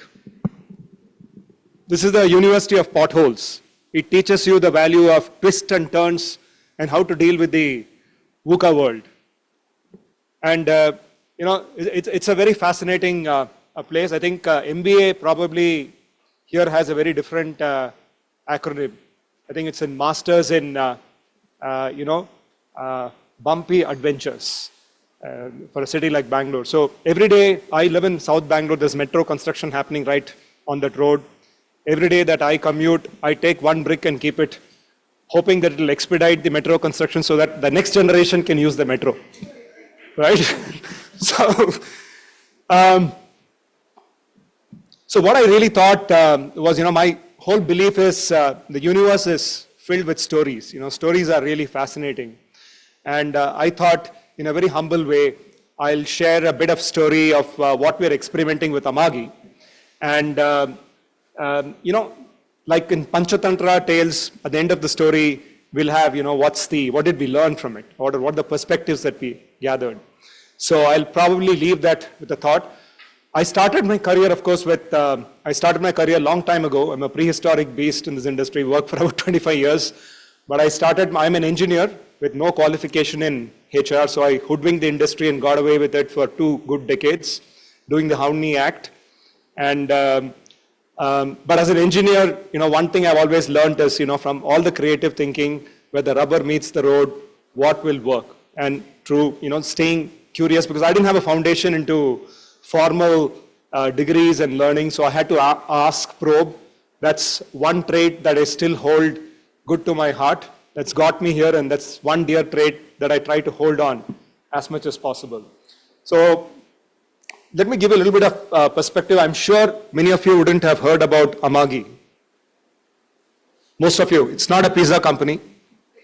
So Amagi is actually, it's not a surprise, but we are a very introverted organization. We got to change that. But what Amagi does as a context is, we are into vertical SaaS, B2B business, make an impact in the media tech space. It's an organization that started in India about 16 years ago. Media, as you all know, has always stayed in the past, and entertainment media, for example, during the COVID time, what are some of the industries that continue to stay and thrive? Media would definitely be one of them. And media is an industry that will be there around for a long time, but at the same time, media does have a lot of characters about that as an industry itself. Like if you have great acting skills, doesn't mean that you can crack Bollywood and Hollywood. So 16 years ago, imagine that the three founders of the company, Srini, Vidya and Bhaskar, this is their third venture, they thought that the future of media technology will belong to the connected world and decided to build cloud-based solutions for the media tech industry way ahead of its time and thinking for that point. And the North Star for media as an industry in the world is the US market.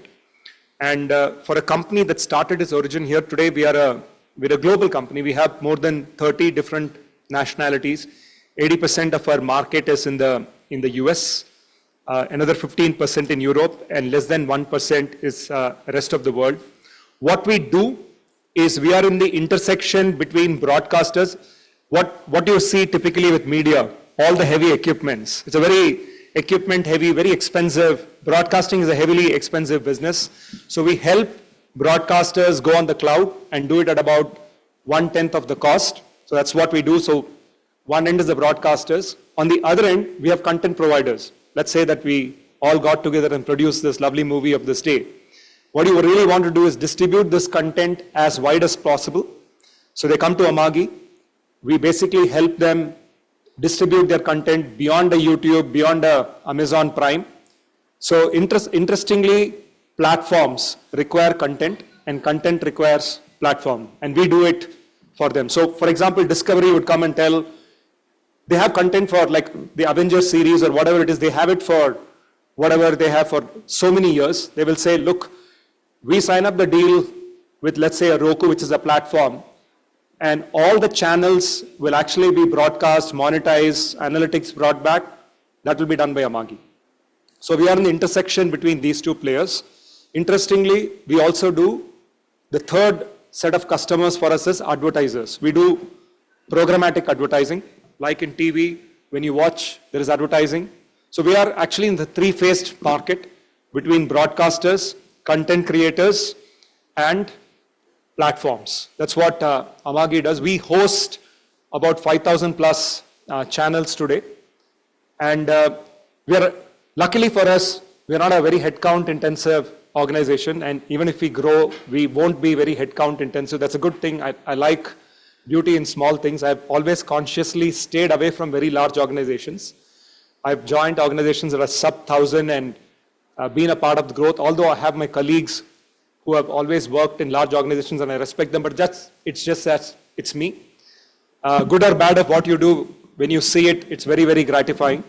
So though we are only 850 people, we are very complex. I started about telling that we are about 30 nationalities. We work across time zones, and large model is bulk of all the product that we built is built in India. But we also have a beautiful center of excellence emerging in Eastern Europe, both in Poland and Croatia. Media tech is a very, very niche area. So you do have a lot of developers in the Eastern Europe region, and we have two beautiful centers that are emerging there, which each of them have two fully owned products. So that's the dispersion. So what is really the problem statement? So what I really want to highlight here is a unique problem statement that all of us will have in our business. How do you deduce this? How do you approach a solution, and how do you go about experimenting something beyond the confines of the normal? So, and the subject is a very dear subject, right? Culture. And I do believe for all of us, culture is there, but culture is also sometimes very esoteric. We don't kind of relate to it, and how do you really quantify it? How do you bring it down? So when we started, just to give you a context, Amagi stands for freedom in Sumerian. In Sumerian, if you go back to the history, in those times, how debts used to be settled is when somebody had a debt, their family member will be working for the person. And once the debt is settled, they say that go back to your mother. In Sumerian, Amagi actually means go back to your mother. So it means that your debt is settled. It means freedom. So the first thing, even when I explored the opportunity with Amagi, what intrigued me was most of the organizations are in belief systems of empowerment. But here is an organization that believed that our tenets has to be on tenets of freedom. So for example, we don't have a declared HQ. Though we do acquisitions, we don't go about, we say our first principles are autonomy. Information has to pass up and down. So if we travel, all of us travel the same way. So we practice it. However, we have our own challenges, right? If you see this CTC, what does CTC stand for? Cost to company. This is a different CTC, by the way. This is crossing the chasm. And that was the whole problem with us. People understood this culture when we were about 50 people. People understood our culture when we were about 100, but it started straining at that point of time. Most of the growth that Amagi had, really 10x of the growth, happened during the COVID period. We rapidly grew. And we were very clear that if you have to build an institution, which is the foundational principle of what we're trying to do, this is a 30, 40-year institution, that's the belief systems that we are carrying, though we are a startup, that how do you really translate our unique DNA into a scalable fashion? So sometimes scale is not about doing things at scale. Sometimes the biggest challenge with scale is how do you scale what works? It works today, it worked when there are 50 people, but how do you scale when you're 850 people? You are practically in so many countries, you open another office in another country with a bunch of people out there. How do you really come together as one? It's a huge challenge. And you're also working in an industry, in a niche where we have, for example, 5-day work in Bangalore. Every day, 550 people come to our place. You know, when we opened office post-COVID, surprisingly, 200 people turned out. We actually ran out of real estate space. And slowly that numbers inorganically. So Friday evenings at Amagi don't look like Friday evenings in most other places. There is intensity.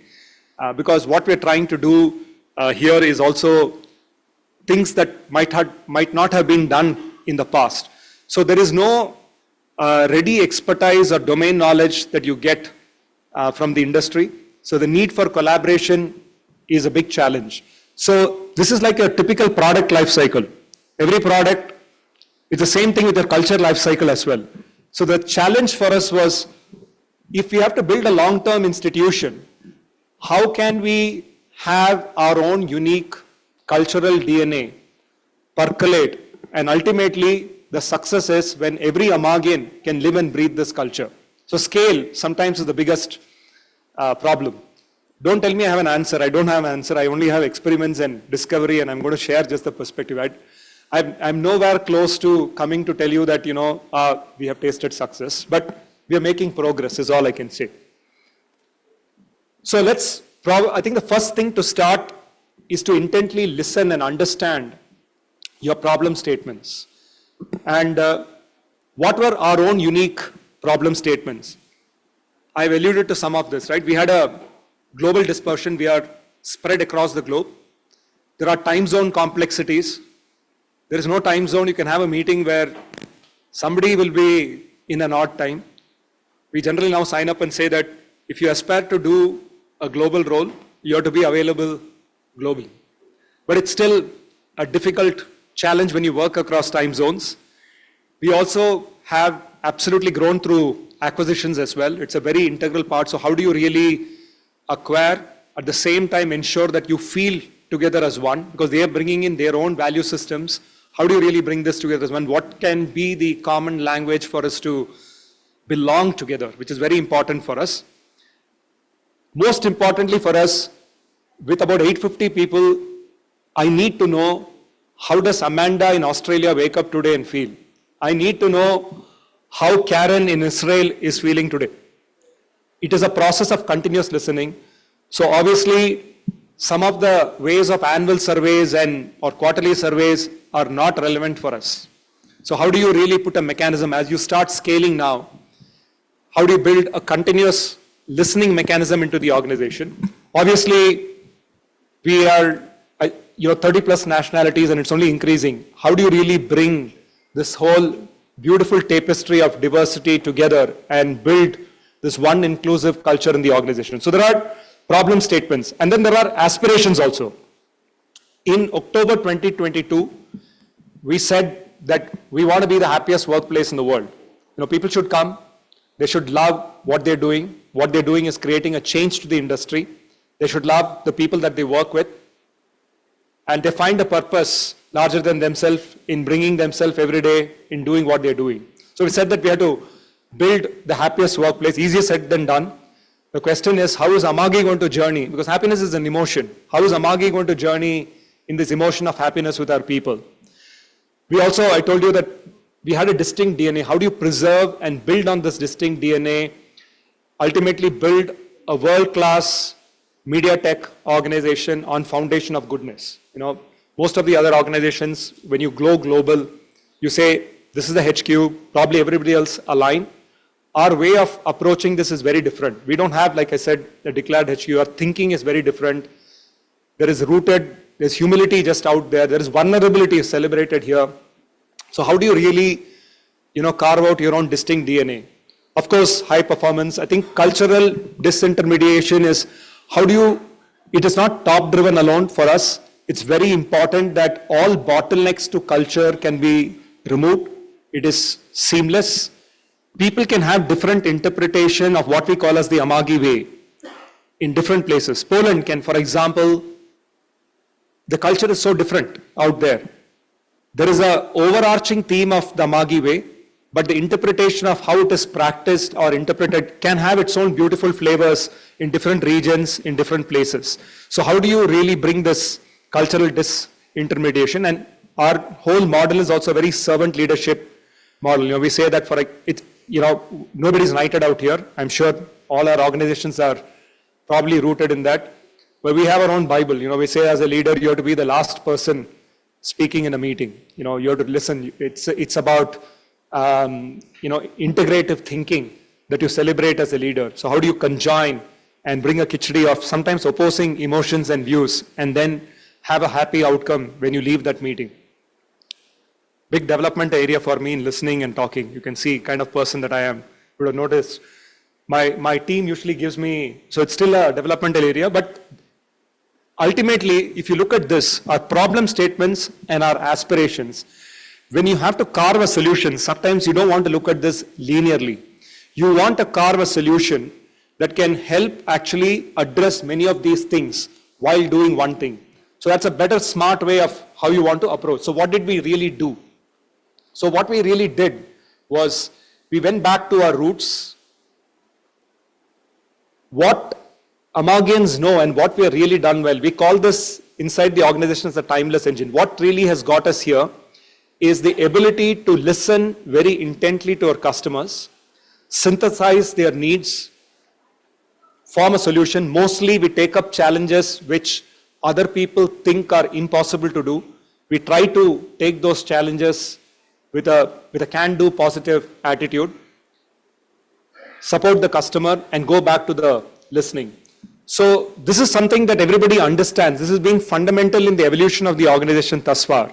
So he said that the way we look at our people as well cannot be any different. How do we therefore listen intently to Amagians in a continuous mechanism, synthesize their needs, then you innovate and implement whatever is the issue. It could be an issue, but when you synthesize that need, you have an org level trends that you see or team level trends that you see. How do you synthesize it and then deploy solutions to address it at the local area, go enable and support it and see how it is working and go back to the listening cycle. So what we really did, and I'll share a bit of glimpse in terms of, and I'm happy to have corridor conversations, but I'll share a little glimpse that we had a new exec member on board, the chief listening officer, and this was actually a AI bot which was placed in our all hands meeting, was introduced as an exec team member. So today across the organization, just to give you a little bit of what has gone into the design, there are two elements to it. One is, see, we can sign up for technology. Technology can move mountains, but it's very important to see how you plan and deploy it. So there are two parts to this. One is the right-brained part, and the other is your practice, your creative side, your right brain and your left brain. Both are important, and you break that down to why what and how. So for example, and I'll tell you typically that the AI bot today, as we all know, and the little demo that we had, it has amazing ability where human-machine interactions happen today. It can be really conversational in nature. But not only that, it can analyze your sentiment and automatically deduce your next question as the one to go deeper in a conversational tone. And at the background, it does analytics to see your mood, how happy you are, but also deducing, parameters of which are some of the areas of concern. And every single conversation that we have, it's a continuous conversation. I'll tell you how it is deployed. Comes back, Bhaskar is the CEO, and me. So we have uncluttered. So we took a decision that it will not be anonymous. It is confidential and it is not anonymous. The reason that we said it will be confidential and not, again, a very bold step, because we said that it is not enough for us to listen. If somebody has a particular issue or a problem, it is important for us to solve it. Listening can only do to that extent. But if there is no action towards that, then the problem is festering. So if you have to do that, we need to know who has that issue. And our commitment is no issue in the organization is big or small. There is no retribution. There is no backlash. So it also kind of mirrors of what we preach as a culture within the organization. So that's a very big change that we took. So there is freedom of voice, breaking down silos. And what we typically did is, if you see, this was deployed, I'm just giving glimpses, this was deployed where when people complete their milestones, day 1, 15 days, 30 days, 90 days, 1 year anniversary, 2 year anniversary. Just last week, Amagi completed incredible journey of 16 years, but we also had people who have completed 15 years, 10 years, and 5 years in the company, right? So there is a continuous listening that actually the Amber goes, our CLO goes, interacts on behalf of Bhaskar and me with every single Amagian in the organization. And those conversations, every day in the morning, both Bhaskar and I go to every single conversation, and wherever we see there is an issue or an area, we intervene and the partners intervene. This is just to give you a little bit of glimpse of how it is integrated into our system. We use Slack and email, both are platforms that we use extensively internally to communicate. So these are actually integrated into the platform. And this is typically how the reach out happens. So when somebody, for example, completes a milestone, there is a video, it encourages them, it tells them, it wishes them on that milestone, and then you can see that the conversation begins. This is just to give you a little bit of how the chatbot goes and has the conversation there. Behind the scene, we have mapped that to about 7 driver elements, and every quarter, what we also do is we do a reach out from Amber on a quarter. It's a 30-second interaction, not more than that, on a theme that we want to deduce. So for example, one of the areas that we did was beyond all hands, we're quite transparent in sharing all our goals and numbers. So we share that in all hands. But one of the feedback that came back to us, for example, is, hey, we don't know, there is not enough clarity in terms of, what are all the things that we are building and how my objectives are actually linking to what we are taken up as an organization. So what we really did was we did multiple workshops. We call it as the AFA goals, Amagi focus areas. We completed about 22 workshops. And after completing in the quarter, we just went and then we in that particular reach out from Amber, we asked questions that, do you have clarity? Do you know how your work, or what are the bottlenecks that are coming in your way? Do you have the resources? What we get from here, the perspectives are immense. We launched it in January and we had 510 conversations as of October end that was completed in the organization. What do you get? You get what we call as PTM, people to meet. So we have the AI bot is able to throw up who are people at risk for you. There's a risk index score that we have actually arrived at, and we'll throw up as amber or green. Green is a promoter, red is usually a risk index. So everybody on a risk index, there is a metric that we are running. It is people to meet, it's called as. So every single person you need to meet. This actually is very powerful even in productivity. Think about us. We have a global organization. If I ask my partner, even if they're handling about 300 people, there is no partner who can have 300 conversations in a quarter with people. And these conversations and mood are anyway changing. But today with the tool, they're able to direct and understand where to have the conversation, what is the pattern, and then go and have that conversation with that individual, right? So we have people to meet. We're able to deduce people at risk. We had 12 cases, actually 40 cases of people to meet, which means they were in the risk. So these are preempting much before a person crosses the bridge and submits their resignation. You know, when issues surface, when you're able to address that issue at the nip and you're able to nip it at the bud, then you have the best outcome. It is quite late sometimes when somebody has crossed the bridge and submitted their resignation. We get to know at the organization level what is working well, what is not working well. We can break that down to region, country, teams. We know at a manager level what is happening. We also know who are our promoters, because when you want to build the happiest workplace, it's not enough to just look at what is not working and all the sad things and all the critical things. It's very important to also know that happiness is an energy. You got to know who are your lighthouses in the organization. How can they mentor and guide somebody else to navigate in the organization, because we're still in a startup. We don't have all the processes and systems that are set up. And you can also deduce and see from here who are your silent folks, the quiet folks who are not having conversation. Sometimes it's not the people who are vocal that matters. The more people at risk are people who are quiet. You've heard about that quiet resignation and all that, right?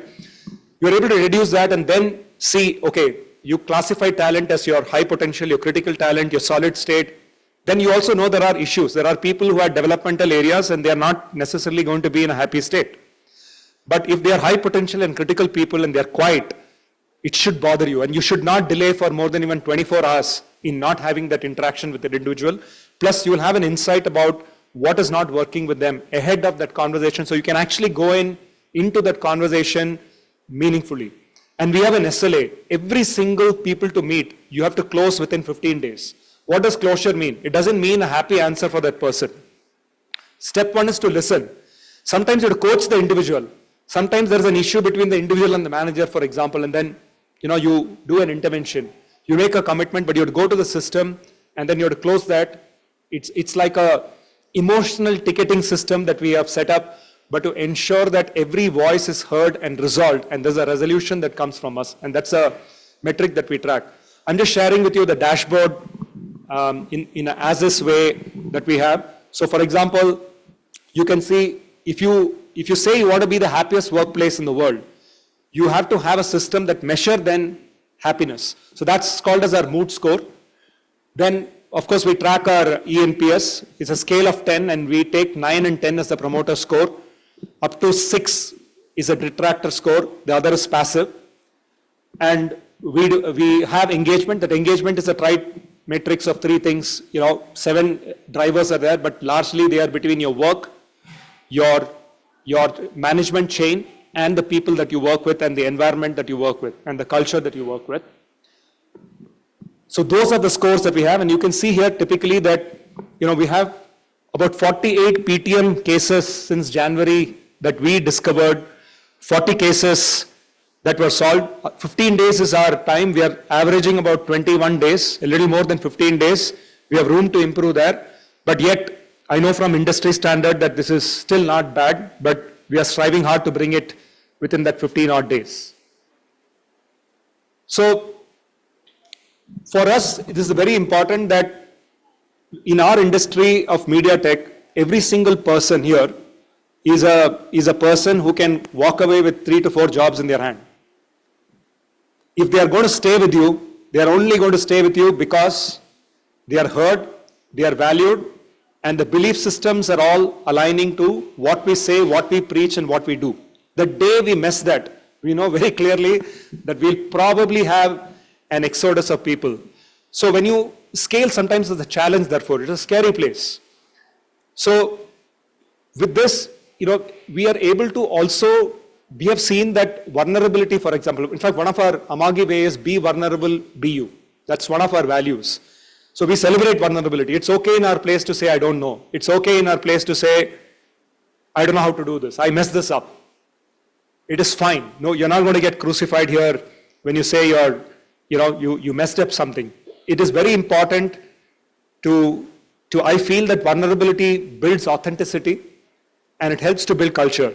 So this is a very powerful force in terms of bringing people together in how you're able to preserve and build on your culture, but with actionable intentions, where we are giving freedom of speech to everybody, where there is no retribution, where we go and address every single issue and every single metric is published. The broader metric. Of course, confidentiality and all those sensitivities are maintained. But at the same time, and managers, and I'm seeing a world, we started the first year, and hopefully by year 3, I think it will mature where every manager can have this dashboard and every team member in our organization can have the freedom to tell whatever they want, unafraid of their manager. The matter that matters most is what is the issue, how can we solve it? It doesn't matter who's bearing that issue or who's the cause of the issue, including the manager, right? We're slightly far away from that world. It requires maturity even for us. But this is the year 1 journey that we've had. But when you do that, it is able to bring about the best in our people. That's our belief system. And when you take that as a collective cohort, when it becomes a force multiplier, people coming together, for us, the strength is in the diversity. Why did we start Poland and Croatia? We'll announce another acquisition next week. It is very important because our next idea of what we want to do is going to come not just from one single pool of how we have looked at the problem. It is going to come from new places, new perspectives. It is going to come from that listening by the salesperson with the customer in what their problems are. The next big product lies there. The next big innovation lies there.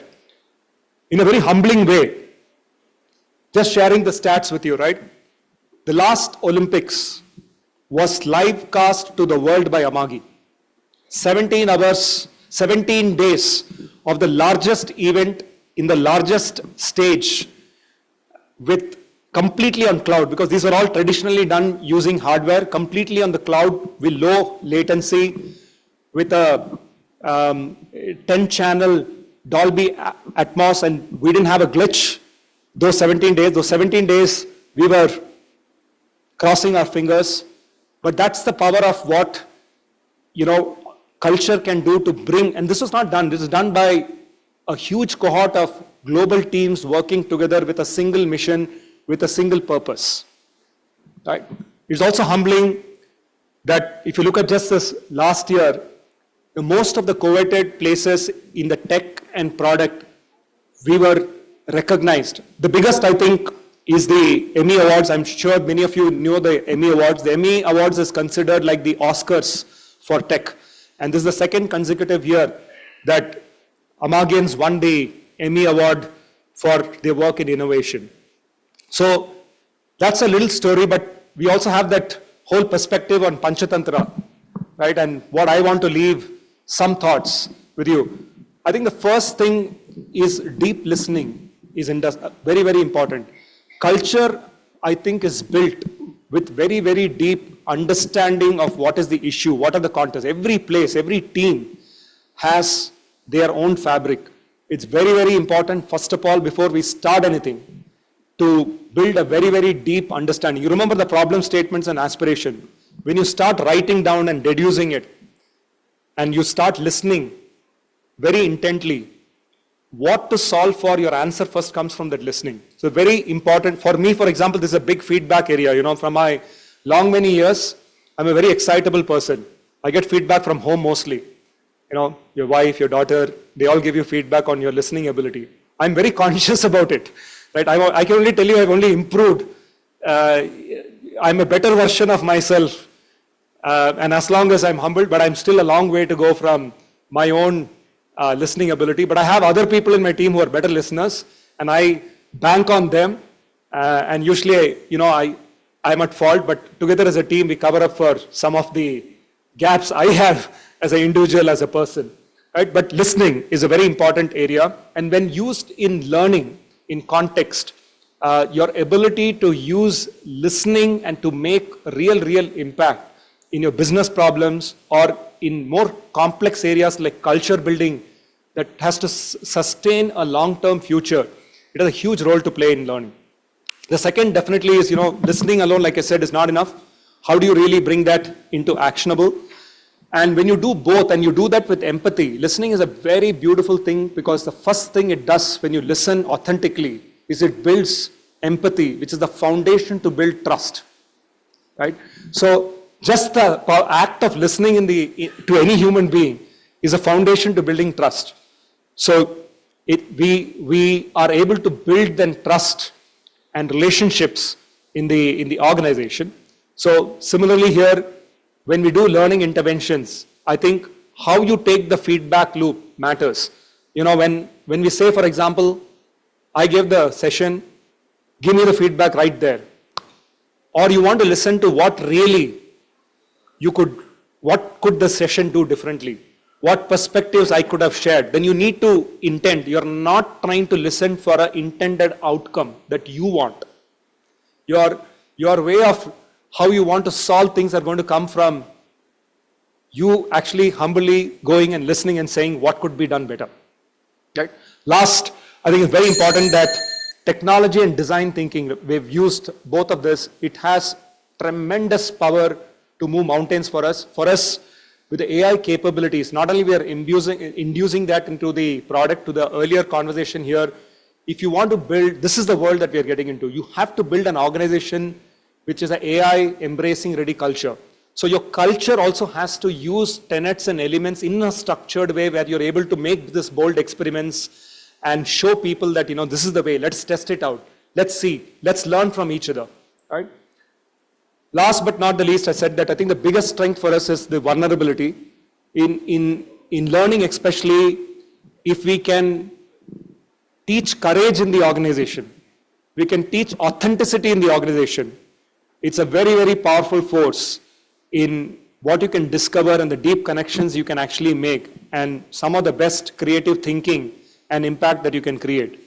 So thank you so much for your patient listening, and I hope this was just a share to give you some kind of perspectives of a problem statement unique to us.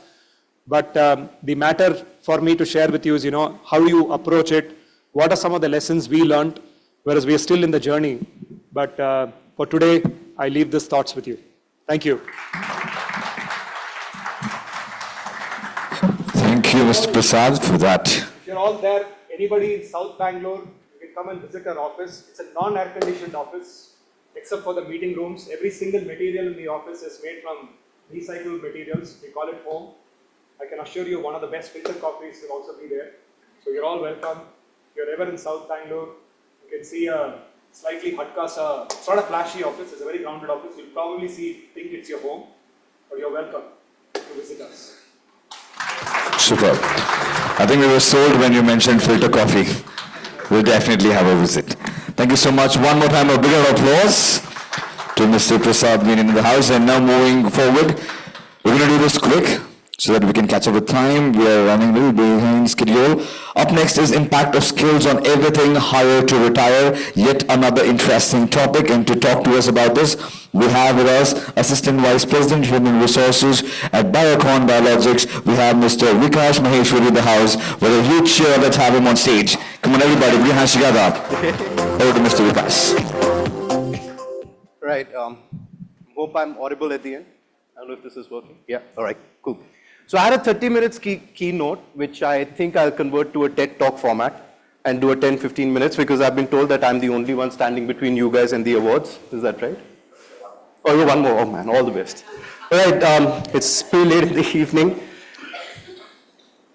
So we've all heard of skills-based organization and what people are doing around it.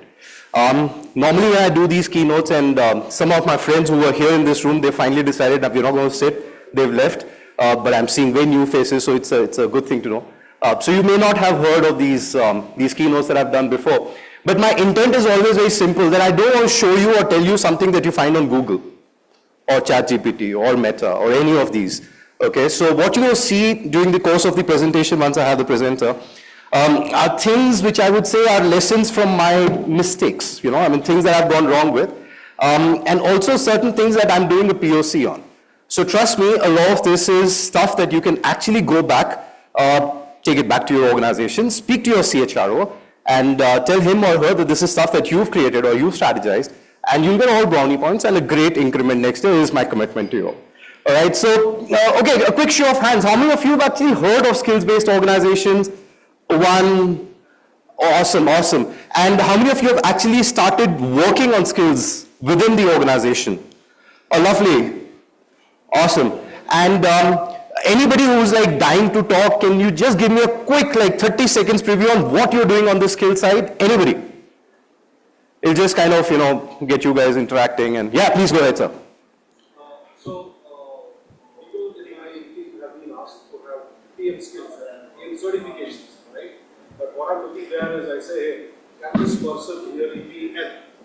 Right? Can this person really product manager? Then I dissect it to how? What are your skills of being able to communicate for action rather than just create English written and spoken. Right. So that's one of the skill. Right. But there's a list like that. But who prepares that list?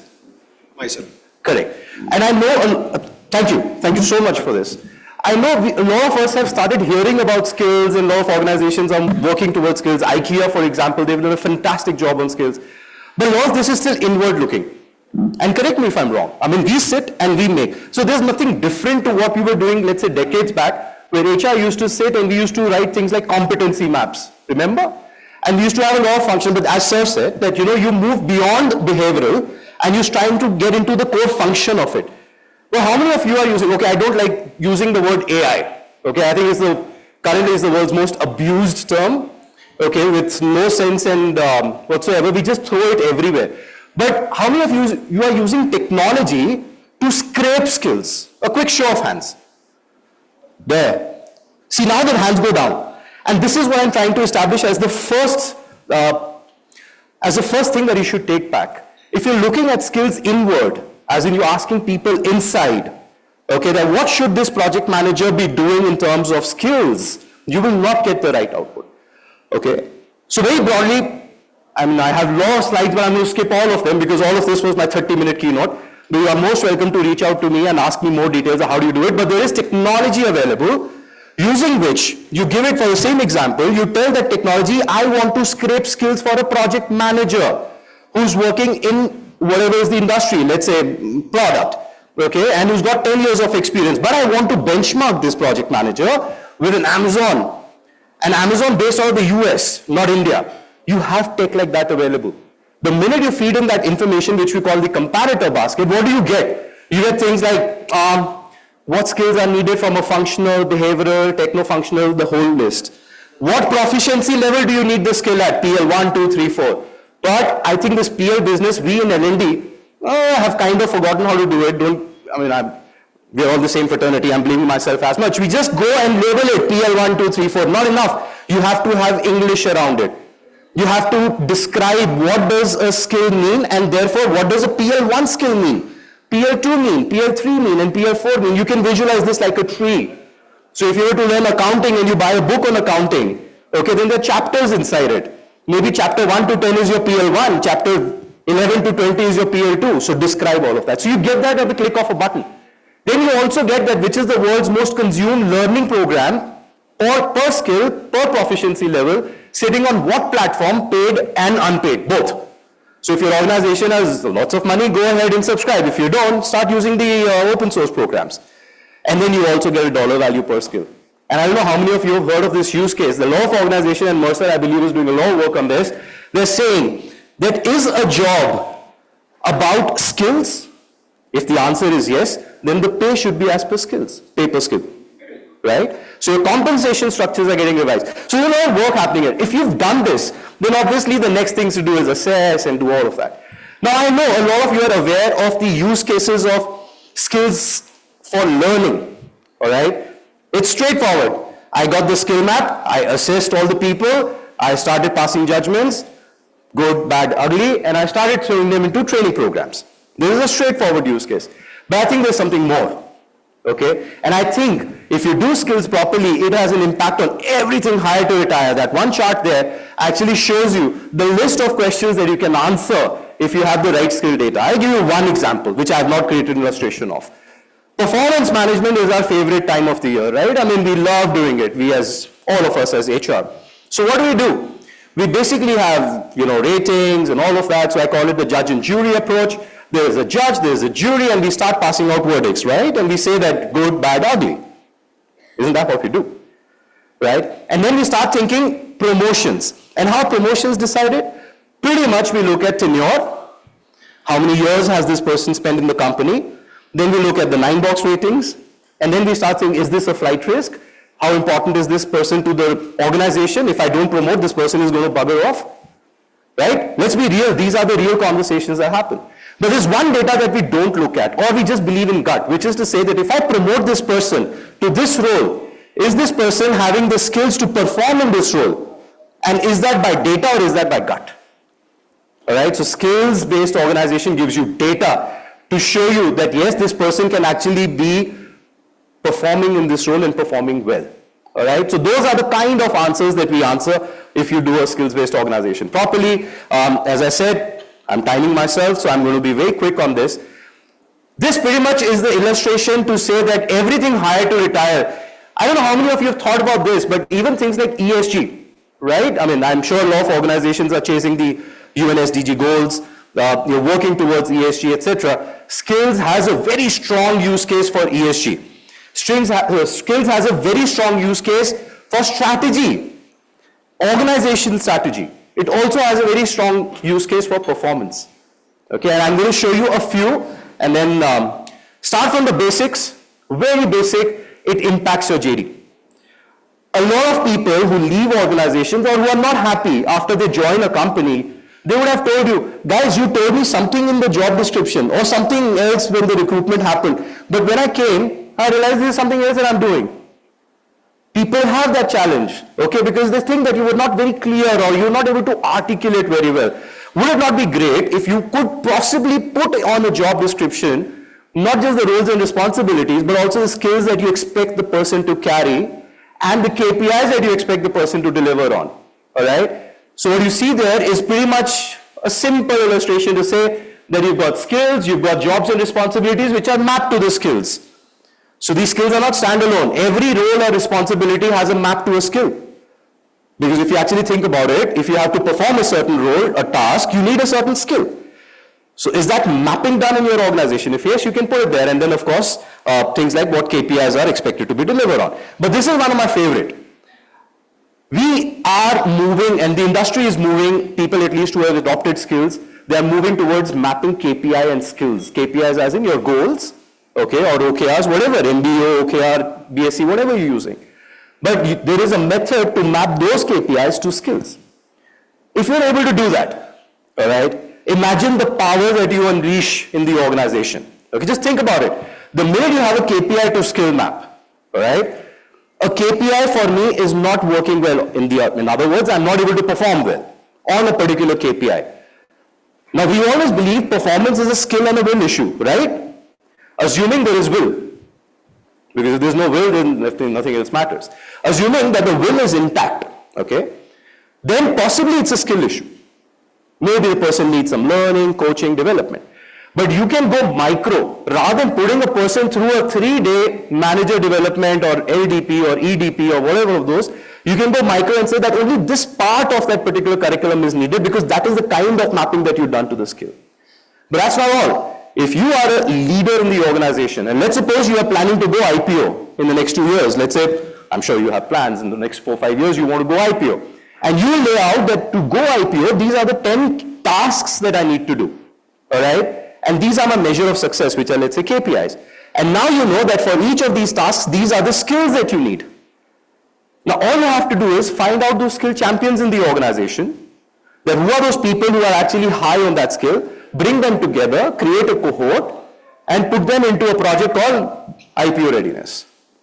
Now, keep thinking, this goes deeper for everything strategy in your organization. All right? What you see there is an illustration of how KPIs can be mapped to skills. And it's a very simple one for a global head of supply chain. If this is the kind of KPIs that you've got, then those are the kind of skills that you need. So for me, if I have to say that this particular thing for me, customer on time in full, is not behaving well, all I have to do is go and find the champions on these skills. That who are these people? Bring them together. Suddenly, your team structures become very different. I don't know if you've heard this of this book called no job operating system. Okay? The world is moving towards that. The world is saying that let's stop hiring people like HRBP or CLOs, sorry, not, okay. I mean, people have started saying let's not hire titles, let's hire skills and then bring them together to deliver on a project, okay. Very old school Spotify methodology of tribes, chapters, squads. It's just becoming smarter and smarter. A lot of organizations have benefited because, and one of them is mine, because last year we were in a massive project of integration. We had acquired a company and the whole organization was going crazy because a 4-year integration plan was compressed to 9 in 9 months, okay, across 28 geographies. I got crazy. I had no time to hire teams. So I started looking out for gig workers and I just focused on the skills that I needed. And I found some amazing people, put them together, put them into a squad, and we were able to deliver for everything that was assigned to me. So that's the start point. Now see this. This is one of the best things that I think you guys can do, and this is where you actually unlock value for the business. I said skills informs strategy a lot, all right? Assume that one of your strategical goals is, let's say, digital HR transformation. A lot of people talk about it, right? Now, if digital HR transformation is your goal, then who are the critical roles who would be driving that, all right? So you see CHRO, blah, blah, blah. Now, if you go ahead and look at CHRO's KPI mapped to digital HR transformation, then those are the 5-6 KPIs. And then those are the skills. Now, to drive digital HR transformation for a CHRO has to look at skill champions for those skills. That's what he needs to do. And the minute he puts them together, the propensity, the probability to achieve that particular KPI goes high. Right? The reverse is also true. The reverse to say that when you start scraping skills, remember I said right up front that you start scraping skills rather than looking inward.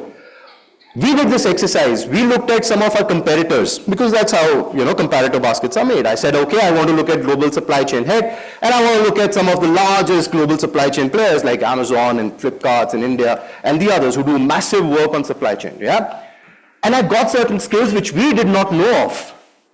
To give you a case in point, we were in 2 digits of skills. Most of them were HR written in our job descriptions, right? The minute we got into this scraping business, we got 1,100. So today our skill inventory is 1,100 skills. Some of those we don't know. Okay, the business knows, but it's in their RAM. They never put that out onto the JD. The business, yeah, this is needed. Oh, we don't have this in the JD, we should mention it. It's opening. And then we got certain skills which informed us that some of our competitors for certain functions which we thought did not need robotics had moved to robotics. So we saw, I will not take names, but I'm come from a pharma setup. So there's a big player in pharma and we realized they're using a lot of robotics in some of the functions that we thought didn't need robotics. The minute that input came, we went to the strategy team and said, what are you doing about this? Because your competitors for this particular role have moved to robotics. And they say, how do you know? I say, here's the algorithm and here's the data. Now, how does this next scraping happen, etc., etc.? Catch me on T and I'll tell you more about it. But that's the whole point. And even career frameworks, there's a big problem that HR deals with. How do we grow people? Okay? And we keep saying, oh, we'll do trainings, we'll do this. You know what? If you really want to grow as an employee, you don't need trainings, you need artifacts. You need an environment to learn. And you need that ownership. There are companies which say the day one of joining, find out which is the role that you aspire for and start preparing for it. Now, the minute you get into a skills-based journey and start showing everybody what are the skills needed, imagine if you had a tool or whatever tech, you had for your role as an HRBP, these are the 10 skills needed. You assess yourself, you get a score per skill. Now, the same tool can actually show you the basic skill adjacencies. Which are the other roles in the organizations that you can fit into and at what percentage? Suddenly your career paths become very fluid. And then if your tool is intelligent, you can add in things like role maturity, grade maturity, this, that, all your policy considerations, and suddenly you have a pool. Similarly, hiring, build, buy, or borrow. These decisions can be taken smarter when you look at skills. So today we, for example, we have an internal portal like any other organization. We have all those fancy stuff. But there's one thing that we also have, that for every role, I know who are the incumbents within the organization who have the skills for that role. And you'd be surprised that some of the names that are coming up, a lot of us are getting worried that we never thought of them. Even gigs. Okay, I know, I'm wrapping up, it's another 2 minutes only. Timing myself. So even things like, if you had to look at gigs, so if you want to, let's suppose if you're an e-commerce company and Black Friday, you need a lot of people for packing, a lot of people in warehousing, find out those skills, get those people together. So that's how this thing works. My suggestion is that before you get onto the bandwagon of skills and start saying that, well, I'm doing skills, please read about it. It is not about competencies. It is not about inward-looking exercise. It is a very deep science, and it needs more strategic thinking. It needs more human intervention than it needs AI, or for that matter, any kind of a tech, okay? So I'm going to wrap up now. My time is up, and I don't think we have time for question and answers and all of that. It's a shame that I'm doing this very important subject right at this time, which is, kind of eating into some other people's time. But please feel free to reach out to me outside, on LinkedIn, anywhere else. I hope I haven't taken too much of your time in wrapping this up. I think the biggest round of applause. Thank you. I think he power-packed it in that given time, even the lesser time. Thank you so much. But just to give that liberty, do we have any question? Do we have one question that he could take? Or is available anyway for networking later on? All right. Moving forward, we segue into the final panel discussion of the day. Post that, we have our closing keynote. We need all your energy, enthusiasm, and your participation. Let's welcome the next panel discussion, the panelists. And before we welcome them, he was in a hurry, so he made me miss this point. We need to gratify you on stage. Can we have you, please? Back on stage, one more time, a huge applause to Mr. Vikas.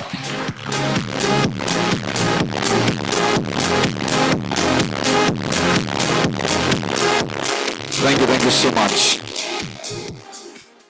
Photo is just for our surety that it was given to you, sir. All right, the next discussion, it's panel discussion number 5, L&D talks, empowering change, diversity and excellence. And to moderate this, we have Mr. Vinay Trivedi, Global Head HR, Admin and Travel from Therapy. Could we have a big cheer for him? Come on, everybody, put your hands together, clap it out loud. We're getting into the final bit. And then we have Director, Corporate Services, HR, CGI Partner. Could we have Suvro Rai Chaudhary to please join us right here? And Head, Learning and Organization Development, Bangalore International Airport Limited. We have Ms. Bindu Sanyasi in the house, joining the league. And also VP Human Capital L&D, TM and OD from RCCM. We have Ms. Alkare. And also joining Head Human Resources India from Amintam. We have Sangamitra Boreddy. And completing the league right here at the final panel discussion is the Global Head Talent Acquisition from AFN. We have Mr. Navin Patel in the house. While we set the stage for them, let's have a big round of applause one more time. It's the discussion hub number 5, L&D Talks. Once again to moderator Mr. Vinay Trivedi and all the other panelists in the house.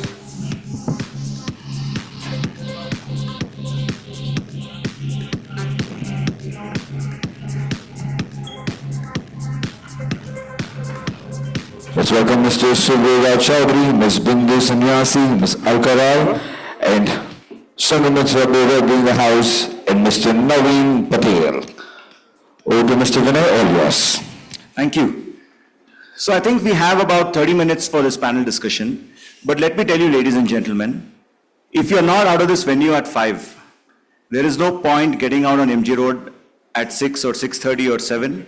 You have to be here till 9 to get home on time. But we'll still try and finish this discussion, as early as we can. It's an interesting topic. It's talking about empowering change, diversity, and excellence. How many of you go to at least 5, 6, 7 conferences in a year, or maybe more? Okay, 1, 2, 3, right? How many of you think that these conferences have become very boring? Apart from exchanging visiting cards, apart from sitting and speak. How many of you have the white bands? It'd be interesting. Can you just raise your hands? All of you have white bands? Excellent. Speakers listening to speakers. That's the most interesting thing that I've seen. The reason why I'm bringing this up is we talk a lot about embracing change, but very rarely are we bold enough to take steps to effect change. And today I'll request all my panel members to not wear the hat of the organization they represent, because then that restricts them into telling what they are supposed to say because they're representing an organization. So with your permission, and let's not represent any organization. Let's have honest conversation on, if we are talking of learning, and in learning, if we are talking of how do we change, how do we embrace diverse learning abilities, and how do we chase excellence? Let's have honest conversation around that, such that at least people who are sitting in the room have one or two things that they take back and create that into their charters of learning for next year. Yeah.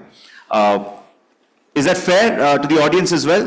We're not wearing our org hat, so don't look at which organizations we represent. Whatever we say are our personal views, just to make sure that the conversations are honest. Let me start with the first question, and we'll start with all of you. All of you can sort of speak about this. Sharon, sorry, I know you gave me a set of questions, but I'm not asking any of those. We just changed that outside. As learning professionals and HR professionals, right? Can you tell me 2 bold steps you would like to take if you were not representing your organization in the learning journey? And this is for everybody. So all of you can think of 2 bold steps that you would take as leaders if you are not wearing your org hat. Pink Floyd, another break in the wall. Teacher leave our kids alone. So let the learners know what they should learn, regardless of what the organization wants them to learn. So one is leave the kids alone. Second? Learners. Let it be the learners market. Learners market. Okay. Yeah, just adding on to that, keep the learner at the center of the whole learning piece. Have no organizational No, that's not bold. mandates. That's not bold. See, as a moderator, I can take the liberty of saying that it's not agreeable, right? Bold is what you would, we are talking of change. And if you are saying, everybody here spoke about let's keep the learner in the center of the universe, right? I mean, so many panels spoke about that. So discarded. So I need when I bold. say learner at the center of it, don't have organizational mandates of... Don't have mandates of organization. Yes. Don't let the learner believe that the management or the leadership wants certain things to be done, and hence you need to learn to, impact that consequence. Yeah. You figure out what your learning is. Ensure that there are guardrails, but the passion, interest of the learner, which ties with the organization needs, is what needs to be Just to catered follow up, if it's bold, why do you need guardrails? I mean, there must be some kind of a framework to hold it all together. Why? We all work for organizations. That's No, why. I'm saying we're not wearing the organization hat. Okay, take away the guardrails. The guardrails are gone. Okay, let's remove guardrails.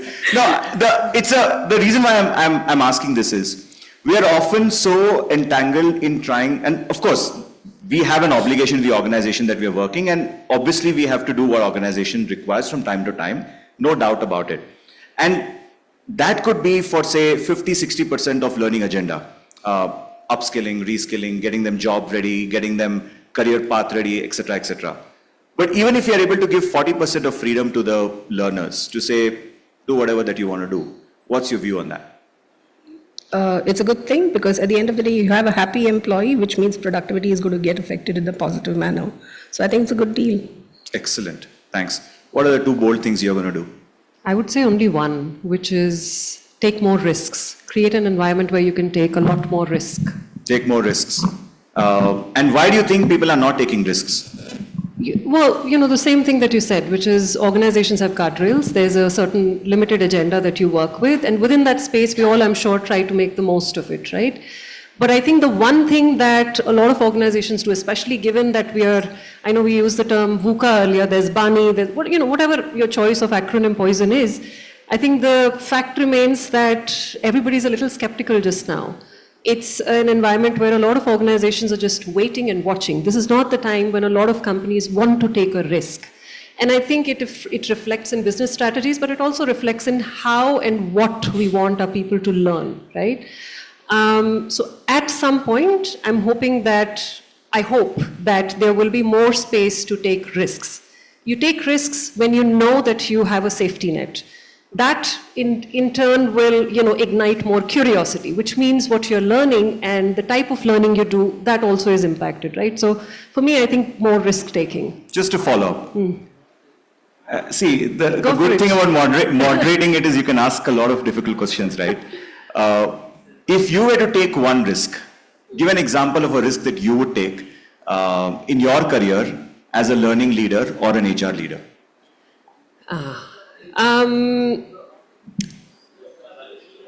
Again, more experiments. For example, and I know you said no organizations, but imagine any past organization, Sure. what I would do is want to really go at the business end, whoever the customer is, etc., do some experiments, help people learn in the process of, participating in those experiments. When you're doing it at that level, you don't necessarily then have to ask a stakeholder, so what would be, the ROI here? How do I show that this is working, right? I'd probably do that a lot more. And I think she makes a very important point of experiments. How many of you in this room can commit to doing one experiment in the next 1 month? And you don't have to come and tell anybody that you've taken or done that experiment, right? It's for your journey and for each one of us to grow as individuals while we also work with our teams. How many of you here would say we can commit to doing one experiment and we'll be proud of doing that? Excellent. Even the panel can raise their hand. I mean, I'm going to do one experiment. You all also allowed to, chime in. Your views.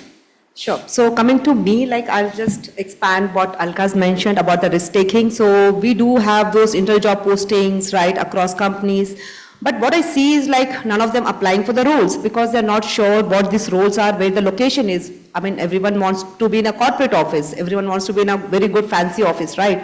But we have so much opportunities out of India around the borders, right? We are in defense contracting industry where we operate in war zones, in hostile environments like Iraq, earlier were in Afghanistan, now in Ukraine. But none of them want to apply from India because they don't want to take the risk.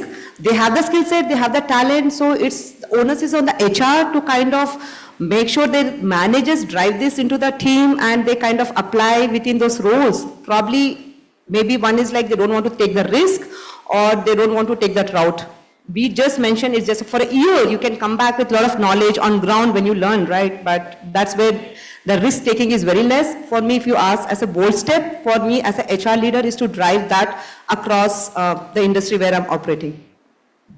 Thanks for sharing that. My next question is on change, and I started the discussion saying that our conference is getting boring. Are we not wanting to change formats? To you, from a change management perspective, right? What is more important? To be the catalyst to effect change without shouting, saying we are changing, we are changing, we are changing, or to over-communicate the change you want to bring about in organizations? Which of these two you think from a learning perspective will be easier to adopt by the learners or by receivers? No, I think definitely communicate the intent to bring about the change rather than say that, this thing, right? So, and create a platform where that change comes in automatically. And, sometimes we don't need to shout about it. I think the pandemic was the biggest shout in the recent times in our lifetime, right? It shot up the otherwise sleepy hybrid learning environment into a $340 billion industry, which was unthinkable. Not that it was not happening, but accelerated development that you can go outside and learn, and you need to do that, was a change that was not brought by us. And good it wasn't, because we possibly couldn't have driven a change as big as that. Right? Compulsion, coercion, through a lot of pain. But it did drive the change, right? Out of the 340 billion, I think corporate edtech, for example, in hybrid learning is using just about 25 billion, right? So there is change that is happening. We are kind of not driving that. We are saying that it's easy for us to sail along rather than drive change. Nobody wants to drive change. We say that we are very comfortable, but in general, human beings are very, very dissatisfied with surprises and shocks because because it goes against the practice of habit and stuff like that, right? I don't want to go into that level of detail. But to your question, Vinay, and good question, I think we should create the platform for doing that change and enable that rather than anything else. What's your view on to shout change or be the catalyst and effect change without them realizing? So I would agree with him that it is important to communicate the change that is required. What is more important is to create an environment that facilitates the change. So when you talk about aspects like culture and you have the intent and the culture and everything married, that's when the change will happen. So communicating it is very important because that's the largest part of any kind of a change management bit. But more than anything else, it would be creating that conducive environment for change to take place. Creating that environment. Yeah. Excellent. Thanks. What's your view on that? I would say go for whatever works. If you need to shout, if you need to make people a little uncomfortable to get something done, well, by all means, do it. But I would also take a step back and say any good change management approach, ideally, to me, it starts with empathy. It starts with really understanding why is this change, what is going to scare people about this change. Earlier today, we were talking about coaching, right? Coaching and a non-coaching mindset distinctly differs because they're fundamentally about having authentic conversations and conversations where everyone is happy, right? It's a change. Yeah. It makes people uncomfortable, right? So it's important then to have those guardrails to say, this is the guardrail within which you're required to have a conversation, right? It's the same thing with any change that you're bringing in. Like, through empathy, try and understand the other person's perspective on what might make people uncomfortable. Would it make them worry about, job security? Would it make them worry about relevance in the long run? And then ensure that your change plan takes that into account, right? And again, if you need to shout out and if it's a big change and you need people to acknowledge it, well, go ahead and do it. Sure. What's your view on this? Okay, I do add on to the same point, and for me, a step back to create those safe spaces, right? Because, the change happens a lot when we see the M&As happening. And for me in the industry, in the last 5 years, I've seen 5 acquisitions. So it was all combinations, mergers, acquisitions, spin-off businesses. So from 3.5 billion, we've been to now $15 billion company, and we have legacy 5 companies into that. So the change management played very important role where we first wanted to create those safe zones, space where we could bring those ERGs, bring the champions, and we could cascade through them because, so many legacy employees, and till date when we on Teams call, the introduction comes like, I'm from legacy, right? I mean, the change still takes time for them to get absorbed and to get into the one big brand of the company. So my take is give them time, let them come with those changes, let them embrace those changes because not every individual will take the time which we can quantify. So my take is on give them time to settle down with these changes. Excellent. The reason why I brought this point out, and if I may with your permission, share a small story of how change management happens. We work in a multi-generational environment and everybody understands change differently. We no longer are working in an environment where you can affect change by force. You typically would affect better change by inspiration rather than force, right? If you're inspiring your workforce, chances are they will adopt to changes a lot faster than force. In my earlier stint in another startup where I was heading HR, we had to sort of bring in confidence to our people to go and pitch to customers globally. Now, how do you bring in confidence? You could have a series of trainings on confidence building. That's one way of saying that, okay, this is how you'll build your confidence. But as a startup, you're constrained with resources. You will not have budgets to train people, etc. So I did a small experiment. Because we're an Indian startup, we adopted to wearing Indian formals to work once a week. I said, let's wear kurta once a week to work and let's see what happens. Now, the guy is wearing kurta, he's sitting in office and he's talking to a customer. The customer says, oh, you're wearing a bright outfit. Is there an occasion in your office? He proudly says, no, I'm an Indian organization. This is an Indian formal, blah, blah, blah. The minute he's saying that, without realizing, his pitch becomes confident from a worrisome pitch. When somebody compliments you, you're more confident about yourself. It's a very subtle change. He doesn't even know something is affecting them, but they suddenly become very confident in the way they're presenting or representing the organization. As learning leaders, as HR leaders, when you have to effect change, because you're at the forefront of a lot of times CEOs coming and asking you, saying that, hey, how do we manage this change? What do we do with this change, right? If you're able to play the catalyst role, you will see the results which would surprise you. Let's quickly move on because I only have 9 more minutes and I want to have 5 minutes for Q&A so that you can ask tough questions to all 4 of them, not me excluded. What does diversity in learning not mean to you? And this is for everybody. If I'm putting you on a spot, we can start with your neighbor. Oh, I love this, in panelists saying, okay, can you answer this first? See, you want to take a shot at it. What it doesn't mean is one size fits all. One size fits all? It's not that, definitely. Excellent point. Because we are trying to be diverse and at the same time, we want the same training content to be delivered to everybody in the same format. Is that what you're saying? No, I think there is merit in standardizing some part of training that you do, especially if you want, for example, your employees to have a consistent managerial experience, no matter what part of the organization you're sitting in. So there is merit in standardizing parts of it, but it doesn't mean that, for example, we were talking about different generations in the workforce, right? Not everybody wants to learn the same things. Not everybody wants to learn the same way. So making space for that while ensuring that you meet the org mandate of, some compliance, some standardization as well. That's a very important point you make. Not everybody wants to learn the same way. And therefore diversity is very critical, or diverse ways of learning or imparting training is very critical. What's your view on, I'll just pick on that point and we can start, what's your view? A, if you want to answer the first question, she's already answered it, but B, how do organizations have different style of teaching so that your learners who have different requirements or needs of learning can adopt to it?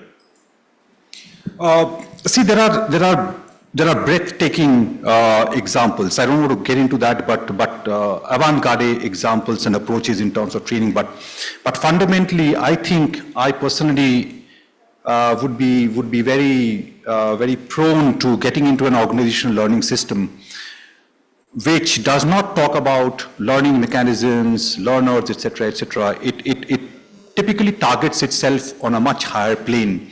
We have 7 forms of intelligence that goes into any kind of learning, and we can converge that into a sustainable learning platform. So an organization that actually looks at that value of converging the 7 forms of intelligence and creating a platform is something that automatically brings in diversity, equity, inclusion in the learning process and sustains it. Could you elaborate all 7 forms for the audiences in case you can? Oh yeah. So fundamentally, I mean, there's most of you would possibly be knowing about the 7 forms of intelligence, right? I mean, you talk about musical intelligence, right? You talk about mathematical/analytical intelligence. You talk about spatial intelligence and stuff like that, right? I mean, how important is music important in leadership? How important is physical energy important in a learning process and stuff like that. So I can go on for that, but you have your time. Yeah. When we were young, we had different ways of memorizing tables. Some would memorize using songs, some would memorize using different idioms, etc., right? What experiment have you done, or you think we should do as organizations in using those methods to impart great learning experiences? I mean, there are adequate platforms that are available. So whether it's e-learning, or whether it's classroom learning, or whether it's MOOCs platforms, or whether learning on the go, one picks up an article, reads it and things like that. So like we spoke about earlier, different learners learn in different ways. So how I might memorize something may be very different from somebody else who would like to memorize it or learn or remember and things like that. So I think there are enough avenues for figuring out what is the kind of learning that suits you best. So as long as you're able to create as an L&D function or as the organization, if you're able to create that ecosystem and make it available for people to do, allow them to pick what suits them best. Excellent. Yeah. Do you want to attempt? Sure. I think analogies or putting the context in simple ways works very well. For example, when you think about coaching or when you think about difficult conversations, a simple statement like, you're going to have maybe 20 or 25 conversations with your key stakeholders in a year. How many of those conversations would you want to have an impact, right? And then you talk about, hey, here's the way to make it more impactful, right? Things like that work really well. The second thing that I think works very well, analogies, but in the human form, which is role modeling, right? If you have sponsors, if you have people who are living out certain values that you want to build in the organization, I think that works very well. It's like literally an analogy in the human form. So I think those two things work very well. I think that's again a very important point. We often forget how analogies can play a critical part in shaping how we are becoming impactful individuals, leaders, team members, team leaders, etc. I just have 3 minutes. If I may just add, storytelling is a beautiful form to improve learning on people. Yeah. So that's something that works across all kinds of learners. Yeah. And that's proven its results. Absolutely. Storytelling is a brilliant form of imparting learning. So Vinay, just to add on that, we do incorporate storytelling a lot because we have like medevacs and all. So it's very difficult for us to immediately put any training, right? So we do get the SME on those subject, and they do share their stories. How did they evacuate? Because the person who is deployed is from other nation, right? So this really helps them to monitor real time, take action from safety aid to the CPR to everything, and the team learns on the storytelling side as well. Excellent. One last question before we move to audiences for their questions, if they have any for us. We talk about excellence, and we want organizations to be excellent at what they do. We want every individual to be excellent at what they do. Obviously, not everybody is excellent at what they do. There are variances in performances, right? Could you talk about either a course, a book, that shaped your mind to chase excellence? Or it could also be a story or an intervention, anything that made you believe as leaders that it's important to chase excellence. And that could be an example for everybody here. If it's a book, they can obviously pick it up and read. If it's a story, then that'll resonate with them. So I think from our understanding of excellence, a lot of times we have it as one of our organizational values. So when you talk to people about excellence and ask them, okay, what is your understanding of excellence? The immediate answer that you get, the best, the perfect solution. In fact, best and perfect are enemies of excellence. So excellence is a mindset that needs to be cultivated, which means absolutely, I will never stop at saying this is the best thing that I can do, but I'm constantly looking for better ways of doing things. So it's a journey. If you talk about excellence, it's not really something that you can say, okay, this is the level and you can measure it, but it's a mindset, and it's something that impacts multiple aspects, including inclusion. So you have multi-generational workforces. So how do different understandings across these multi-generational workforces come into play? How do you learn to respect? So if you have excellence as a value that guides you, then you're constantly looking for better options. So it doesn't matter where the solution or the answer comes from, but you're looking for it. So that's something that's there. Yeah, that's very well said. Excellence is not end result. Excellence is the way you chase things. Thanks for sharing that. I'm sure it'll help us. Do you want to? If you ask me, Vinay, I mean, even Lapata ladies gave me enough inspiration to pursue excellence. But if you are asking about a book, I think possibly it is. No, it could be a movie as well. No, I'll go with a book. It's reminiscences and reflections of the Marshal of the Soviet Union. Not a good example to give in terms of what Soviet Union is doing to, what Russia is doing to Ukraine now. But that aside, it's G. Zhukov, who was the Marshal of the Soviet Union. From a very inspiration and excellence, in pursuit of excellence, that's what I called it. Thanks for sharing that. Okay, good points already covered. So I'll just say, give you a different perspective. I think excellence comes with great competition. Yeah. A movie that I'd recommend to everyone is a movie called Rush, which is about these old, I think a couple of decades ago, two F1 Formula drivers and the rivalry they had, and the kind of respect that came out of it. They just pushed each other to become better. So yeah. I think that's a brilliant recommendation. If you've not watched it, you must watch it. If you've watched it, watch it again. It'll refresh some memories post this conversation. So I'll keep it very short. For me, excellence comes like again when we learn with the industry. So in the last 10 years with manufacturing industries, the excellence for me, operational excellence, learning to right away, right? So those are the things which I keep enhancing my knowledge on that. Excellent. Thank you. Time's up. I didn't realize. I thought I had 2 more minutes. But if we have time for questions, one question only? Okay. One difficult question to the panel members. Yeah, she had a question.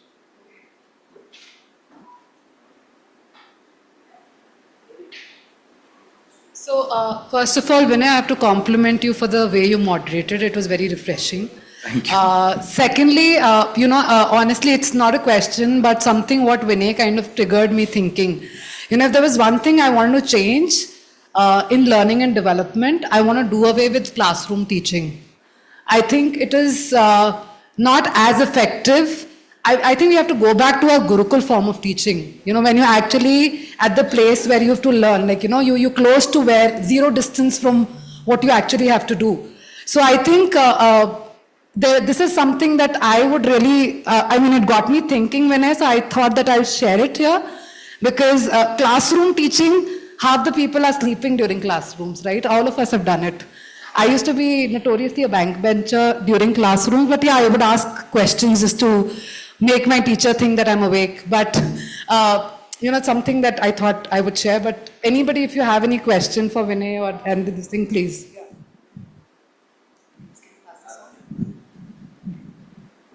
Hi, this is Divya. So I have a basic question. We all know about a push and a pull technique that we talk about in L&D. However, I feel it's always a push, be it for the learners to learn or for the L&D or the HR to make them learn. So how would you embrace that as a change? How would you empower that we can change that as a thought process? I think you've not answered the why, if that's the problem you're facing. Or people are not clear why we are doing this. If the why is clear and it's clearly communicated, and believe me, the communication part is probably equally important, if not more, then it should be easier to pull. But if, let's say, you've got a closed door sign off and then people are not sure, why am I spending time here? Or their managers are not sure, why am I sending my people to this training? Then it's going to be a push all the time. Most often, if you're fulfilling mandates, then it's push. Excellent. I think our time's up. Thank you very much, ladies and gentlemen, for patiently listening to all the brilliant speakers. Thank you for playing sport. It was, putting you on the spot panel discussion, but I loved it. Thank you. Thank you once again. Thank you. Definitely not easy holding that final panel discussion. Thank you so much for all those insights. A bigger shout out to the moderator and for all the panelists right here. And quickly, I would like to call Ms. Bilkis to please join us back on stage as we take this opportunity to show our gratitude for your time and presence. A small gift to be given away and a huge round of applause that adds on.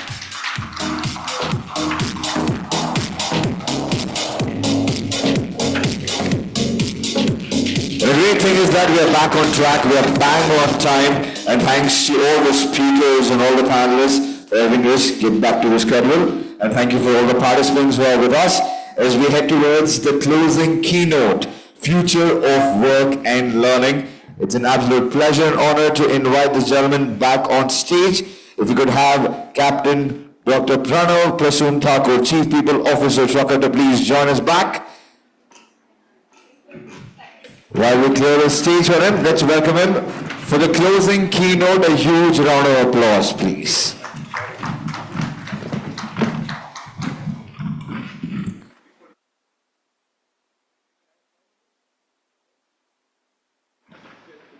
It works? Hello? Okay. Fine. So first, a big round of applause for Anurag and Sharon for making it happen. I think 2 days. Can we have a big round of applause, please? Yes. I'll not come. I think I have 3 minutes, so I'll cover it in time. So the first is what motivated me was designing learning with a purpose. Now, with a purpose, when you take it to the why of the company, okay, what is this purpose? Of course, this purpose has to be relevant. It has to be connected with the why of the company. If this learning, whatever we are doing, and a big round of applause to all of you, by the way, means from the L&D department, the stalwarts. The thing is, when I say, and when all of us come together, right, we make so-called the people function of the organization, right, and we make the people who make the organization. And whenever someone asks me, and by the way, I wear the shirt which says very clearly that I belong from HR. I have good smileys on my shirt, right? So we make the people which make the organization, and the people who are sitting there in this conference hall, I think they are the people, right, who are pushing this so-called why of the organization forward. Great speakers we had today. right? And tomorrow also we'll have some great speakers, right? But when I have to summarize this with a future of work and learning, see, human animal is being tamed, and the way we are conducting ourselves, the way we become, right, successful. And today the AI is the most, as people told, the most used word. What I feel is human animal will have the curiosity always to push itself to the different level. This is what I strongly feel. Whatever technology comes, technology will be an enabler, but the curiosity of human animal will push us to the next level. Now, till the time this is alive and all our TNIs and TNAs, we are doing it properly, right? Then this human animal quenches its high on that learning, right? Anytime. For those of us who are not very satisfied with that push-pull mechanism of learning, which is a big problem, and also someone was also telling that learning hours is something which has been and will be the success factors, or the Kirkpatrick model where we have the levels of checking that how effective the learning was. Still, I feel that the future of work and the learning which will be justified will be if it is relevant for the workforce then and there or not. And I strongly feel it because tomorrow, as we are moving forward, and something which came in front of all of us, the COVID came in front of all of us, and a lot of things happened. Rather, I did my doctorate at that phase when everything was closed, and I thought that let's add something to the knowledge, and I did my doctorate then. And my doctorate topic was also employee delight in the future of work. How the employee will come. And last 2 years, things have completely changed, right? Things are back to normal. However, tomorrow, if we are pushing the organizations forward, today we say the organizations, till the time you don't have the elements of entrepreneurship in the organization, right, the organization cannot move forward. Even the legacy companies, if you don't break it into pieces to reflect those things in the organizations, you are not quenching the thirst of today's workforce, right? And I strongly feel these set of people who are sitting here, if we connect the purpose with the purpose of the employee, if the purpose of the employee is connected to the purpose of the organization, I think we all can clap for ourselves. We would have done a great job. If not, there will be gaps, right? This entire thing, the way we do this entire learning will change. Of course, micro learning, we have bite-sized learning, but the fact is how relevant it is, right? At the end of the day, remember what I feel, you'll have an employee who works with you for 2 years. In 2 years, you have to give him the metrics of the skill set. You have to promote him, you have to make him successful, and then also you have to give him something for the future. And to close this, where I read it somewhere, and we all know this, that there is always a fight of VHR with the CFO, right? And the apt thing where it says that when the CFO asks that, okay, if I invest money on the employees, and if they leave, then what happens? And the CPO says that if they stay without the learning, without the investment, then what happens? So big round of applause to everyone, and I think we're well in time.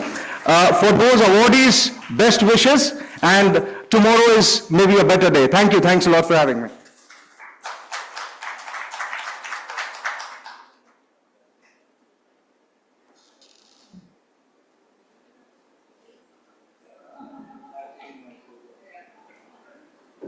All right, thank you so much. And before time for that, a big round of applause. And with this, what a day we've had so far. Productive, insightful, networking, collaboration. Could we have a big cheer for all the leaders, all the speakers, all the panelists, all the moderators? And the biggest cheer goes to the lovely participants right here. A huge round of applause to yourself, please, everybody. And with this, in just a bit, we will be getting into the awards 40 under 40, the much awaited and anticipated event of the day. And we will just start in the next 2 minutes. In case if you want to get a breather, you can do so. And we will meet back in less than 5 minutes. Thank you.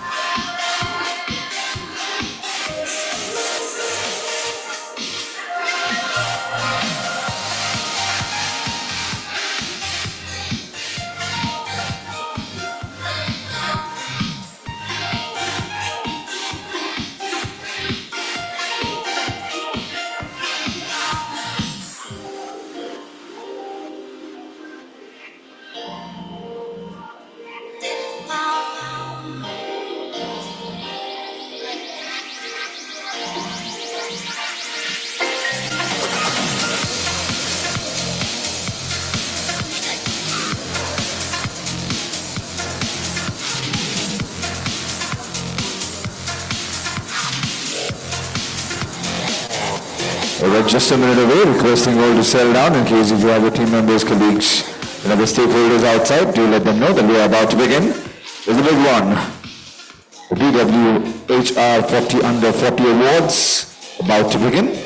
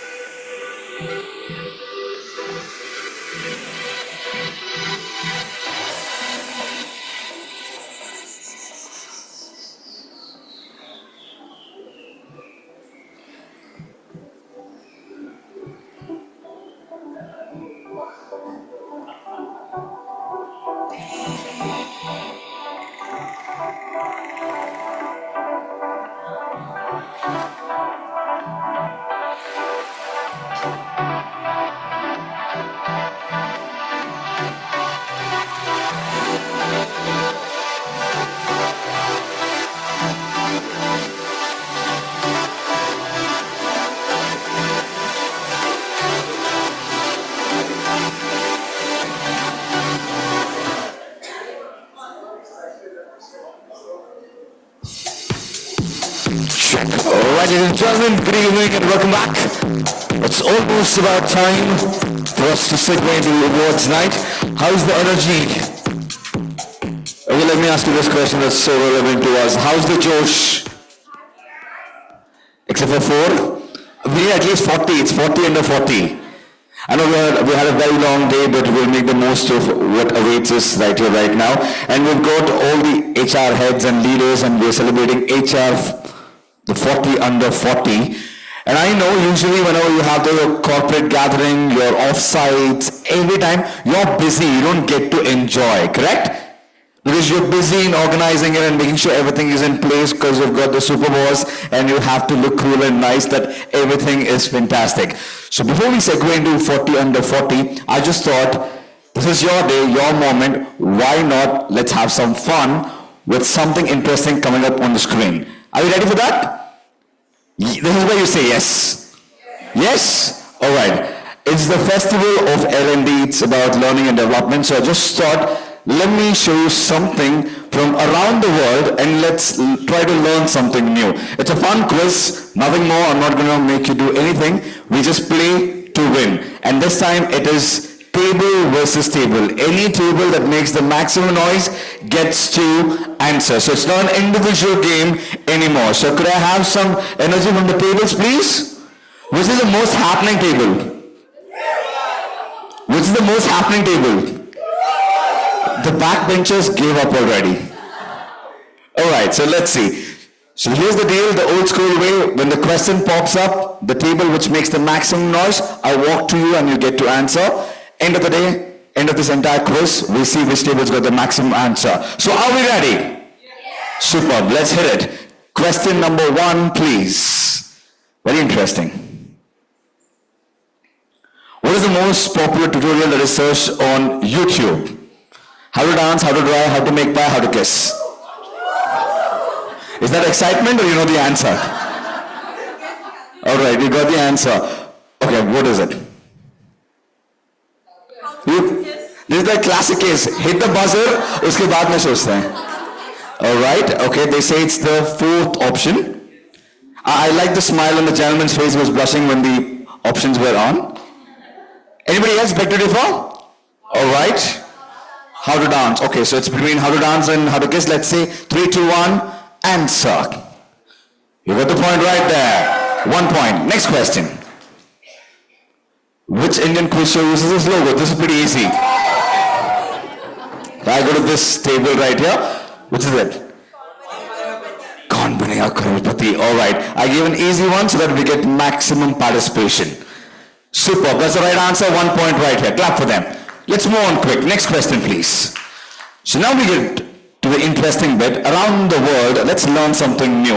In Germany, every office must have this. No matter how small, they need to have it. View of the sky, water cooler, timeout cabinet, or ashtray.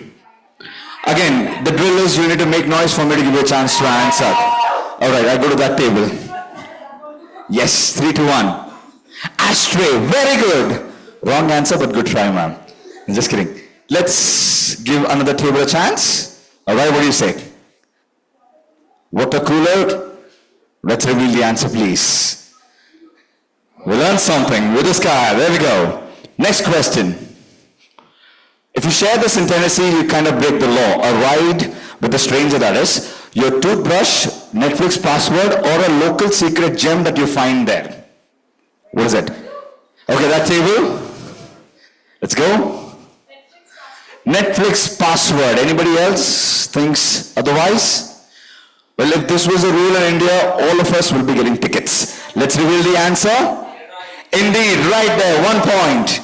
Next one. Name the brand that's promoted by the character shown in this logo. I like the excitement there. So we usually meet this captain in the weekends. And that is right. So 2 points. Moving on quick, last few questions. By law, this becomes the property of the Queen. Now the King, if caught in the UK, an enemy ship, whale, Bigfoot, or alien? Other tables, come on, try. Enemy ship. I like the confidence from this table. Yes. Bigfoot. All right. All right, Bigfoot. 3, 2, 1. Answer, please. We're trying to think too much out of the box. How many MBAs in the house? How many MBAs in the house? Yes. We love MBAs because we look for out-of-the-box solution every single time, even though solution is inside at times. Just kidding. Next question. In the Californian town of Carmel, a woman can't do this without permission. Sing off-key, wear high heels, have a flatmate, or be a psychic. Have a flatmate, okay? So that flatmates at this table also opts for a flatmate. Anybody else? Come on, quick. Flatmate. All right. Superb. Indian women will be happy. Answer, please. Next question. And probably the last one. Okay, yes. In Oklahoma and USA, it is illegal to wear your boots to where? To bed, to town square, to church, or to a pool? To church. Okay, he says bed. To church, town square, to bed. Okay, this is kind of creepy. I don't know how they'll find out, because the answer is... Round of applause to yourself, ladies and gentlemen. We learned something there. And I think a clear winner, that's the lovely table there. 2 nights and 3 days holiday package awaits you. And now with these smiles all around, welcome back. Ladies and gentlemen, moving forward right here, the compelling discussions that we witnessed today to the evening celebration. I welcome you all to the BW HR 40 Under 40 Awards 2024 with a huge round of applause, everybody. We've gathered here to celebrate and honor the trailblazers in HR space, the pioneers who have demonstrated exceptional commitment and dedication towards shaping the future of HR in India. I would like to take this opportunity to thank our partners for the day. HR Network Partner, MHRD Bangalore Chapter, Coaching Partner, Take 5 Global, Tech Training Partner, M-Link, Exhibit Partners, Great HR, Stalwart Learning, Corporate Gifting Partner, GKD. A big shout out for all these partners, please. And also join hands in thanking our event partners, the Thick Shake Factory, Joy Travels Private Limited, Realty Plus, Exchange for Media, IWM Buzz, Impact, Pitch, Fandom, and Beamley Coffee. Just to let you all know, today's award ceremony is being streamed live across all BW Business World platform, including our social media channels and on www.bwpeople.in. So please feel free, join the celebration of the evening by using hashtag BWHR40 Under 40. And before we segue into the awards, just a quick heads up, what's happening on day 2 of Festival of L&D. That will be focusing on creating personalized paths for building competent workforce. 30 plus masterminds from L&D world would be joining, and we're going to be a part of it. Before we start the award ceremony, I would request all winners to make sure that you use the platform, get down, that is towards your left side of the stage. For individual photo, once you receive it, we want you to join us towards the left side of the stage so that we can capture your picture, and request all the winners to stay till the end for the group photo for our editorial coverage. Anybody who leaves, your trophies will be taken back. Hope you will be with us till the end. And now we move on to felicitate our winners and to join hands in giving away these awards. I'm going to be inviting a few of the leaders that we have right here from BW People, and we want everyone to be a part and parcel of this. But before that, we really need to talk about the jury that was behind this particular award ceremony. A big shout out for Dr. Anurag Batra sir, Chairman and Editor-in-Chief, BW Business World. We had Mr. Paul, Jury Chair, Global Leadership Coach, ex-CEO, Randstad, and External Advisor, Bain & Company. Mr. Vikram Tandon, Advisor to Group Chairman, ex-CHRO. Mr. Prem Singh, President Group HR, President MHRDN. Ms. Neeta Bhushan, CHRO at Pernod Ricard, South Asia. Mr. Sarma Chilara, CHRO and Board Member at Skoda Auto Volkswagen India Private Limited. Dr. Pradyumna Pandey, Manufacturing HR Head, Hero Motor Corp. Ms. Simin Ashkari, Senior VP Corporate HR and Business Excellence at DS Group. Dr. Rajashri Ganguly, President and Global HR Head, Alchem Laboratories. Mr. Dharm Rakshit, Head HR at Hero Motor Corp. Mr. Deepak Barara, Board of Director, Hatak Group, ex-CHRO, GMR Group and Lanco, Director People at AZZ. And we also had Mr. Mahipal Nair, MD, Trellix India and Head of HR APAC at Trellix. Mr. Pradeep Hadgaonkar, Country Head HR at Hitachi. We had Mr. Sumit Taneja, VP Human Resources at Wipro. Mr. Chinmay Sharma, CHRO at GlaxoSmithKline Pharmaceuticals Limited. Mr. Manish Minda, Head HR International Hubs at NatWest Group. Mr. Gaurav Saini, CHRO APAC and MEA, Vardhani Foundation. Mr. Amit Sharma, Group CHRO. Gokuldas Exports Limited, Mr. Hoshi Goswala, CEO, BW Engage, Mr. Ved Shukla, Founder and CEO, Malumart and Advisor, BW Retail World, and Ms. Neha Mathur, Senior Associate Director at BW Business World. Elite panel and great jury members, could we have a big shout out for all of them? And now I request the team to please play the jury AV to show us a glimpse of the jury process and the experience that went by.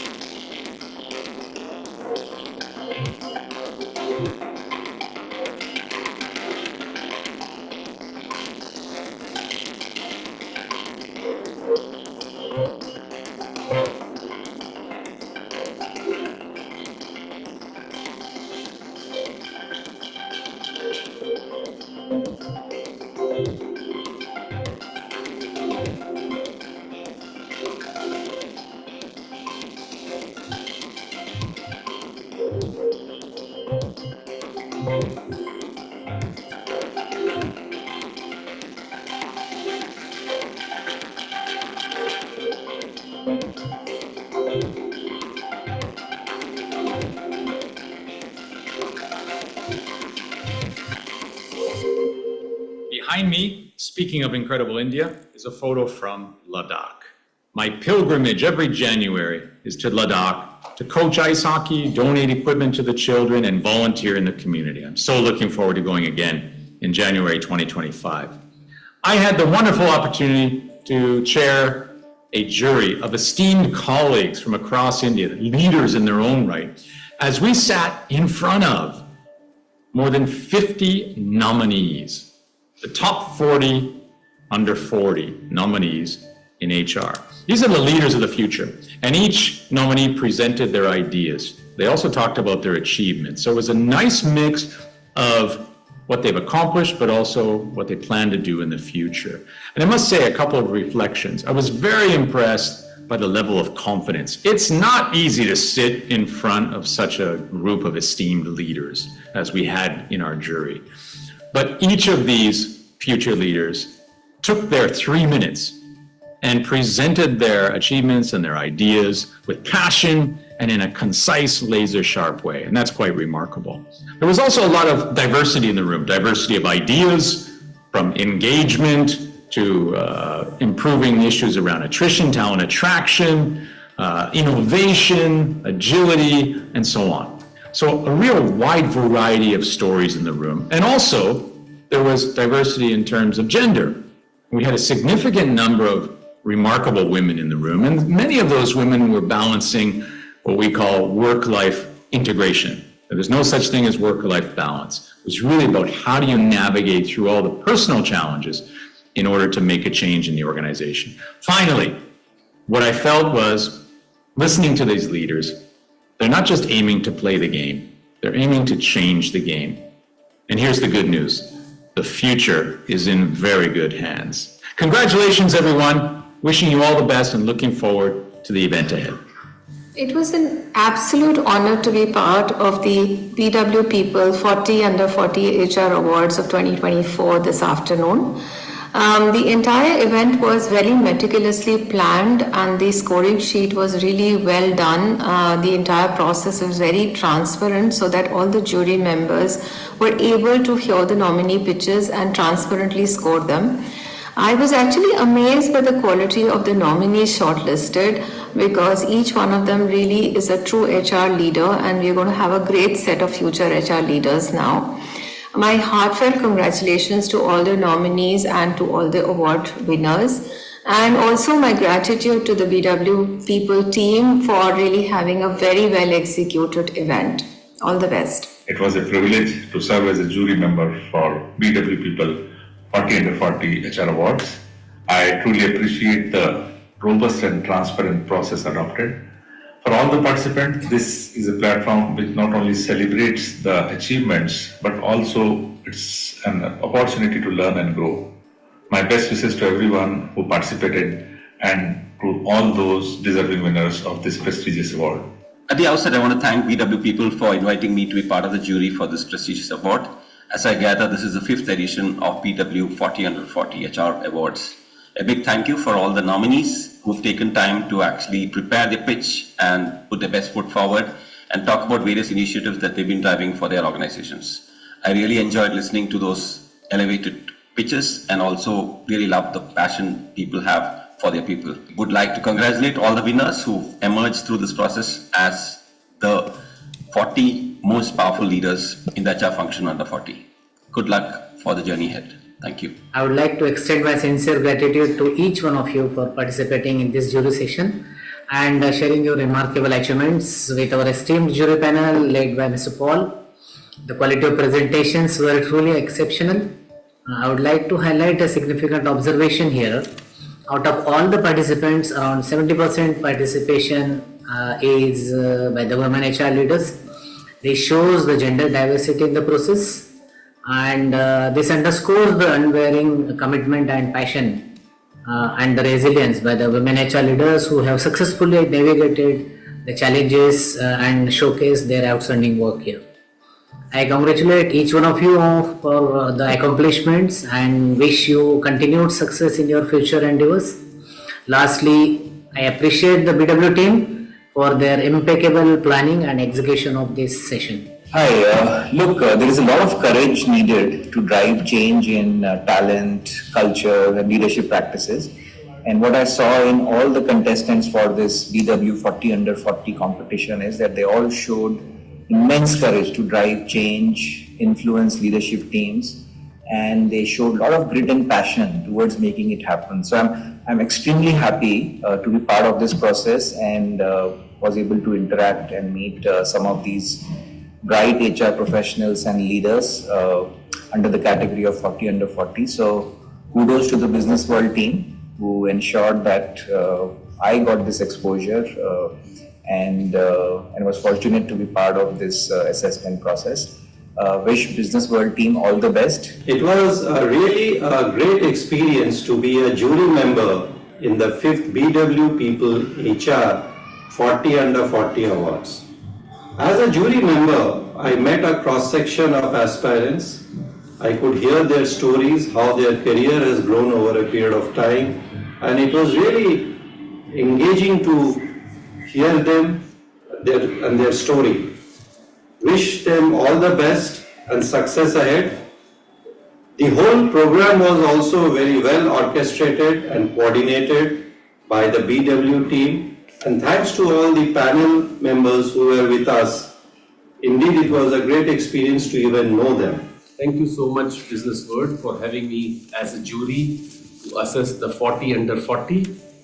Quite an intense process, very well organized and structured. All the applications were sent to us in advance for our review. We sat through a full day of presentation by each participant involving 3 minutes of pitch, followed by Q&A. Help us select the best of the best. It's not easy. And I must congratulate all those who participated in this process. And I'm looking forward to meet the leaders of future in Bangalore on 27th of November. Thank you, Business World, for organizing this. Thank you, Business World, for this opportunity. I really enjoyed being the jury member for 40 Under 40. It was a very well managed process. I must say the criteria was well laid, and despite being a large jury and at the same time a lot of participants to judge, I think you made it very easy for us to figure out who's the winner. Thank you, business world, and to all the participants, all the best, whether you win or not win. I must say, you guys are a bunch of talented folks, and I'm sure you'll do well. Thank you.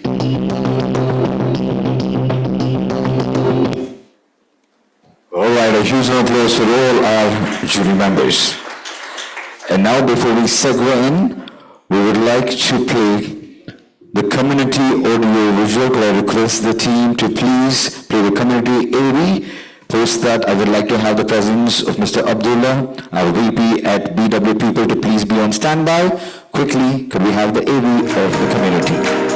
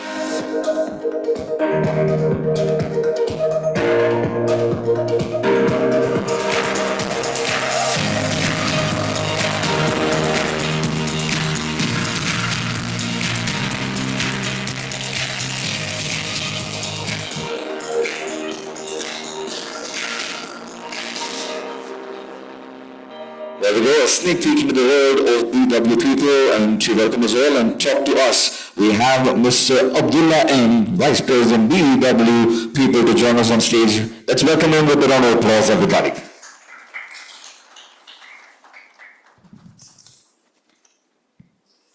Thank you. Am I audible? Okay. Ladies and gentlemen, good evening to all of you, and many, many congratulations to all the participants who got nominated in the BW People 40 Under 40 Awards, and congratulations to all the HR professionals who would be winners this evening. BW People 40 Under 40 Awards have been conceived to recognize the exceptional work that all the star professionals under 40 years of age have done in the HR people management space.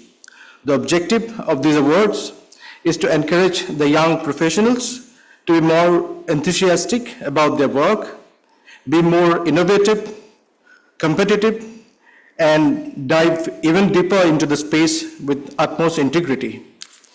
We have had an elaborate and very robust jury meet joined by some of the brightest minds from the industry, and the entire jury process as well as the judging criteria have been meticulous, fair, and absolutely transparent, and the jury has done a phenomenal job in this regard. A big, big thank you to the jury chair as well as all the jury members. This year, we've seen some of the remarkable works, great nominations from a very, very healthy mix of industries and companies from across regions in India. I, on behalf of BW People, congratulate all the winners once again and leave the stage to the host of the evening to begin the award ceremony. Thank you. Thank you so much. Thank you for kick-starting the award ceremony. And not before we have a video from the chairman of BW Business World, Dr. Anurag Batrasa. He wishes to share something. Good evening. Thank you for being at the BW People 40 Under 40. My congratulations to all the nominees who were shortlisted. My congratulations to the winner. The BW People and BW Business World initiatives are about the jury process and the jury chair and the jury members. So let me say thank you to my friend Mr. Paul Jufrey. Thank you, Paul, for chairing the jury and selecting a fantastic set of winners tonight. I will only say, Paul, with your experience, your leadership, And now as an entrepreneur, you know what it takes to succeed, what it takes to be empathetic, and what it takes to create more leaders. So today's cohort of BW People 40 under 40 represents almost all sectors, geographic, and has an eclectic set of winners. I wish all of you all the very best in your careers, and I would like to end by saying that embrace the 3 C's, which is change, continuity, and compassion. Also embrace the 3 H's, which is hope, humility, and hard work. You already have that. And there are 3 C's that you should do away with. One is comparing, complaining, and criticizing. I think if you do away with it, life is joy. Sleep enough, 8 hours of sleep is good. Look after the planet. As leaders, you have a huge influence on the community that you work with, your heads of HR or leaders in the HR domain. So clearly you can steer the destiny of your organizations. You have a voice at the table. So make a difference and continue to do well. God bless you. Thank you.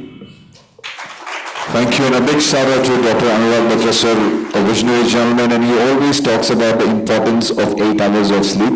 I don't know how many of us can follow that, but he always makes it a point that we do. One more time, could we have a huge cheer for BW Business World and for Dr. Anurag Batra sir. As we know, it's a tedious process to be the judge and to get the winners for this award. We would like to thank some of the jury members for in person and joining us right here this evening. I would like to take this opportunity to call upon the stage Mr. Paul Dupee, CEO, Take 5 Global Leadership Coach, ex-CEO at Randstad, and a best-selling author who's been the jury chair, who's right here amongst us. Could we have the pleasure of you please joining right here on stage, sir? Also joining him, we have a jury member, Mr. Mahipal Nair, CHRO, APAC and Managing Director, Trellix India, to please join us on stage. While we have those 2 fantastic gentlemen, I think we can join hands one more time. I request Ms. Gulkis Naqvi and Mr. Abdullah M to join me on stage to felicitate these fine gentlemen for all their efforts, time, and for their presence right here today.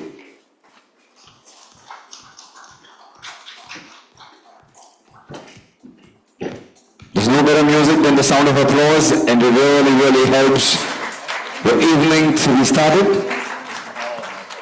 And could we have some music at the back as we honor these gentlemen?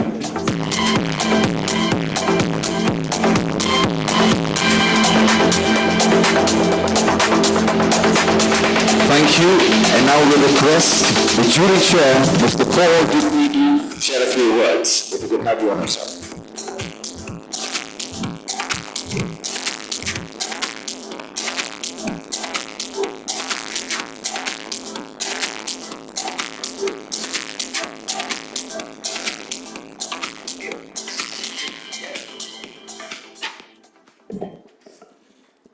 Namaste, Namaskara, Vanakkam, Namaskar, Kincho, Majama, Jule, to my friend from Ladakh.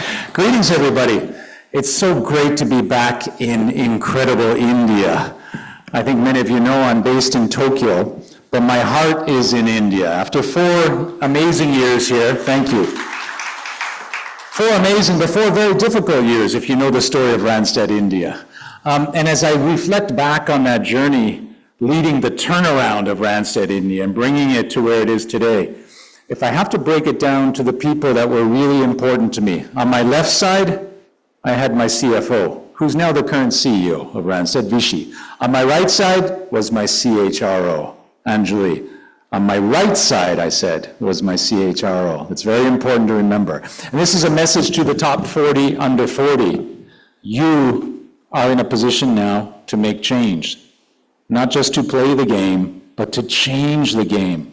And as you heard in the messages from the jury, what a pleasure we had. It was quite a marathon day for all of us to sit in front of so many of you. But normally when you finish a marathon, you're tired.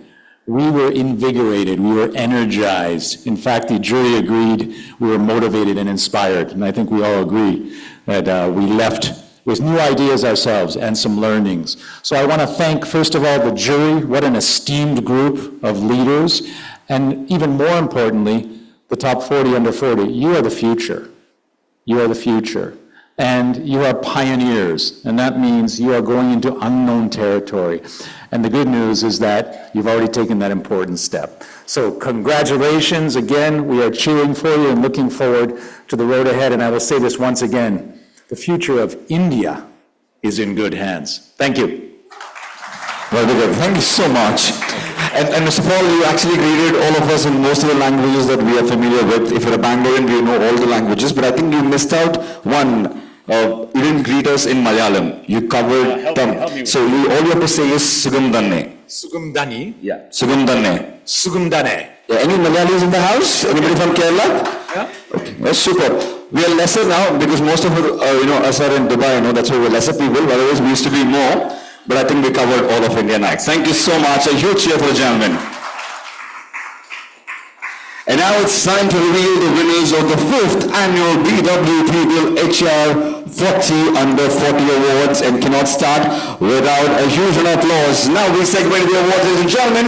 Welcome you all once again. Before we start the award ceremony, I would like to request all the winners once again. Once you come here, you get your picture clicked, you receive your award, and you move towards the left side of the stage to get your picture clicked. And all of you request you to stay back till the end for a group picture for the editorial coverage. And now join me in welcoming the presenters of this fine evening. First up, Business Head, BW People. Could we have Ms. Bilkish Nakui to join us one more time on stage with a big cheer?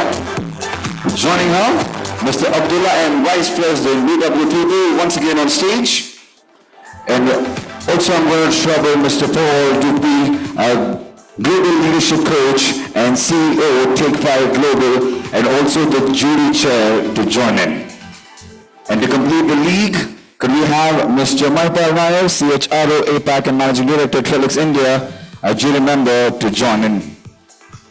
Clap it out loud one more time, please.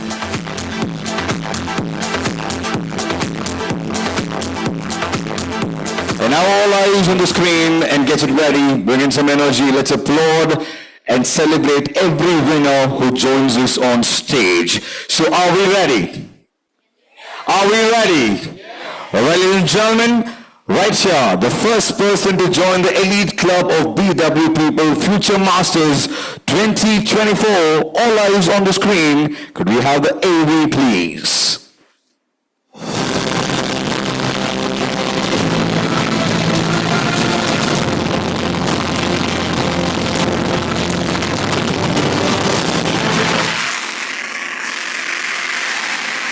Share Silva, Deputy Vice President, Talent Management, India First Life Insurance Company.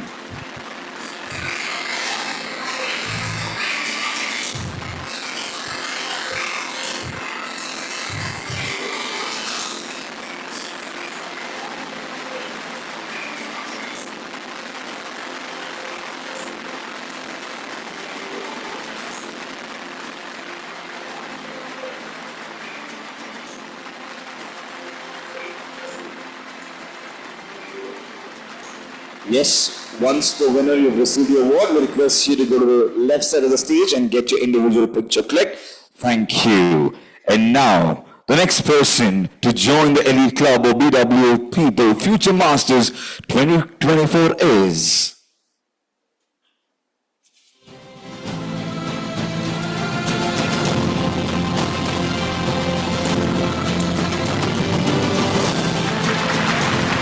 Let's have a big show. Vice President HR, Mahindra Finance. We have Ms. Bagisha Jha.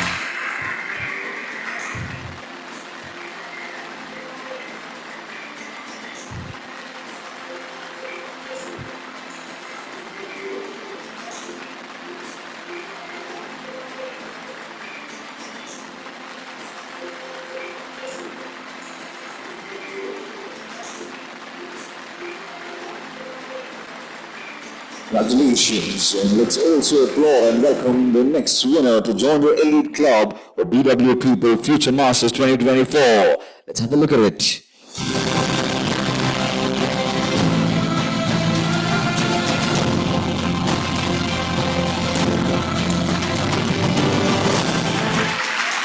Let's put our hands together for the Regional Manager, Human Resources, at Infosys, Dr. Basu.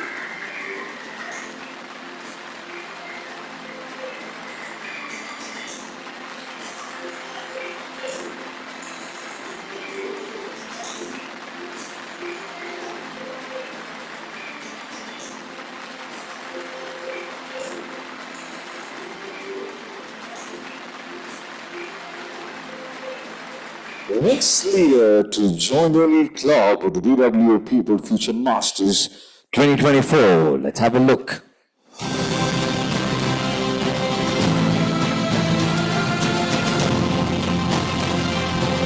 Celebrating top 40 HR Future Masters. Join the lead is Kunjan Gaur, Director, HR Business Partner, L&D.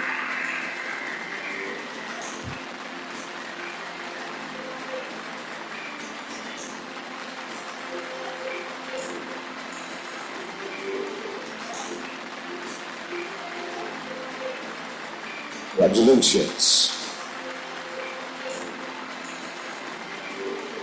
Let's have a look at the winner coming up on stage to join the club of BW People Future Masters 2024.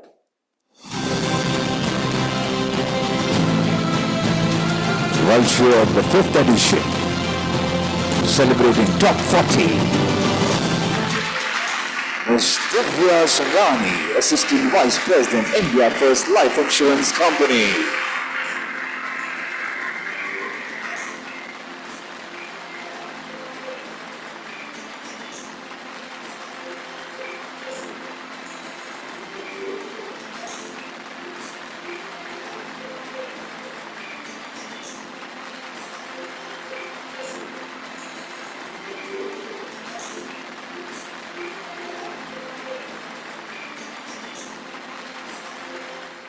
We have the winner reveal. Joining the elite club of BW People Future Master up next. The join is on stage. Ms. Isha Galia, Deputy Manager, HR, Make My Trip. Can we have a big round of applause? Join hands. Let's celebrate together. Welcome to the winner's circle.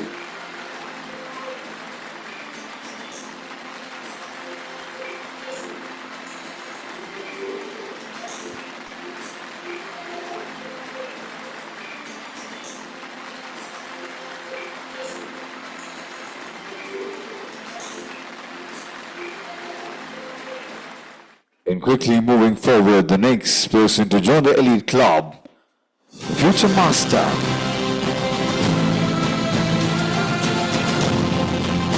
Fifth edition of 40 Under 40. Joining the club, Ms. Karishma Arora, Vice President HR, NatWest Group.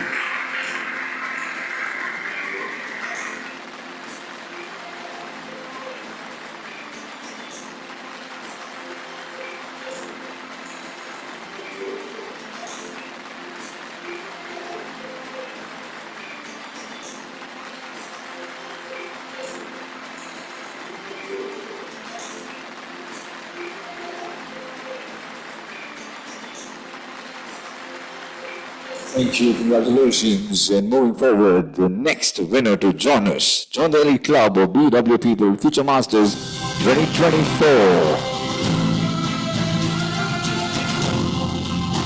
Top 40 Future Masters.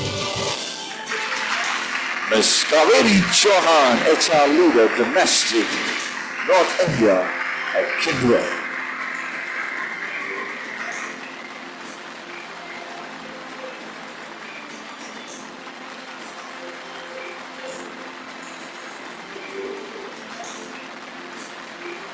A big cheer for all the winners in the house.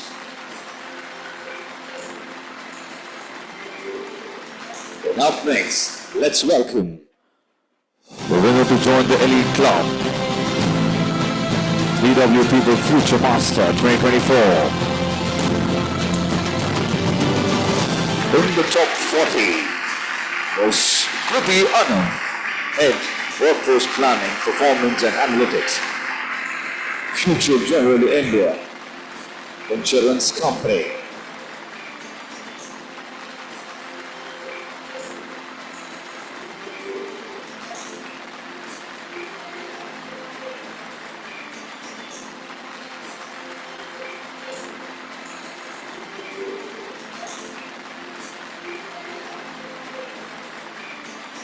Moving forward, let's have a look at the AV and welcome the winner joining the elite club of BW People Future Masters.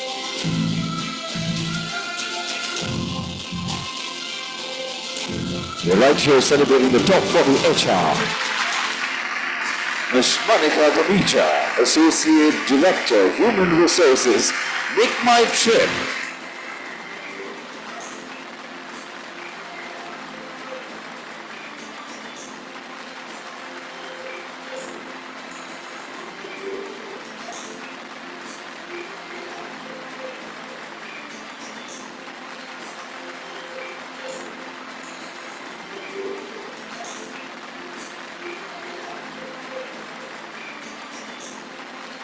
All right, congratulations. We're done with 10 of the leaders right here, the winners. So that's about 25% done. We still have 75% to go. So we're going to take help of another presenter, and let's take this opportunity to call Mr. Raghavendra Prasad. Do we have Mr. Raghavendra Prasad in the house?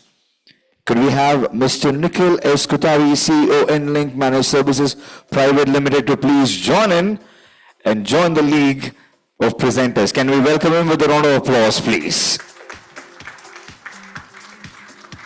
The best thing is clapping is absolutely free and it really helps us.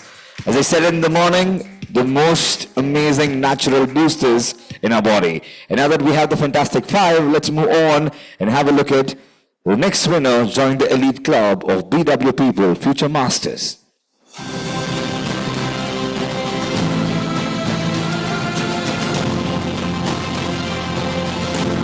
Put your hands together. Let's welcome Ms. Gitanjali Kunna, Head HCM and Administration at AIPL. Clap, clap, clap, clap, clap, clap, clap it out loud.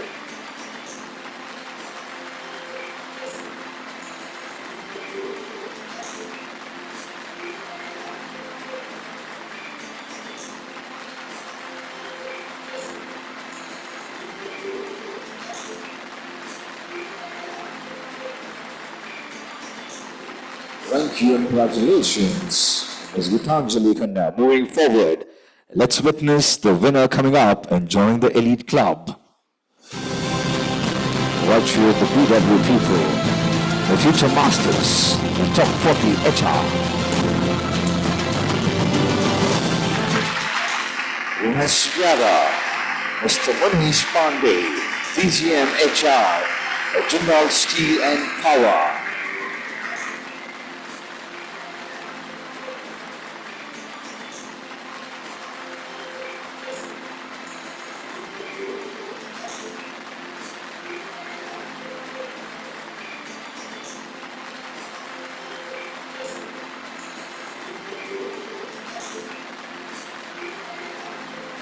Quickly have a look at the next winner joining us on stage. And also going to be a part of the elite club of BW People Future Master 2024 is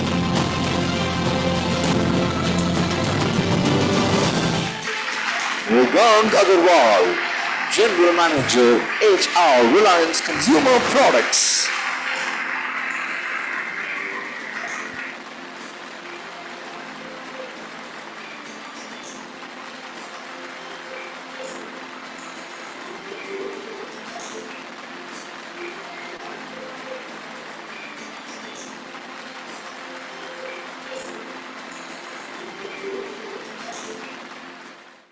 Next leader to join us and be a part of the elite club of BW People Future Master.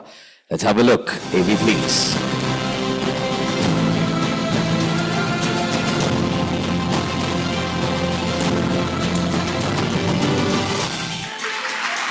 Ms. Nivedita Krishna Kumar, Practice Lead, Employee Experience, Emphasis.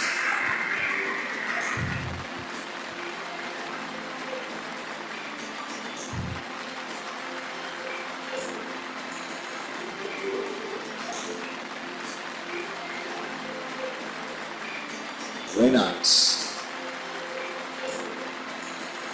Nivedita ma'am, you had probably the biggest cheer so far in this award ceremony. Why is that? What is the secret?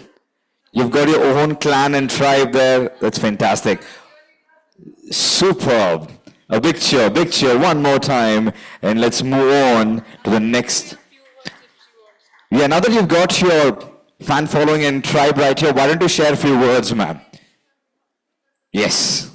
Now I'll put you in the spotlight one more time. Can we welcome her back on stage with a round of applause? So there are about 5 of us who have won this award, and we're all from Infosys. So it's a very proud moment for us. And we got to know just when we arrived here that 5 of us won this award. So yes, that's my team cheering on. And you'll hear a lot more hooting when they come up on stage. Thank you so much. Love the energy there, and with the same energy, let's move on and witness the next winner joining us on stage and being a part of the elite club.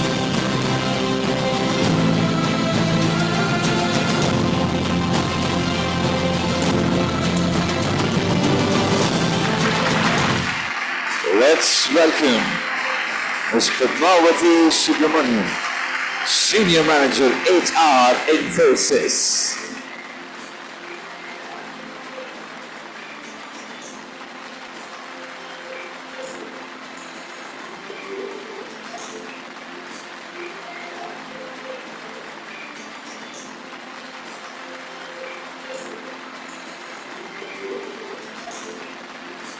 From the Infosys clan, yet another winner joining the elite club.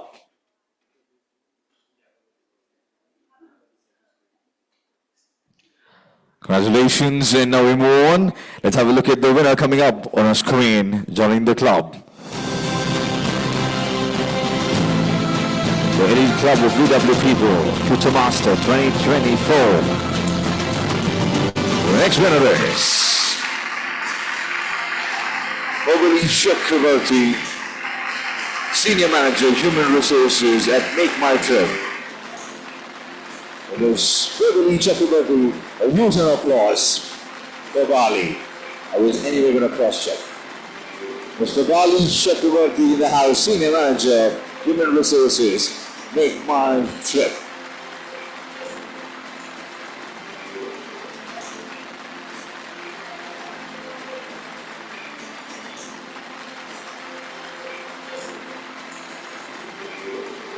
Sure, and moving on quick to the next winner to join the elite club of BW People Future Masters 2024.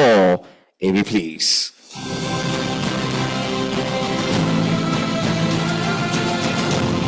We're right here celebrating the 5th edition, celebrating top 14. Mr. Rajkumar Ushakoyala, Associate Director, HR, Producer Consulting Services.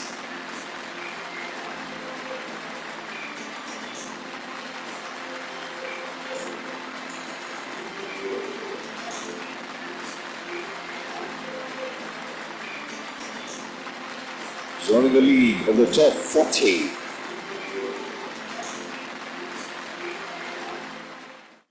And up next, let's have a look at the person, the winner joining the elite club up next. The BW People Future Masters 2024. We have the Associate Vice President HR at Vedantu Innovations, Mr. Rajesh Rajan.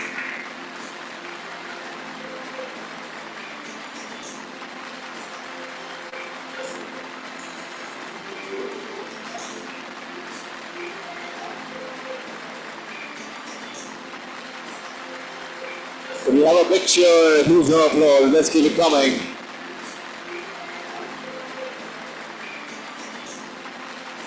And next winner to join us on stage. And joining the elite club of BW People Future Masters Club 2024 is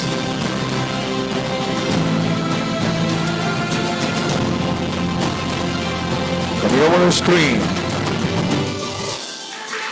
We have Ms. Rajita B.R., AVP HR People Operations, Synchrony International Services. Clap, clap, clap, clap.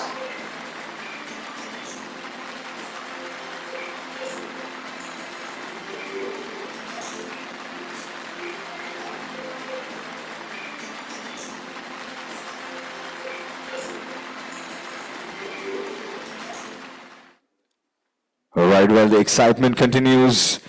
Let's have a look at the next person, the next winner to join the club, the BW People Future Masters 2024 on your screen.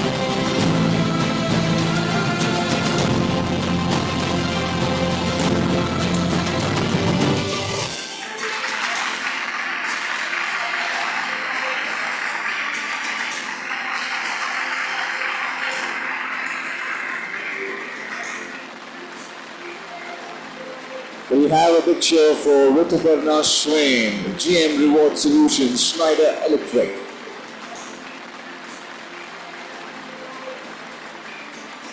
Do we have Miss Bindu ma'am? Yeah, Miss Bindu Sannyasi in the house? Do we have Miss Bindu? Do we have Miss Neelam Aluwalia in the house? Do we have Miss Neelam? Do we have Ms. Srividya Natarajan in the house? All right. And moving forward, before we have the next winner announced, we would like to thank Mr. Nikhil for his time and for presenting these set of awards. Thank you so much, sir. You can sit back and enjoy the rest of the evening. Do we have Mr. Prasad Menon in the house? Mr. Prasad, who delivered such a fantastic speech. All right. We'll wait for these gentlemen and ladies to join in, but we'll continue with the next set of award. And we're done with about 20. That's 50% done. And now for the rest of the 50. John Main welcoming the next winner and the person to join the elite club on our screen.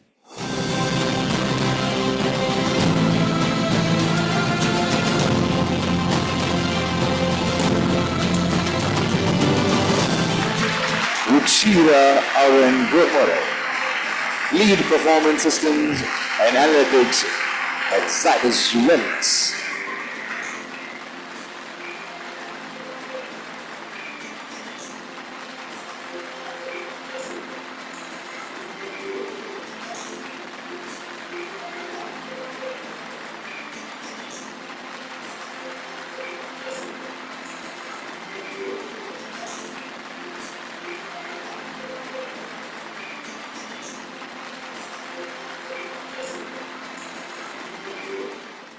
All right, moving forward, the next winner to join the elite club of BW People Future Masters 2024 is coming up, the AV.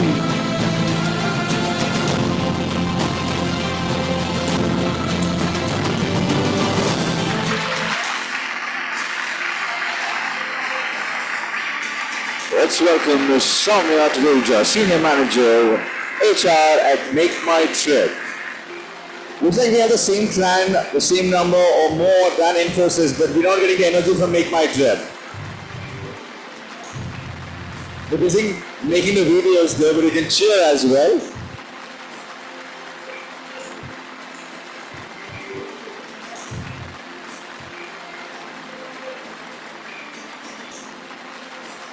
Thank you and congratulations, Ms. Soumya.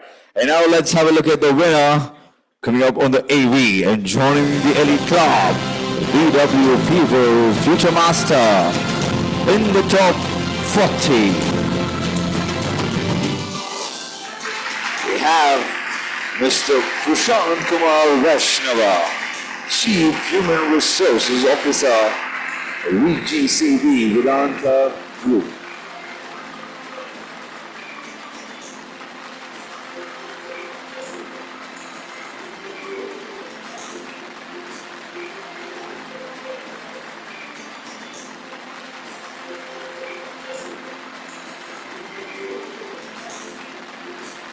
Thank you and congratulations, sir. Now quickly moving on to the next winner. Let's witness this. AV please, Elite Club of BW People Future Masters getting bigger. Adding on. Joining the 40. We have Sean Watts in the house. Senior Practice Lead Infosys. And I think we can add on a few more panelists. One of the most amazing questionnaire asker. A person who puts a point and shares it. definitely added a lot of value, shared a lot of insights along with the panelists, with her questions.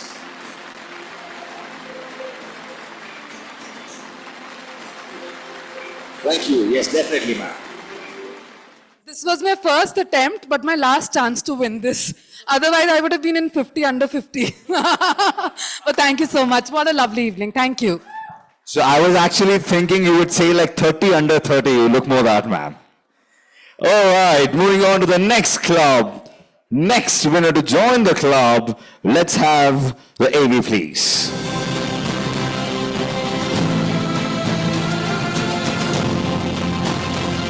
Right here, celebrating Top 40 HR Future Masters, and with the 5th edition, enjoying the league is Mr. Rahul Varma, VP HR, Technology and Operations India Hub HRM, Synchrony International Services.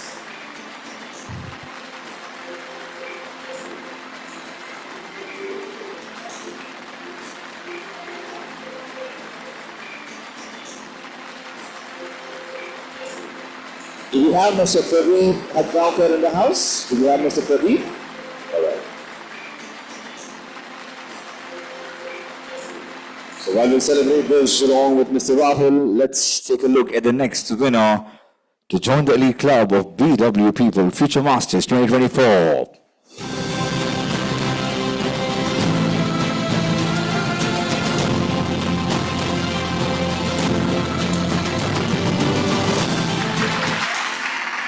Ms. Sukanya Bose, Senior Unit Manager, BPHR at Infosys.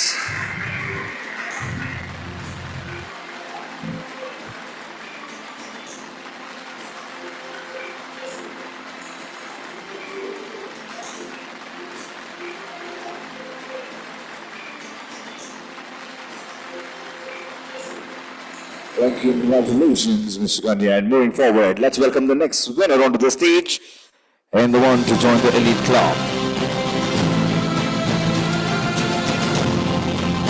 We are part of the top 40 HR Future Master. Let's have a look at the master coming on stage, Mr. Tarun Khatar, Vice President, Reward Partner at NatWest Group. Gentlemen, with a great smile, Mr. Tarun Khatar in the house. Joining me in the top 40.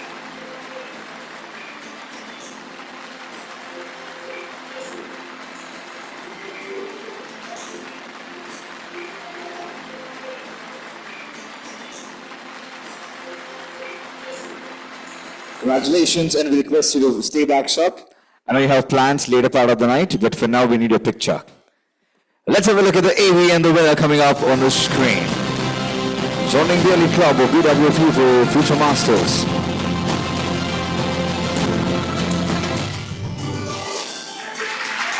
Ms. Udita Agarwal, SVP Learning and Talent Development, HSBC Bank.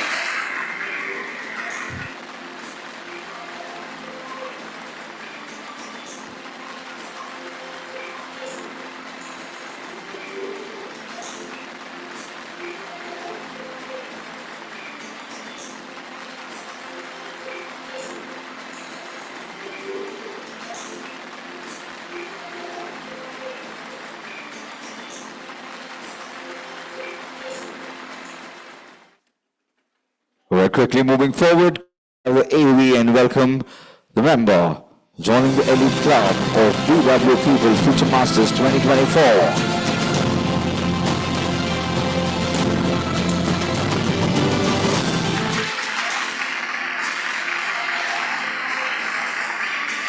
Everybody, good cheer. Let's welcome the AVP HR and Operations, ICOR Technologies. We have Ms. Ajanta Tyagi.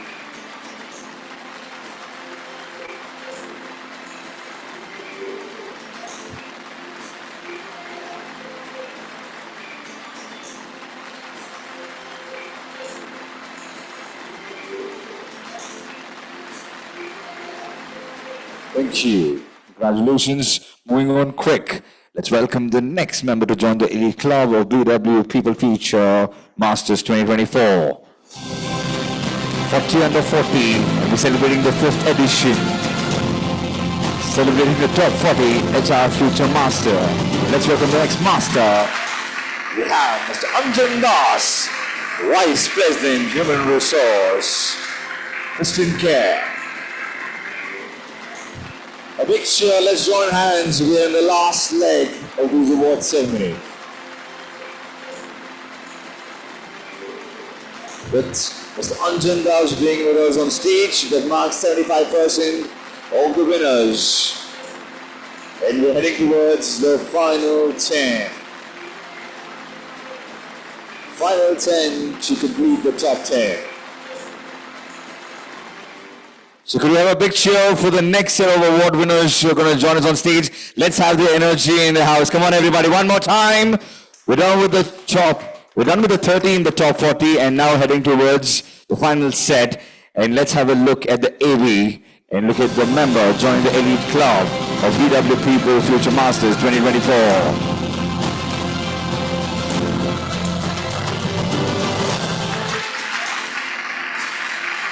We have Ms. Ashna Yu, Regional HR at Connexus India.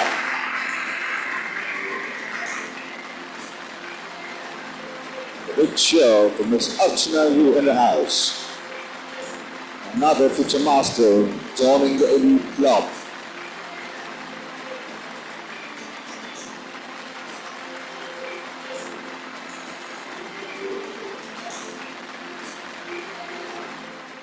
Moving on, let's witness the next winner to join on stage and to be a part of the elite club with BW People Future Master. We have Vijay Bhaskar Shekhar, Head HR, CSIT. Clap, clap, clap, clap, clap, clap, clap.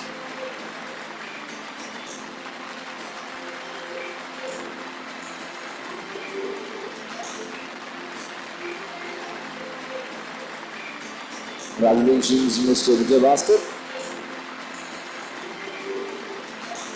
And quickly moving on, let's welcome the next individual to join the elite club of the BW People Future Master 2024.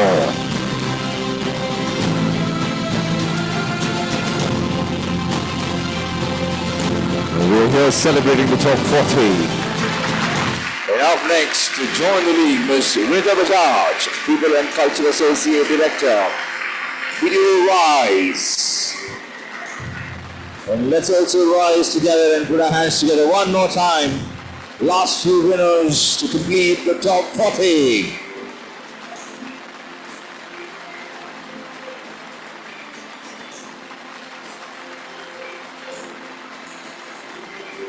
The next one to join us on stage and to be a part of this elite club, BW People Future Masters 2024. If you please.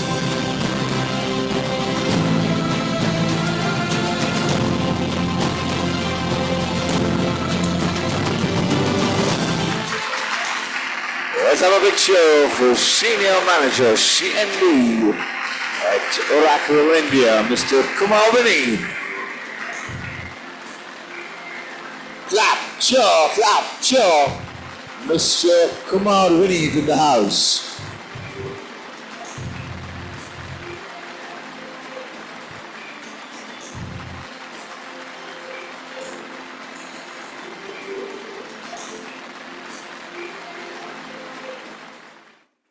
All right, on that note, let's have a look at the next person to join the elite club of BW People Future Masters 2024 and get ready to welcome the winner onto the stage. Again, we're celebrating the 5th edition of 40 under 40 and the top 40 HR. The next master to join, we have Mr. Vishal Khera, HR Director at Uptype Agency.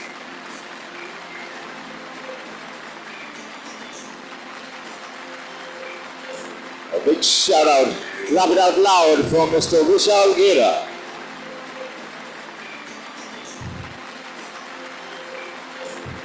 Down to the last few winners to join and complete the league of top 40. Up next, a quick look at the winner coming on stage and join the elite club of BW People Future Master 2024.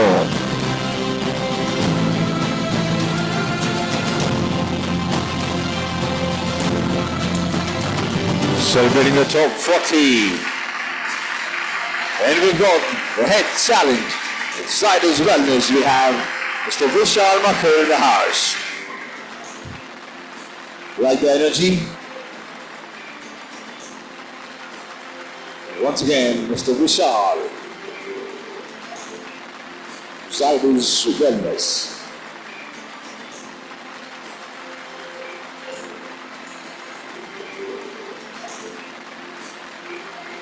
Almost at the final leg of this fantastic award ceremony. Quickly, let's have the next member, the next winner to join us on stage and to join the elite club. Coming up on your screen, the BW People Future Masters 2024.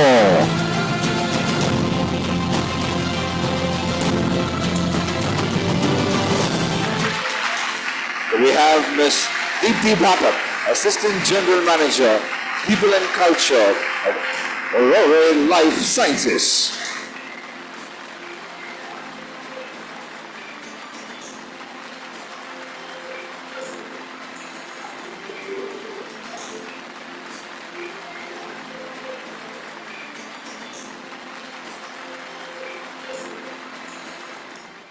And next up, we have the AV, and let's join hands to welcome the winner to the elite club of BW People Future Master 2024.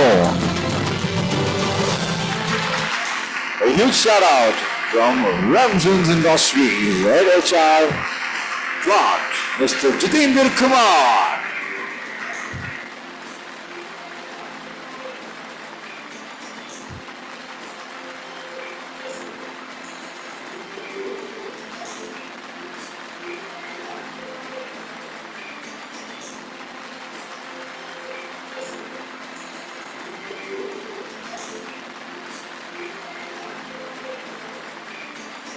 Ladies and gentlemen, with that, it concludes the top 40 under 40, the winners, the champions, and the members of the elite club. Could we have a huge round of applause and shout out to one and all present right here for all the award winners tonight.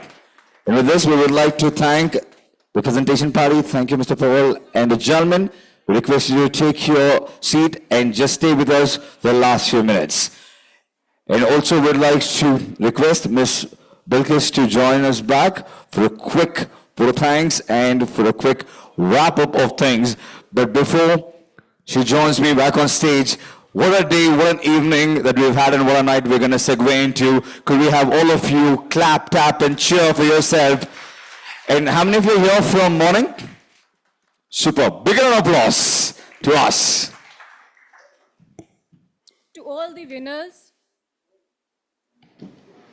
winners, their family members, team members, speakers, delegates, and dear colleagues. Thank you all for being here. We wrap up the day 1 of day 2 festival here. Heartfelt gratitude to all of you for enthusiasm, engagement, and commitment to learning. Special thanks to our keynote speakers, our power speakers, who shared their invaluable insights and expertise. Heartfelt appreciation for our partners for their wholehearted support.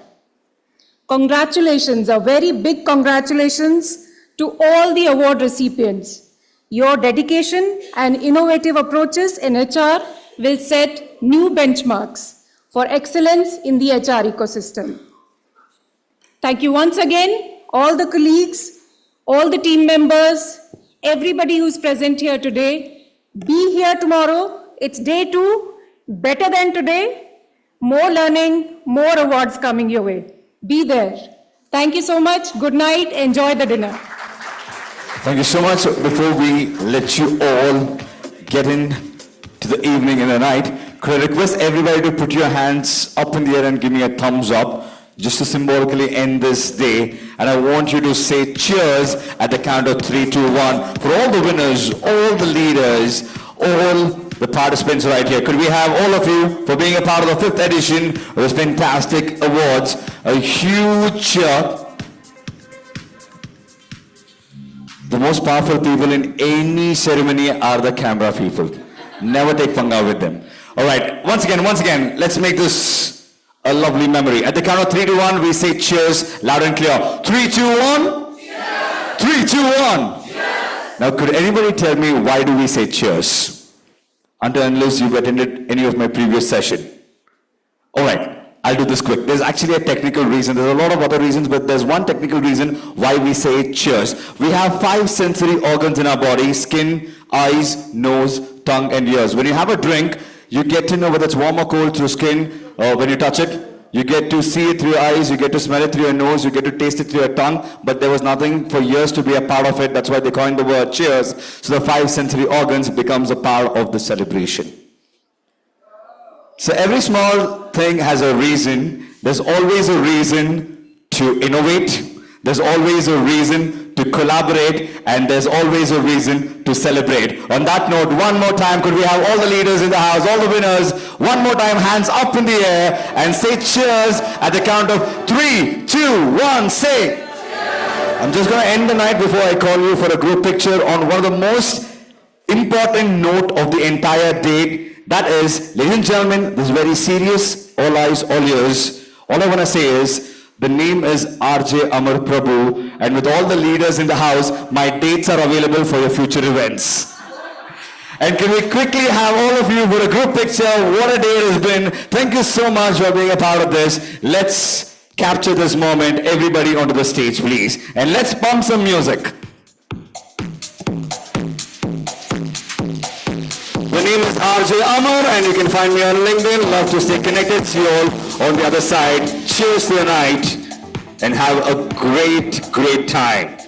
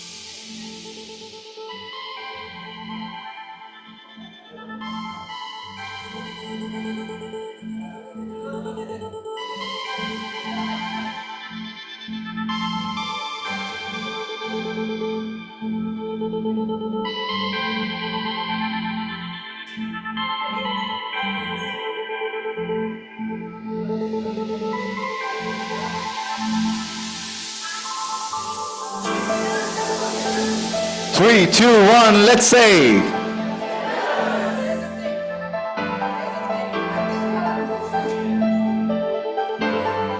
All right, at the count of 3, 2, 1, you say BW. 3, 2, 1. 3, 2, 1. And one last, you can put your hands up in the air. We can do that. Just Yes, let's not disappoint him.